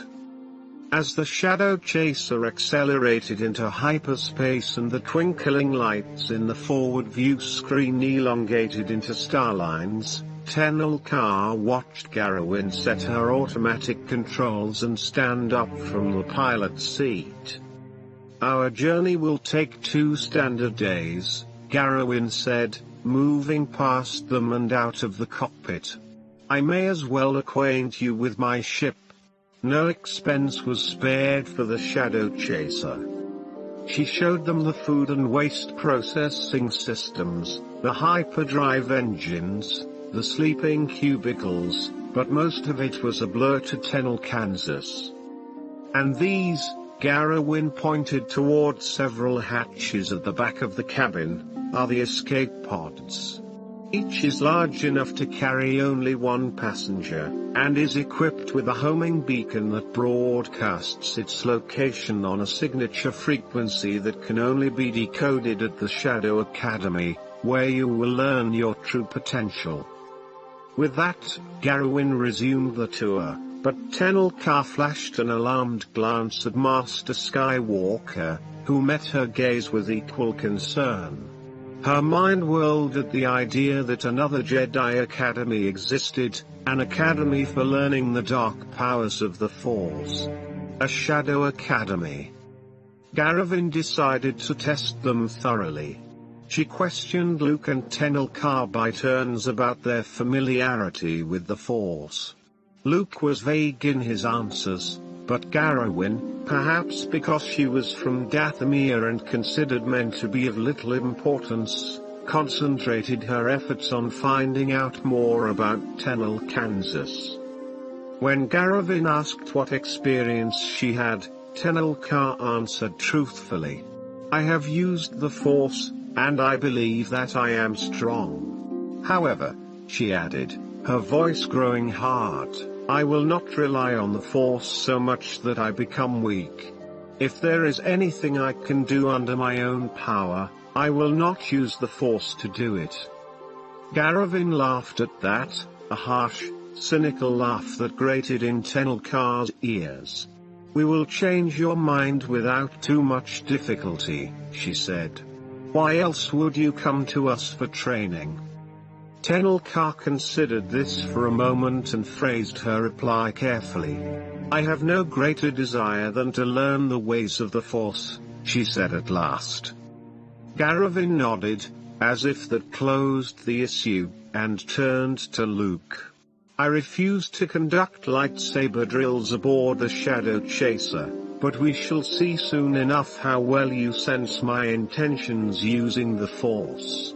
She picked up a stun staff in each hand and tossed one of them to Luke. Luke stretched out his arm, fumbled slightly, but caught the staff before it touched the floor. And so it went for most of the day. Tenelka did the best she could at each stage of the testing, but she could see that Luke was holding back, not revealing the full extent of his power. She had observed Master Skywalker enough to know this. After seeing him weaken or fail in several of the tests, however, a thread of worry began to weave through her mind. What if Master Skywalker had fallen ill? What if he couldn't use his powers? Or what if, it hurt to even think it, what if he had been wrong, after all? What if the dark side really was stronger? If so, she and Master Skywalker did not stand a chance of rescuing Jason, Jaina, and Lobaka. Tenelka felt weak and drained by the time she had lifted her 10th object to satisfy Garrowin's sense of completeness. The titanium block wobbled and shook as she lowered it to the floor of the cabin. Garrowin gave a derisive chuckle. Your pride in self-sufficiency is your weakness. With that, she closed her hazel eyes, flung her head back, and stretched an arm out toward Tenelka. Tenelka felt the hair on her scalp and her skin prickle as if lightning were about to strike. Her stomach churned, and she felt giddy and disoriented. She bent her legs to sit but found nothing to support her. She was floating a meter above the cabin floor. Tenelka stifled a gasp of outrage and attempted to use her mind to wrench herself free. Garrowin's creamy brown face was furrowed with cruel lines of deep concentration. Yes, she said in a guttural, triumphant voice, try to resist me. Use your anger. Realizing that this was exactly what she had been doing, Tenelka went limp. As she did so, Garrowin lost her grip slightly, and Tenelka wobbled in midair. So, she mused, the Night Sister is not as strong as she thinks she is. Then, pretending to struggle again to hide what she was doing, she removed the fiber cord and grappling hook that she carried at her waist and looked around for an anchor point. She soon found something that would work perfectly, the wheel on an escape pod's pressure hatch. Garrowin was still amusing herself with Tenelka's struggles when, with a practiced flick of her wrist, Tenelka flung out her line. The grappling hook caught securely on its intended target. Before the Night Sister could notice, Tenelka went completely limp again. When Garrowin's grasp wavered again, Tenelka jerked on the line and wrenched herself free, falling to the floor and landing painfully on her ear. She looked up to see Garrowin's petite form towering over her. But instead of an angry rebuke, all she heard from the Night Sister was a short, sharp bark of amazed laughter. Garrowin reached out a hand to help Tenelka. Your pride has served you this time, but it may be your downfall yet, she said. That is often true of pride, Luke said quietly, seeming to agree. His eyes assessed the Night Sister. I believe I could do that. Garrowin's lips twisted in a derisive smile. What? You think you could fall on your? No, Luke cut in. I believe I could lift a person. So? Garrowin chortled, as if rising to a challenge. Do your best. She crossed her arms over her chest, and her hazel eyes dared Luke to move her. Suddenly, her eyes grew wide with astonishment and confusion as her feet drifted off the floor and she rose a full meter and a half into the air. I can see that it is time to teach you the power of the dark side as well, she snapped haughtily. She closed her eyes and wrenched with all her might. Tenelka sensed that Luke loosened his grip, but only partially. Garavin still floated above the deck, but he allowed the force of her movement to turn her around and send her into a dizzying spin. Then, never taking his eyes from the twirling Night Sister, Luke said, "Tenelka, if you would be so kind as to open that first escape pod."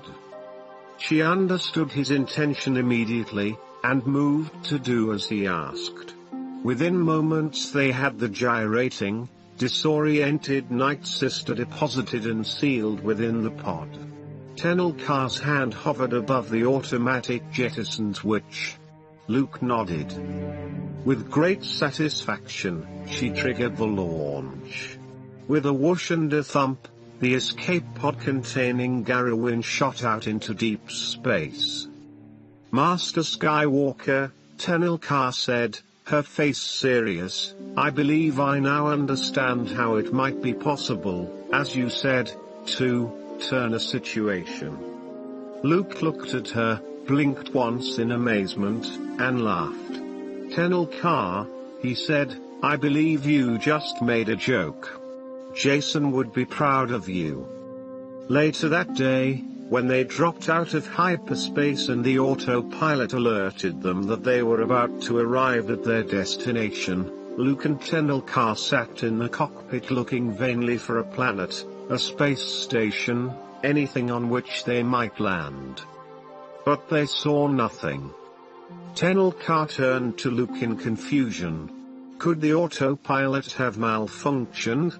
she asked. "Did we have the wrong coordinates?" "No," he said, seeming calm and self-assured. "We must wait." Then, as if a curtain had suddenly been drawn aside, they saw it, a space station. A Shadow Academy, Tenelka reminded herself. A spiked Taurus spinning in space, protected by exterior gun emplacements and crowned with several tall observation towers. "It must have been cloaked," Luke said. As they approached the Shadow Academy, docking bay doors opened automatically, and Luke placed a reassuring hand on Tenelka's shoulder. "The dark side is not stronger," he said. Tenelka let out a long breath, and some of her tension drained away with it. "This is a fact," she whispered. Chapter 20. During the Shadow Academy's sleep period, all students were locked in their individual chambers and told to rest and meditate, to recharge their energies for further strenuous exercises. It was just part of the Imperial rules, and most students followed them without question. Jason sat alone in his small cubicle, bruised and aching from the training ordeal. He dampened one of his socks and used it to soothe the many cuts and scrapes he had received from the sharp rocks and knives. He and Jaina had requested simple pain relievers, but Tamithkai had flatly refused, insisting that the aches would serve to toughen them up. Each twinge of pain was supposed to remind them of their failure to deflect a ball or stone. He used what he knew of the Force to dull the worst of the pain, but it still hurt. Jason sat cross-legged, trying furiously to figure out some escape before Brakis launched another raid on Yavin 4 to grab more of Uncle Luke's trainees. His sister Jaina was always best at making complicated plans. She understood how things worked, how pieces fit together. Jason, on the other hand, who liked to live in the moment and enjoy what he was doing, was a bit more disorganized. He managed to get things done, but not always in the same order he had originally planned. Maybe the most important step was to free Jaina and Loie. After that, they could decide what to do next. Of course, the biggest question was how Jason could free them all from their cells. Then he remembered his Karuska gem. Jason nearly laughed out loud. Why hadn't he thought of it before? He grabbed for his left boot, shook it, and was startled to hear nothing. Then he recalled he had put the stone in his other boot. He picked it up and dumped the precious jewel into his cupped hand. Smooth on one side, with sharp edges and facets on the other, the Karuska gem glowed with internal fire, trapped light from when it had formed deep in Yavin's core ages ago. Lando Calrissian had said a Karuska gem could slice through transparent steel as easily as a laser through Sulliston jam. But then, Lando said a lot of things that couldn't entirely be believed. Jason hoped this wasn't one of them.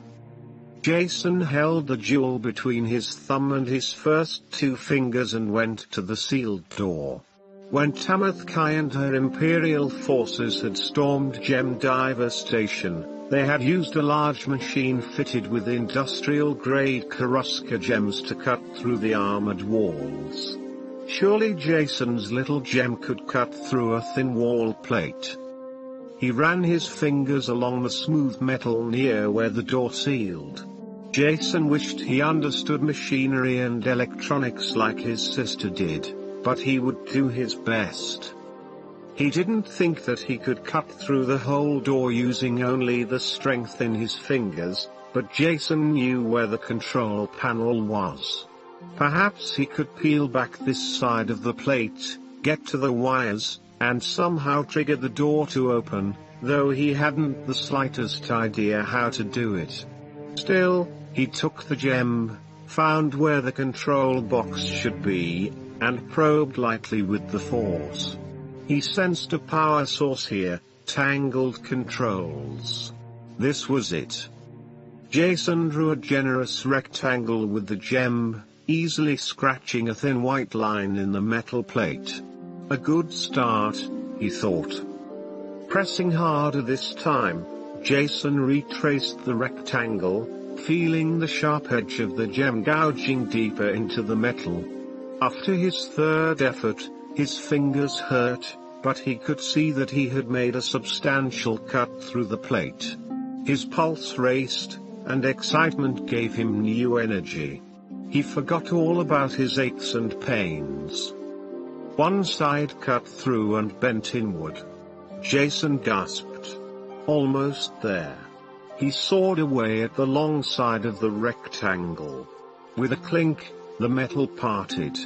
The last two sides were easier, and he sliced through them quickly. The metal rectangle slipped from Jason's sore fingers and fell to the floor with a loud clatter. "Oh, bluster bolts," he muttered.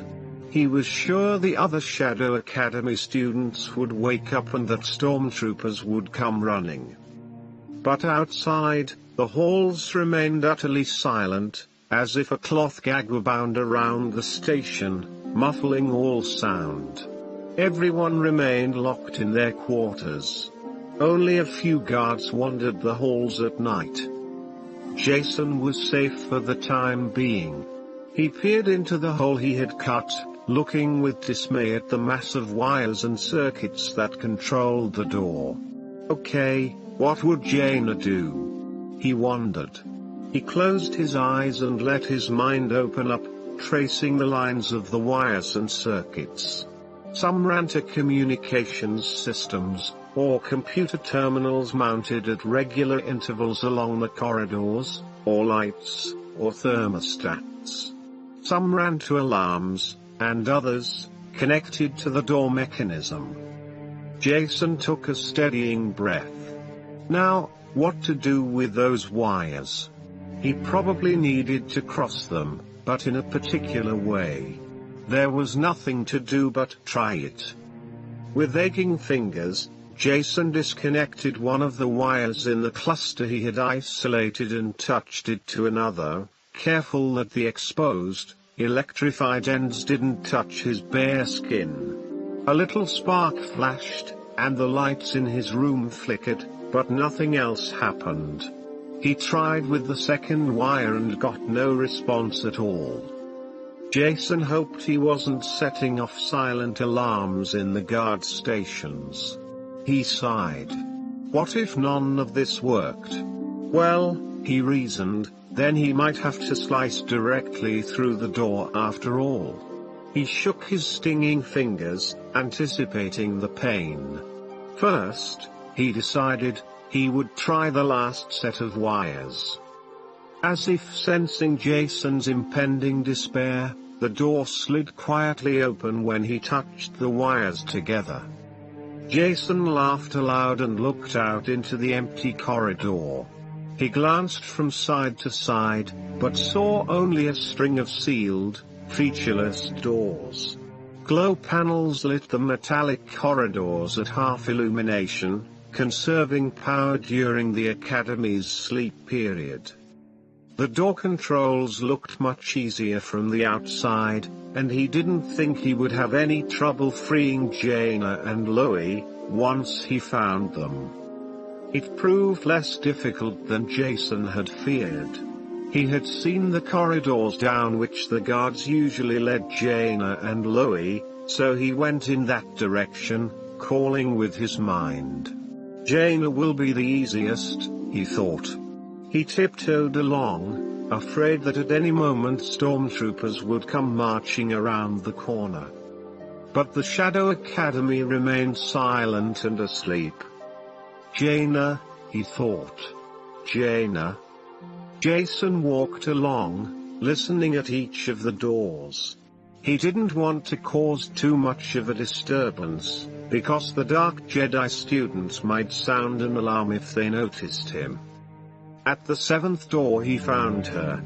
Jason sensed his sister, awake and excited, knowing he was out there. He worked the controls until her door slid open. Jaina burst out, hugging him. I've been expecting you, she said. Used my Karuska gem, he explained, pointing toward his boot, where he had stashed the stone again. Jaina nodded, as if she had known all along what her brother would do.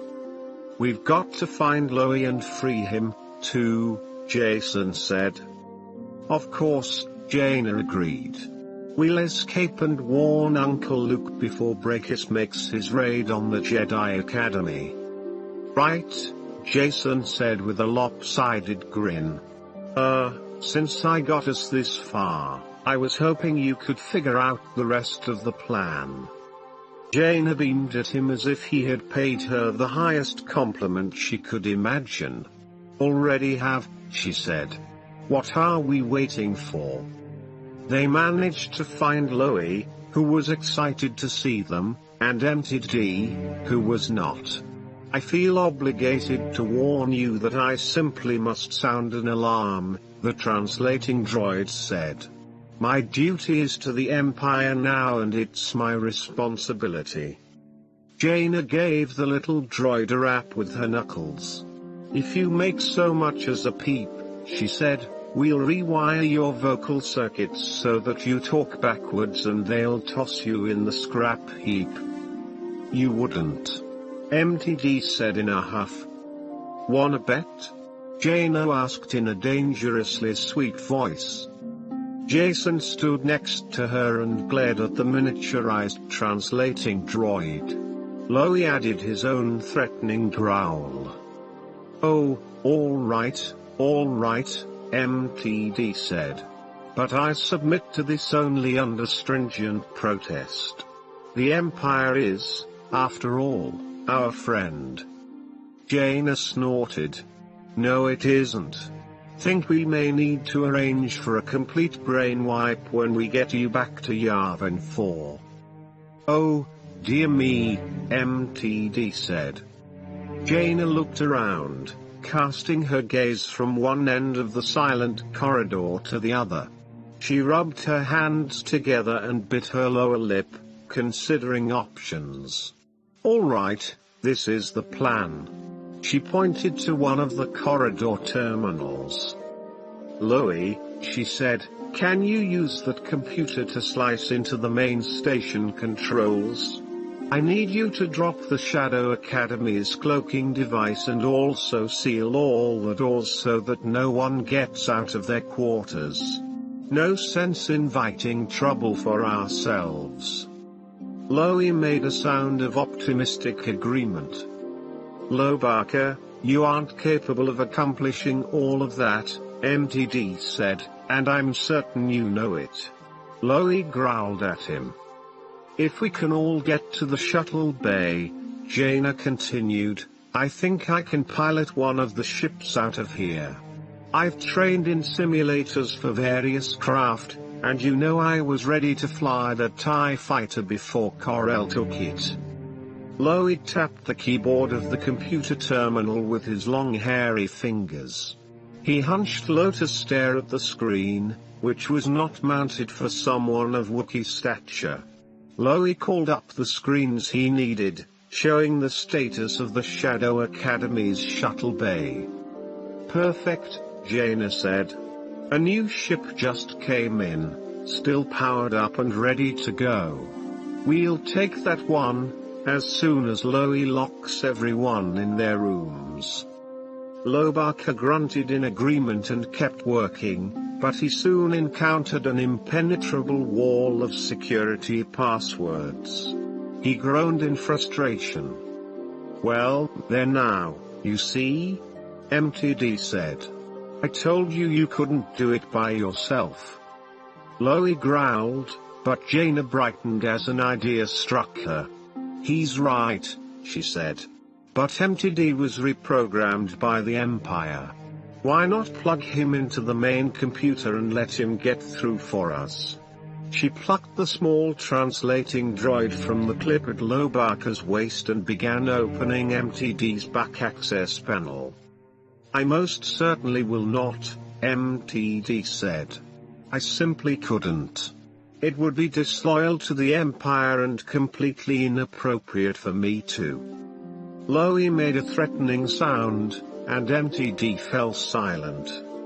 Working rapidly, with nimble fingers, Jaina pulled wires, electrical leads, and input jacks from the droid's head case and plugged them into appropriate ports on the Shadow Academy's computer terminal.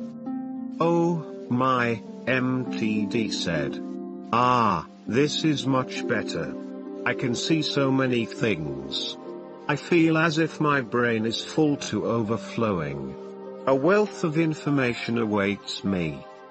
"The passwords, MTD," Jaina said, reaching toward the recalcitrant droid. "Oh, dear me, yes. Of course, the passwords," MTD said hastily. "But I remind you, I really shouldn't." "Just do it," Jaina snapped. "Ah, yes, here it is. But don't blame me if the whole lot of stormtroopers comes after you." The screen winked, displaying the files Lobaka had been trying to access. Jason and Jaina sighed with relief, and Loie made a pleased sound. His ginger-furred fingers were a blur as he descended rapidly through menu after menu, finally penetrating all the way into the station computer's main core. With two swift commands Loie shut down the Shadow Academy's cloaking device. Then, with a resounding clunk that echoed throughout the station, he closed and sealed every door except those the three of them would need to escape.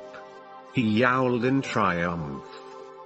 Belatedly, the station alarms went off, screeching and grating with a harsh, piercing sound, unpleasant as only Imperial engineers could make it. Loie unplugged MTD. "There, I tried to warn you," the silvery droid said. "But you wouldn't listen, would you?" Chapter 21. Brakis sat contemplating in his dim office, long after the other workers had retired for the night. He reveled in the dramatic images on his walls, galactic disasters in progress, the fury of the universe unleashed like a storm around him, with Brakis as its calm center, able to touch those immense forces but not be affected by them. Brakis had just written up the plans for a swift attack on Yavin 4 so that he could steal more of Master Skywalker's Jedi students. He had sent the encoded message deep into the core systems to the great Imperial leader, who had immediately approved his plans. The leader was eager to get more chosen Jedi students to train as Dark Warriors. The assault would occur in the next few days, while Skywalker was no doubt still reeling from the loss of the twins and the Wookiee, perhaps even away from Yavin 4 looking for them. Tamith Kai would go along for the assault. She needed the outlet to vent her anger, to drain some of the rage she kept bottled within herself. That way she could be more effective. Brakis stood and looked at the blindingly bright image of the Denari Nova, two suns pouring fire onto each other. Something was bothering him. He couldn't quite put his finger on it. The day had gone routinely. The three young Jedi Knights were doing even better than he'd expected. But still Brakis had a bad feeling, a low-level uneasiness. He walked slowly out of his chambers, his silvery robes flickering around him like candlelight. He let the door of his office remain open as he turned to scrutinize the empty corridor. Everything was quiet, just as it should have been. Brakis frowned, decided he must be imagining things, and turned back toward his office. But before he could get there, the door slammed shut of its own accord. Brakis found himself trapped outside his office. Up and down the corridor the few open doors also sealed themselves. He heard clicking sounds as locking mechanisms engaged all around the station. Automatic alarms shrieked. Brakis would not tolerate such an interruption in his routine. Someone would be punished for this. He held the storm inside himself and strode down the halls, intent on squashing the disturbance. Jason, Jaina, and Loie rushed into the docking bay, tense and ready to fight their way out of the Shadow Academy. A gleaming Imperial shuttle of unusual design sat in the middle of the brightly lit landing pad, still going through its shutdown procedures. Other TIE fighters and Skipray blast boats stood locked down and in various stages of maintenance. The alarms continued their deafening racket. Jason saw movement in the shuttle and frantically gestured for the others to duck down, just in time to see two figures emerge from the entry ramp. One of the figures crouched and drew a lightsaber. "Uncle Luke!" Jaina cried, springing to her feet. The second figure, a fierce-looking girl, whirled, ready to attack. Her braided red gold hair swept like a burst of flame across her grey eyes. "And Tenel Ka," Jason said. "Hey, am I glad to see you." Loie bellowed a delighted welcome. "Well, it certainly is a relief to see familiar faces in the midst of all this infernal racket," MTD said. "All right, kids," Luke Skywalker said, "we came to rescue you, but since you managed to get yourselves this far, I guess we're ready to go. Right now." Jane issued a brisk report. "We managed to shut down the cloaking device, Uncle Luke.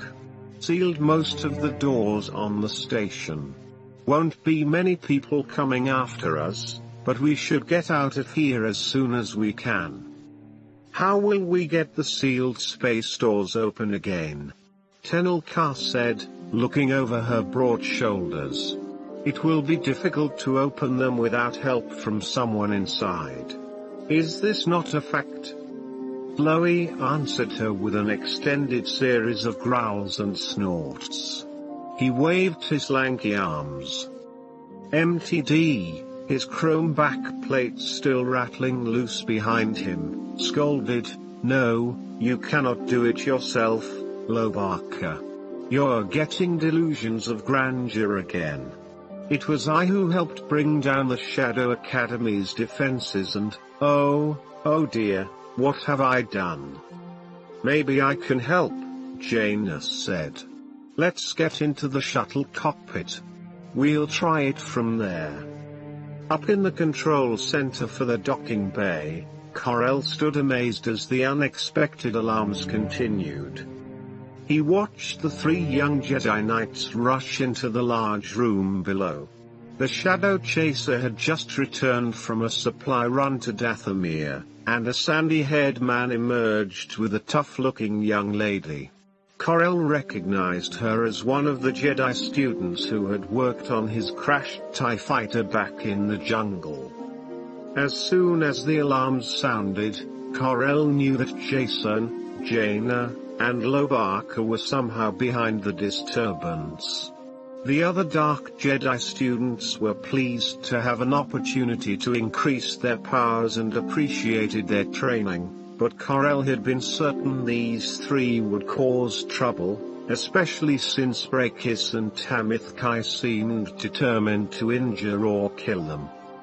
Corel had been gravely disturbed at the supposed duel to the death between the holographically disguised brother and sister. He also knew the dangerous testing routine with flying stones and knives had already been responsible for the deaths of half a dozen promising Shadow Academy trainees. He didn't agree with Brakis's tactics, but Corel was just a pilot. No one listened to his point of view, no matter how certain he was. Yet Corel served his empire, and he had to do what he knew was right. He opened the comm channel and gruffly reported, "Master Brakis, Tamith Kai, anyone who can hear me. The prisoners are attempting to escape. They are currently in the main docking bay. I believe they intend to steal the Shadow Chaser. All of my defenses are down because of computer failure. If you can offer assistance, please come to the main docking bay immediately." Tamith Kai's violet eyes snapped open, and she leapt from her heart, uncomfortable bunk at the first sound of alarm. She came instantly awake, her mind burning with demands to know what was going on. Someone was threatening the Shadow Academy. The Night Sister threw on her black cloak, which swirled around her with glittering silvery lines, like the trails of stars during a launch into hyperspace. She reached the door to her quarters, but it would not open. She pounded on it, punched the override controls, but the locking mechanisms remained engaged. "Let me out," she snarled. Tamith Kai worked the controls once more, again with no success. Her rage built within her. Something was happening, something terrible, and she knew the 3 kidnapped trainees were behind it all. They had caused more trouble than they were worth. The Shadow Academy could find so many other willing trainees in all the worlds of the galaxy that regardless of the talent of these 3, their potential for disaster was too great. She would destroy them once and for all, and then the Shadow Academy could settle back into its smooth, regular routine, with Tamith Kai dominating and Brakis running the details. Then she could be happy again. Her fingers coiled, and a smoky black electricity curled between them. "Out!" she roared. "I must get out!" Tamith Kai slashed with both of her hands in an opening gesture as she cried her command. With an explosion of power, the doors bent backward, folding down in a burst of smoke and sparks from the sheared-off wiring in the controls. Then using her bare hands, she tore one of the heavy metal plates completely out of its tracks and tossed it with a loud clonk onto the floor. Tamith stormed out, her eyes shimmering like violet lava. Corell's message came over the hall comm systems, and Tamith did not let her anger slacken for an instant. The docking bay. She strode forward at high speed. While Jason, Jaina, and Loie scrambled aboard the Shadow Chaser, Luke remained outside with Tenel Kansas. He glanced back and shouted to the twins. I need to know about this place. There's something familiar and very wrong here. Yes, Jaina said. Uncle Luke, the person running the Shadow Academy is. But Luke had become distracted, fascinated, really. He suddenly stood up straighter, his eyebrows drawing together. Wait, he said. I sense something. A presence I haven't felt in a long time. He walked slowly across the bay and drew his lightsaber again, feeling a storm in the Force, a deadly conflict. As if in a trance, Luke strode toward one of the sealed red doors that led deeper into the Academy station. Hey, Uncle Luke! Jason cried, but Luke held up a hand for the boy to wait. They needed to escape soon, it was their only chance. They had to seize the moment. But Luke also had to see, had to know. Behind him, he heard the weapons systems of the Shadow Chaser powering up. The ship's external laser cannon turrets raised and locked into firing position. When the red door slid open ahead of him, Luke Skywalker stood transfixed. He stared at the sculpture-handsome face of his former student. Brakis. He whispered in a voice that carried across the docking bay, even above the chaos of shrieking alarms. Brakis stood where he was with a faint smile. Ah, Master Skywalker. So good of you to come. I thought I sensed you here on my station. Are you impressed at how well I have done for myself? Luke held his lightsaber out in front of him, but Brakis remained outside in the corridor and did not step across the threshold. Oh, come now, Brakis said with a dismissive wave. If you intended to kill me, you should have done it when I was a weak trainee. You knew I was an Imperial agent even then. I wanted to give you the chance to save yourself, Luke said.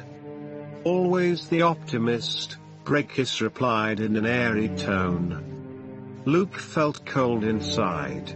He didn't want to fight Brakis, especially not now. They had little time. But didn't he have to confront his former student somehow, resolve their conflict? They had to go now.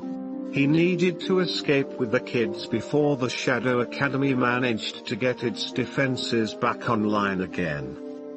Brakis held out his soft, empty hands. Come and get me, Master Skywalker, or are you a coward? Would your precious light side allow you to attack an unarmed man? The Force is my ally, Brakis, Luke said. And you have learned to use it to your own ends. You are never unarmed, any more than I am. All right, have it your way, Brakis said. He brushed the fabric of his shimmering robe and made ready to step forward. His eyes blazed now, as if he held the fury of the universe within him, ready to unleash it from his fingertips. Just then, an explosion of hot energy streaked past Luke's head from behind and melted the door controls. With a second blast from the Shadow Chaser's laser cannon, the controls were completely fried. The heavy metal plates slammed back into place, sealing Brakis and Luke apart from each other.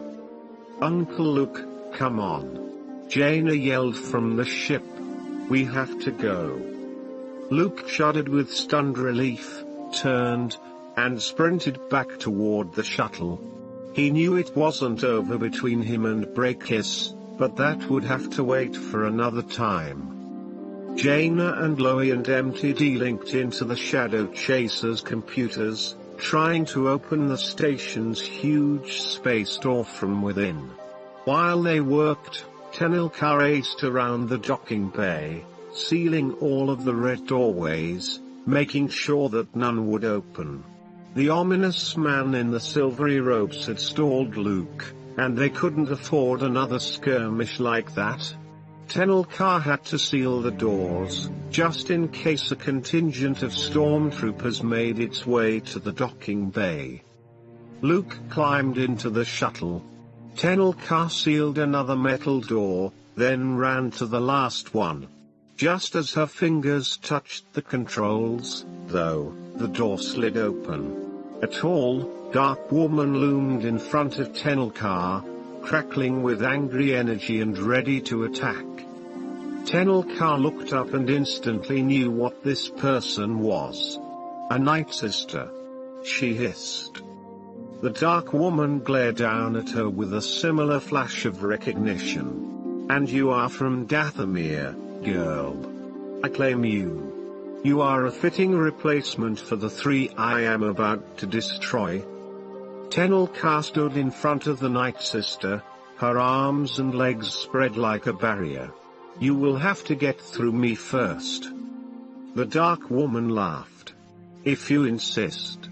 She struck with the force, an invisible blow that nearly knocked Tenilka sideways, but the young woman deflected it and stood strong, lips clamping together in determination. The Night Sister drew herself taller in surprise, looking like a black bird of prey. "Ah, so you are already familiar with the Force. That will make it easier for me to train you, to turn you." Tenilka remained tense and rigid, glaring at her opponent. "This is not a fact. And I will not let you harm my friends." The Night Sister seemed to snap as her anger came free of its delicate cage. "Then I won't hesitate to destroy you as well."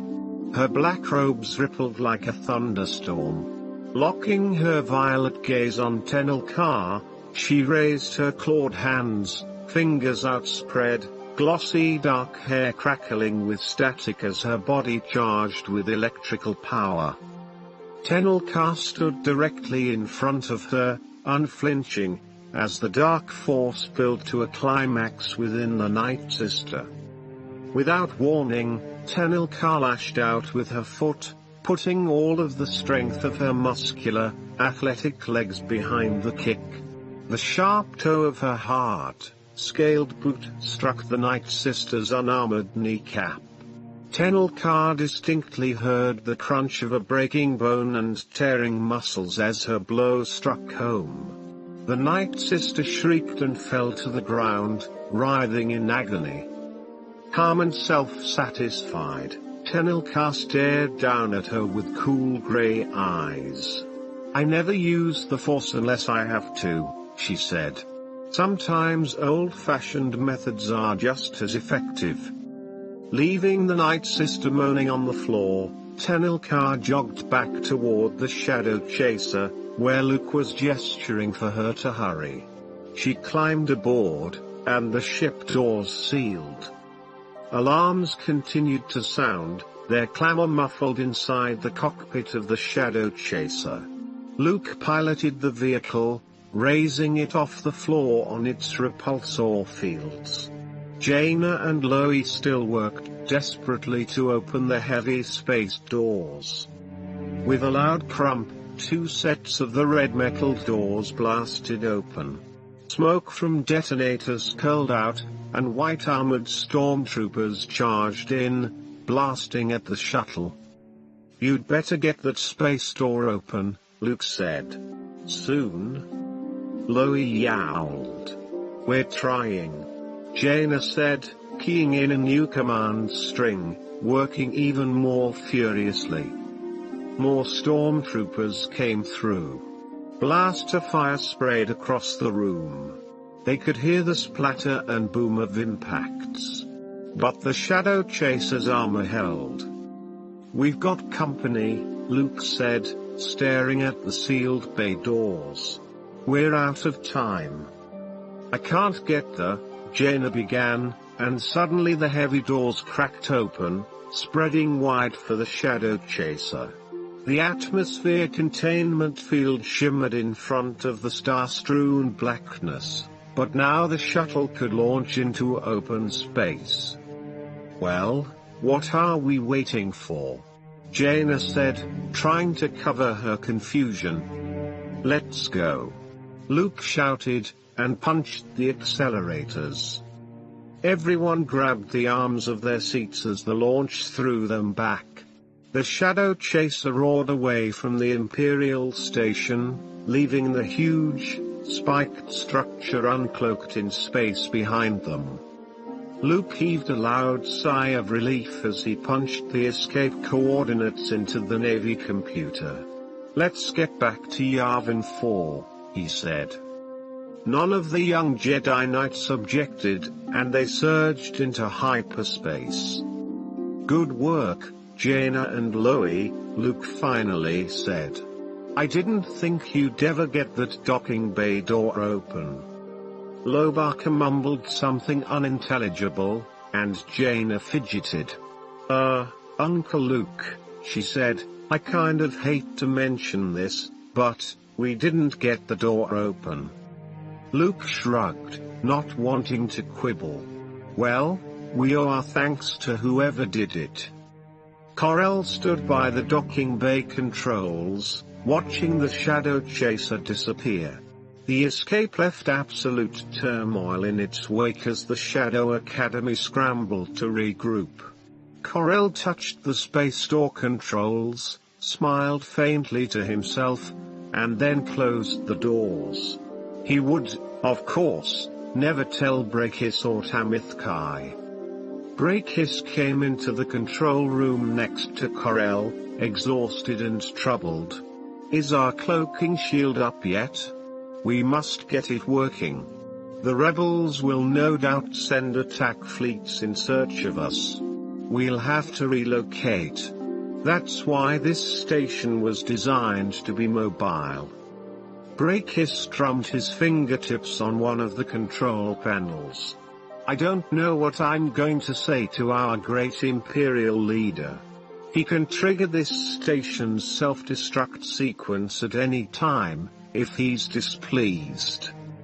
Corell nodded grimly. "Perhaps he won't be quite that displeased, this time." Brakis looked at him. "We can only hope." Tamithkai limped into the control chamber, utterly outraged. Her eyes still glowed with violet fire, and her hands were set in clawed curves, as if she wanted to shred hull plates with her fingernails. "So they've escaped. You let them get away?" Brakis looked at her mildly. "I didn't let them do anything, Tamithkai. I don't see what more we could have done. Our duty now is to get away and plan our next step, because you can be sure there will be another opportunity." Corell powered up the station engines, and they began moving the Shadow Academy to a new hiding place. Chapter 22. Jason and Jaina crowded together, pushing closer to the transmission area in the Jedi Academy's comm center as the image of Han and Leia came into focus. The twins cried out their greetings. Han Solo laughed in delight. "Looks like I didn't have to come after you kids in the Falcon after all. And I didn't have to mobilize the whole New Republic to rescue you." Leia beamed. "We got Luke's report yesterday. The scouts I had out searching for you kids are already looking for the Shadow Academy." In the background, Chewbacca roared a message in the Wookiee language to Loie, who responded in kind. In the comm center, Luke Skywalker stood next to R2-D2, letting the excited young Jedi Knights talk. Jason's words tumbled out in a rush. Lando Calrissian says something like this can never happen again. He's already working with his assistant Lobot to come up with refinements to Jedi the station's security. I think he's even going to use Karuska gems somehow. Luke spoke up. Yes, but I doubt the Shadow Academy will come here again to look for new trainees. We know what Breakiss is up to now. I suspect he'll go somewhere else for potential new Dark Jedi. But we brought the Shadow Academy's best ship back with us, Jaina said. And you should see the design. State of the art. Not like any of the models in the manuals, Dad. Luke put a hand on her shoulder. We need to offer it to the New Republic, Jaina. It isn't ours. Han interrupted. Hey, Luke, you need us to send some mechanics over to check out the ship, try to figure out its design? Luke shrugged. Go right ahead if you want, but I've got a skilled mechanic and an electronics specialist right here on Yavin 4, ready to start on the project right away, Jaina and Loie. Leia flashed a bright, warm smile. All right, Luke. We'll send our engineers to study it, but you keep the ship there. Use it when you need to. You earned it rescuing Jason, Jaina, and Loie.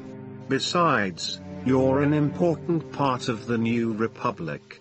We'll all feel better knowing you've got a safe, fast ship when you go running off across the galaxy, and don't tell me you've forgotten how to fly a fast ship.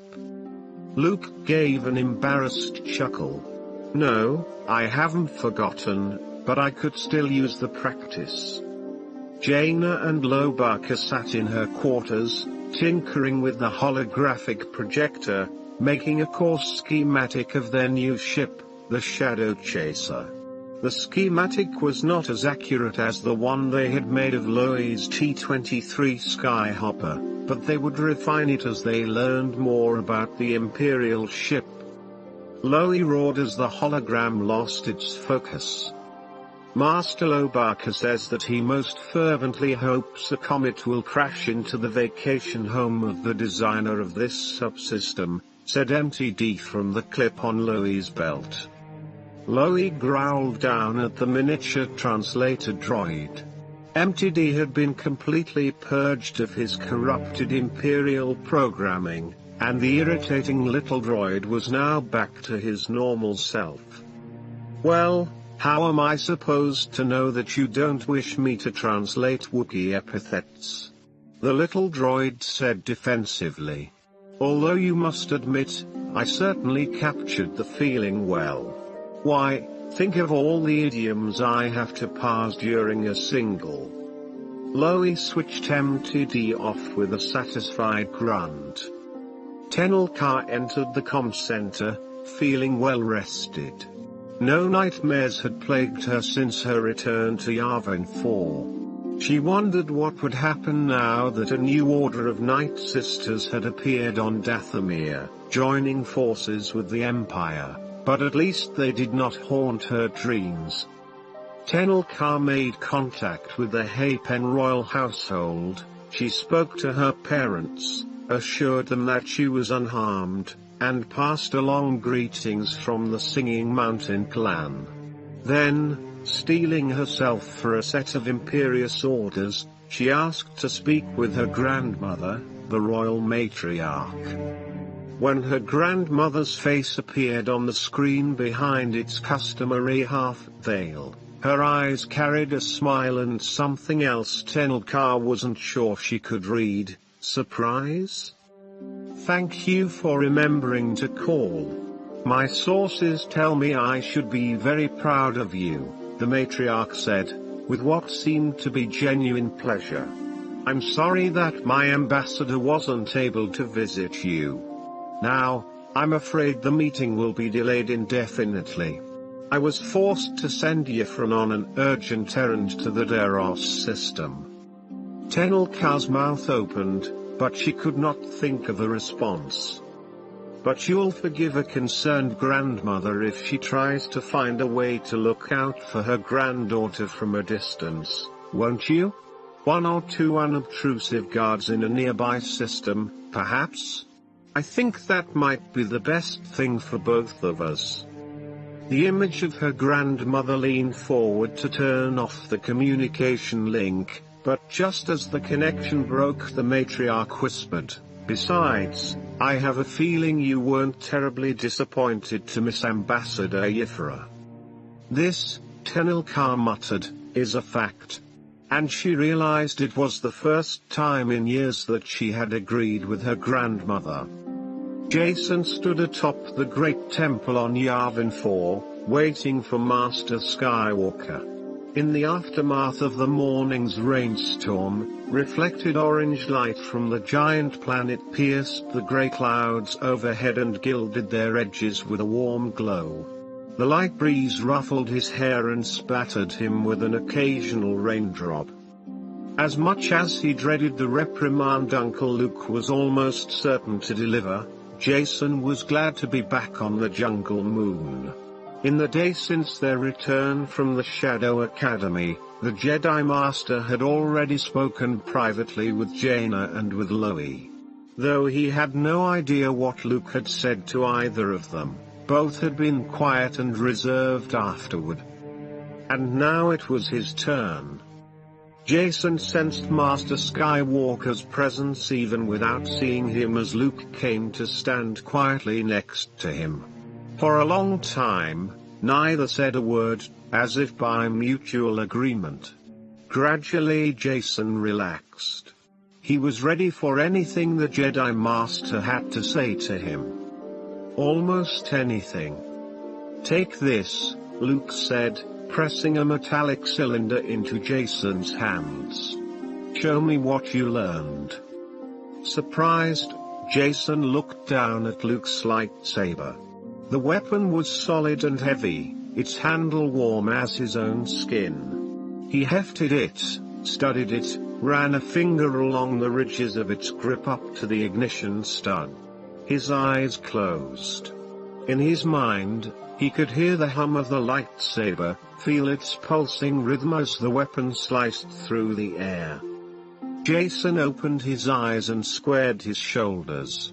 "This is what I learned," he said, handing the lightsaber back to the Jedi Master without igniting it. "You were right, I'm not ready. The weapon of the Jedi is not to be taken up lightly.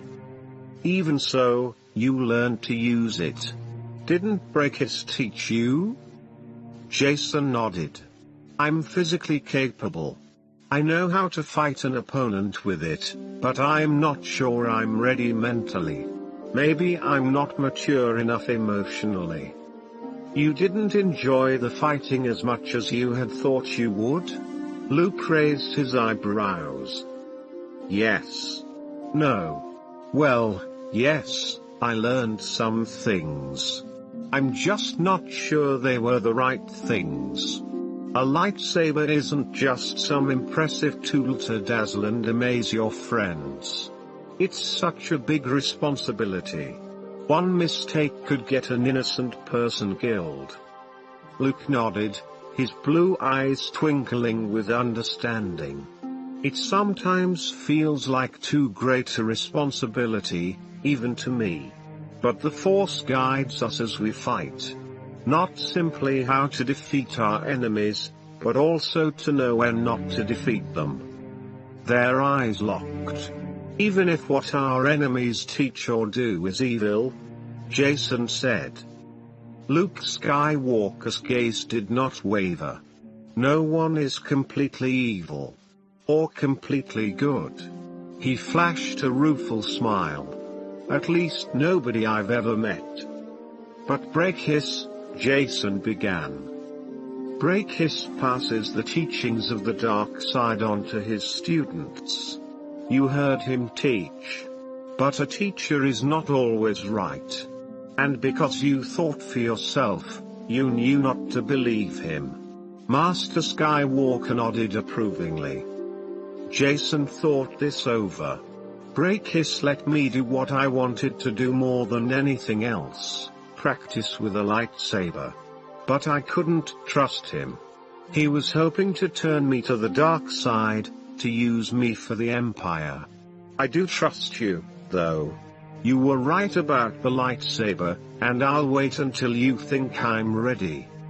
Luke looked up toward the clouds, which were breaking up, letting more and more light through.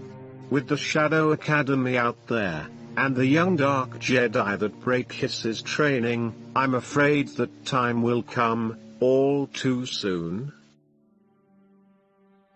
End of story.